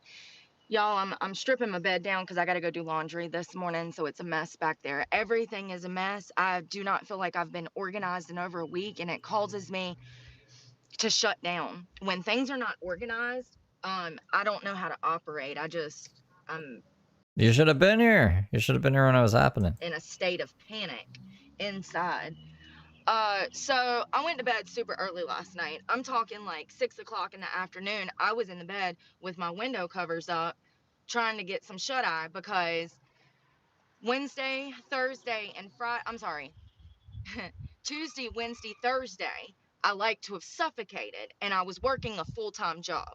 So I'm getting off of work around 7 o'clock in the evening, and I'm going into work around 12 lunchtime. Actually, I get there around 10:30, 11 o'clock to start getting ready because it takes me about an hour and a half to get hair, makeup, all of that done to dance. So I'm getting out of work at 7. You would think that by 7 o'clock, It's very nefarious, Amber. it would be chilly enough or No, honestly, like if I thought there was some really good key points or something, I would go search like the transcript. But it was just like a big long rant about how basically the same thing yesterday. You know, her mega rant, where she showed Randy's trailer and everything. I think that rant was better, but it basically like hit all the key points again. The only difference is like apparently Randy wanted her to have the shed door shut because he didn't want Barbara, his ex-wife, seeing that Brooke was there, which made her really angry. And now she's going to run away. She's going to go live in the woods. So she is going to be back. She is going to be back. We got to be on high alert. If you see her go live, if my bot fails us, I should actually take this time that we're doing throwbacks to tweak the bot so I can make that other server so we can have notifications all the time. So if you're still subscribed to Brooke, you can unsubscribe and you can just get notifications from that server. cooled off enough to actually get in the car. What the fuck? I'm getting so aggravated. This is what I'm talking about. Little things be setting me off. I don't understand why shit won't set up. Jesus. You would think by 7 p.m. that it would be cool enough for you to get in the car and actually go to sleep, but that's not the case. Every night that I got off of work, it was above 87 degrees every single day last week. When it is that hot, just setting, you are dehydrating yourself. When you are setting for hours. Well, she forgot her Macho Man glasses in her stripper locker. This has been, I feel like, the longest. Is it 2 days? I think it's just a day. The longest day ever of this in the past. All day, some days, out in the blazing heat, you are dehydrating yourself. Just setting is enough to kill you in this heat. So I wake up last night. I go to bed at 6 o'clock, put my window covers up. I'm enjoying my new AC. I haven't had AC in a year. So I get in the bed and I get to sleep for 2 hours, and I wake up at around 9:30 and it is hot. When I say that my clothes were soaked through and through, not only were my clothes soaked through and through, but my mattress was wet from the sweat. So that. But she just got her AC fixed last time we saw, so why can't she turn the AC on? That's why I'm gonna go this morning and do laundry, because I usually do it 2 or 3 days a week and I haven't even been but once this week. So everything is dirty. This phone. Oh, she said she paid $100 to have 1 day worth of AC. so it already ran out. Well, it was $50. You just gave them $100, so probably shouldn't have done that. Because now you could have had 2 days worth of AC. That another thing, I'm waiting for Boost Mobile to open up because I'm getting a new phone today. I can't do this anymore. When I tell you that I cannot even take a picture on this fucking phone, a picture, I can't. Why though? I don't get that. You can take videos and pictures without the internet. You just got to do it on the phone, like through the camera app on the phone, not through YouTube. But she's always taking videos through YouTube or pictures through YouTube or Instagram, I guess. You can upload the pictures after, or the videos after. She's so technologically illiterate. I don't know why she chose live streaming as like her career path. Can't take a picture. It won't let me. It won't let me open the app. I have no apps on the phone other than YouTube, and the phone is. What the fuck does that mean? There are no other apps on this phone other than YouTube. None. It's just YouTube. It's crashing. So I have to get a new phone today. And that's what what I'm I'm phone waiting is for that? Boost Mobile to open, and then I'm gonna get some laundry done. So it's No internet. No internet browser. No calculator. She said that one time too. I don't have a calculator on my phone. I don't have the App Store. I don't have YouTube. so hot last night. My clothes are soaked. My bed is damp now. My sheets were wet. I don't understand why my AC is not working. I cut the car off, cut it back on. I do several things trying to figure out if maybe like a button had been hit, maybe the AC button had been turned off or something. No, it's just not working. So I suppose that I have a leak, a Freon leak, which would be like, I'm assuming like a hose that has a leak. How do you fill up a car with they filled it up. They completely filled it with Freon yesterday. And then less than 10 hours later, the air's not working anymore. And I just texted the guy at the shop that I get my work done at, and I said, hey, my AC's not working. I think that it's a Freon leak because there's no way that Well, yeah, but that's how the Freon got out of there to begin with, right? the AC was working when you guys filled it up yesterday with Freon, and then less than 10 hours later, the AC's not working. I said it has to be a Freon leak. So I don't know if he'll be able to fix that. I hope so, because it's hot. It's fucking hot. Like, it's already hot. And it's fucking 8:30. Okay, well, I don't need to cry about it. I've been really hot in my life too. I didn't have air conditioning for so long, actually. Like, so long. And actually, at my last place, my dream house, the AC broke and they were selling the house. So they were like, oh, well, just don't fix it. I was like, so I wasn't gonna fix it. I wasn't gonna drop like $600 for a month worth of AC and then I was leaving. So that was really hot too. But I didn't cry about it, because that's silly. So I spent $100 to get my AC fixed yesterday, and then this morning it's fucking broke again. That's money that I did not have to spend. This is a brand new goddamn truck. I bought it brand fucking new, I've had it for 3 years, but like, it's a brand new truck. What am I paying for? Why am I making thousands of dollars? Why am I spending thousands of dollars a year for something that doesn't even have fucking air? Like, This doesn't even make sense though. So Brooke has told us the truck payment's $1,000 a month. She says she's had it for 3 years. So that would be like an insane amount of money. How is that? 36? What's 12 times 3? I think it's 36. Let's find out. Yeah, it's 36. So $36,000 has gone into this truck, and this was in 2024. So how the fuck was this truck not paid off? Like, I'm literally about to drive it off a fucking bridge. If I didn't live out of it, I would have already went and got a new car. I think Brooke's exaggerating days again. But in my Or did she refinance it or something? work, I don't have proof of income. So it causes more problems for me. I'm so upset this morning. I really am. I still haven't, the whole week, I've just felt so uncomfortable, like sensory overload. How hot does it get up here? I don't know. I stay inside most of the time with my super AC now, so I don't really pay attention. Usually, I guess like the hottest it'll get in Celsius is like 35, 40. Like it can, it's rare it gets up to 40, maybe 38 on a really, really, really, really hot day.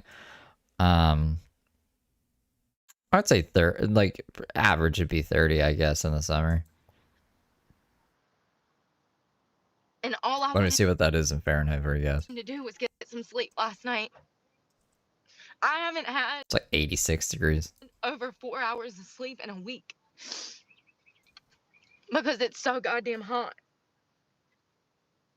And then 40 would be like 104. And I have people that are like, oh, you can come stay with me. You can come stay with me. No, I don't want to because you're fucking toxic. But this Celsius is the unit of temperature that I grew up with. And that's why I know Celsius better than Fahrenheit. I'm learning Fahrenheit, I guess.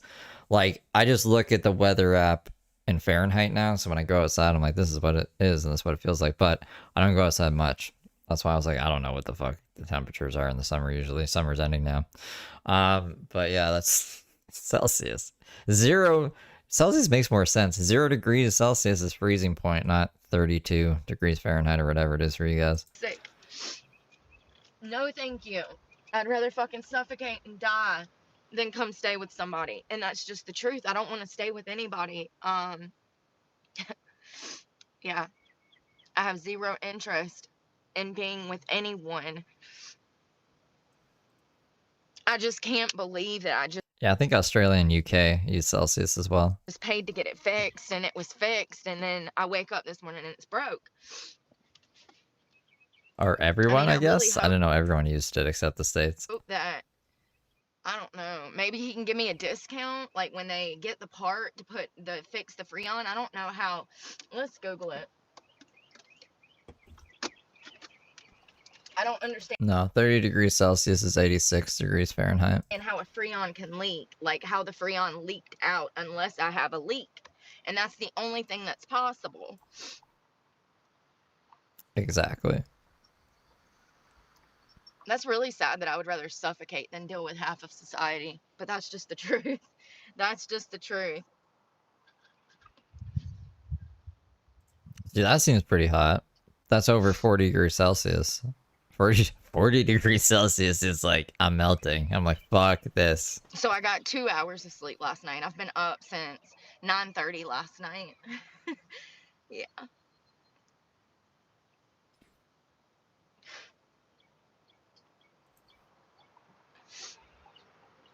I get used to tuning Brooke out. That's bad. I just read your guys' chats and like drink Mountain Dew and smoke And vapes. just in the 6 hours that I had AC yesterday, I went through half a tank of gas in 6 hours.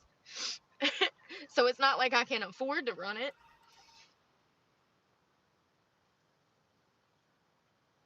I just don't know what to do. I mean, Monday through Friday, I'm going to be at work, but that still doesn't fix being able to sleep at night. And I haven't been through this before. When I lived in Florida, I had AC. I always had AC. And matter of fact, the place of business that I was running for a year, I had bathroom and shower and everything I needed there, like a bathroom and stuff, so I could get ready and use, go in the building and set, because I had keys. When I was running the Billards in Jacksonville, I had keys to the building because I was the manager. I was the general manager. So I could go there during the day if it was super hot and set and, pull my bed in there if I needed to or whatever. But like, I have not experienced this kind of heat ever in my life. And I'm so devastated that I paid to get it fixed. And it's broke less than a day later.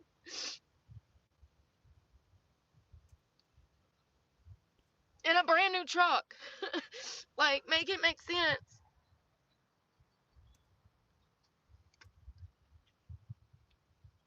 I was literally cut my phone on to Google something and I can't remember.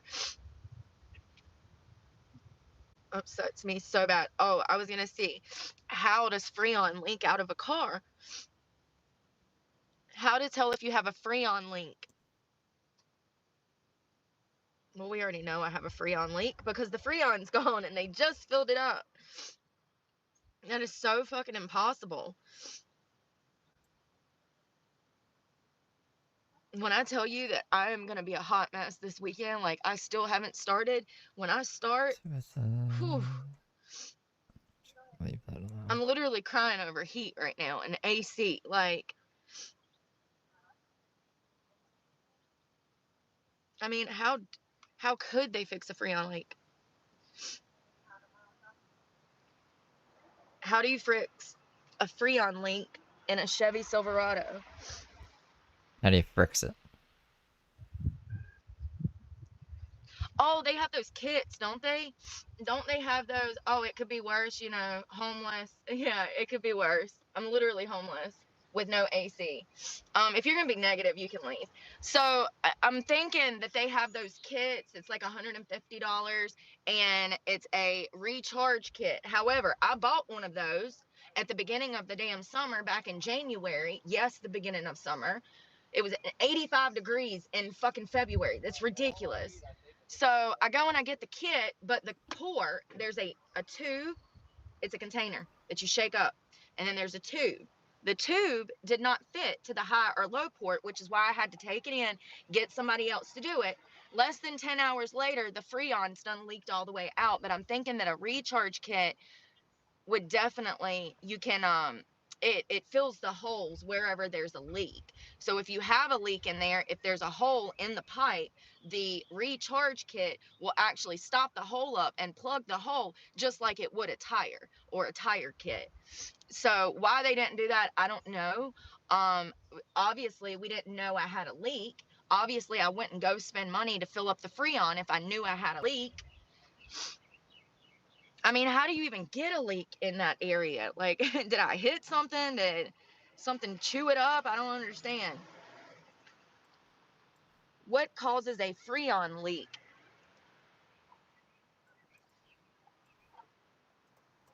Formatic acid corrosion. So it's acid. And I'm sure that it probably didn't help me being on the coastline and that salt water and driving on the beach and driving in the beach. I'm sure that probably doesn't help. Factory defects, improper installation, low refrigerant levels, and I give up this morning. Manufacturing, malfunctioning thermostat.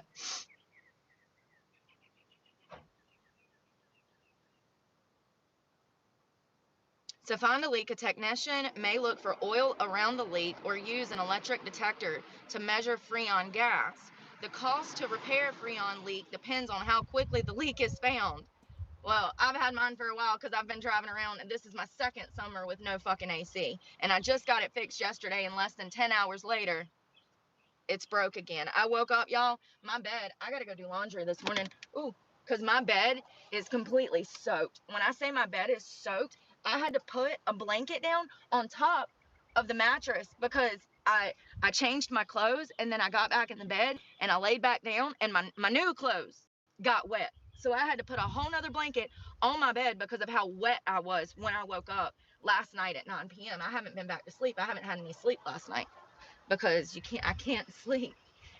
If it's any higher than 65, I can't sleep because that would make it 75 inside of this vehicle. Even with the sun not shining on it, it's hot as hell in here. Everything is black. The truck is black. The windows are black. My window covers are black. It sucks. I mean, I've literally debated getting a fucking window unit and just hanging it out the side of the fucking truck. My only problem is how am I going to build something off the side of my vehicle to support it? I mean, I'm literally right there. Like, I don't give a fuck about it looking tacky. I care about living and sleeping. I haven't had sleep all week. She wants to hang out of the truck? Tuesday, Wednesday, Thursday, Friday, and Saturday. And tonight, I'm definitely, and tomorrow. I mean, it's to the point where I'm about to spend all of my money just to go get a hotel because I'm that fucking miserable. And not only am I that fucking miserable, but it's just disrupting everything. I don't know how to put it into words. But when I'm not organized, everything is it's just a shit show. And I don't know how to put it into words what I'm feeling right now. But it definitely stems from either autism or ADHD. What? Okay. I haven't heard her call herself autistic in the new age. What the fuck? It's because I'm autistic, yes. Or maybe we have heard her say she has sensory issues, I guess. I think it's just drugs. It's just not fucking fair.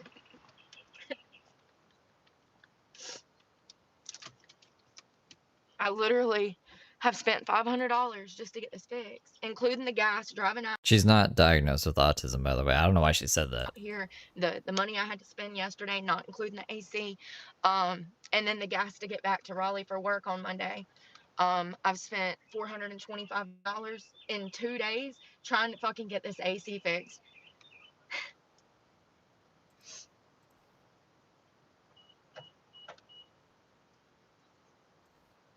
No, my back window does not have a sliding glass. And even if it did, I couldn't keep it open because I'm a single female. Nose cracked.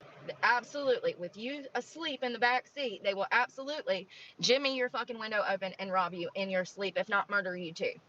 Right, so that's why I was like, why would she want to win? What the fuck is a window unit? It's not like she wanted to hang outside of the car because it's too hot in there.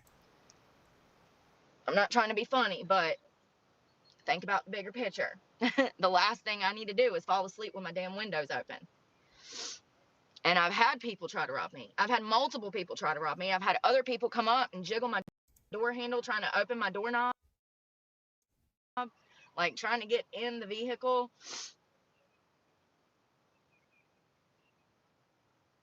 You know, maybe I just need to take it to Chevy. Maybe I should just drive over to the dealership and say, hey, I need a van. I don't even know if they carry Sprinter vans at the dealership that I go to, but maybe I should just go upgrade, because literally for what I'm paying, I could have a fucking Sprinter van. The reason that I haven't went and got something bigger to live out of was because I've already got this halfway paid off. This truck is halfway paid off, and I just felt like trading it in would be wasting money, because this was my dream truck. I wanted this truck. It's a black Chevy Silverado 1500 4-door 4x4 Z71 package. You know, I wanted this truck, and my plan was to keep it for the next 20 years. But at this rate, with things breaking like it has been and me having engine issues, I just think that maybe I should, I don't know, maybe I should look into going and getting a What's Sprinter. going on? Is she live again? I got some kind of notification. Nah, it's just Cleveland. Because what I'm doing is not working. And every time I turn around, I'm dumping more money into something that I can't even be comfortable in. Like, I don't mind paying the $1,000 a month truck payment as long as I have AC and I'm comfortable. Like that, at the very least. It just sucks to waste all of this time, drive, you know, a damn 7-hour drive to come get it fixed, and then it's good for 6 hours. And I wake up in a puddle of fucking sweat about to die.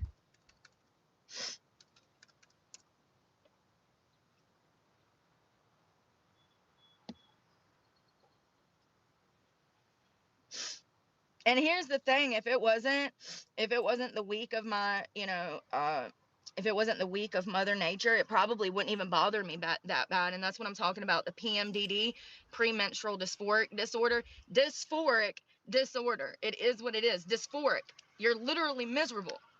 Like, for a whole fucking week. And if I had, you know, if it wasn't this week, it probably wouldn't bother me that bad. But due to the fact that it is this week, I'm having emotional breakdowns left and right over shit that really doesn't matter. I mean, the AC does matter. That's my health. Like, people don't understand. When you go from using the bathroom 10 times a day to maybe urinating once, that is a sign you're about to die. That's dehydration. Or you just drink more? I don't know. I understand some people Son, you're gonna don't pay die. attention to their bodies like that, but I do. And I care about my health. And I've worked my ass off to get to where I am physically. And it just sucks that my health is taking all of these hits because my AC is broke.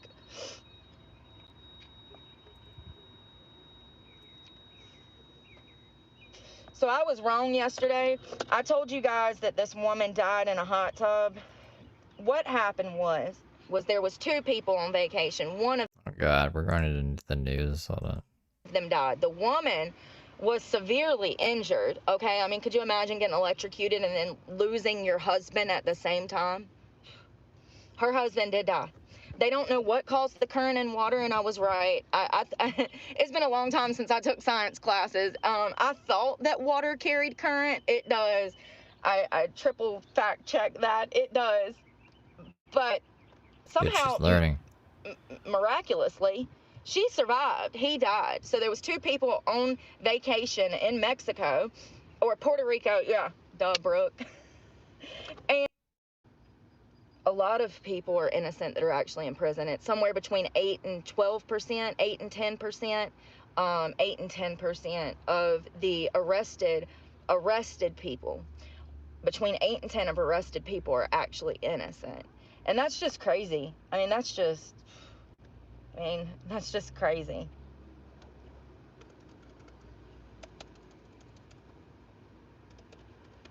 I gotta go eat, but like,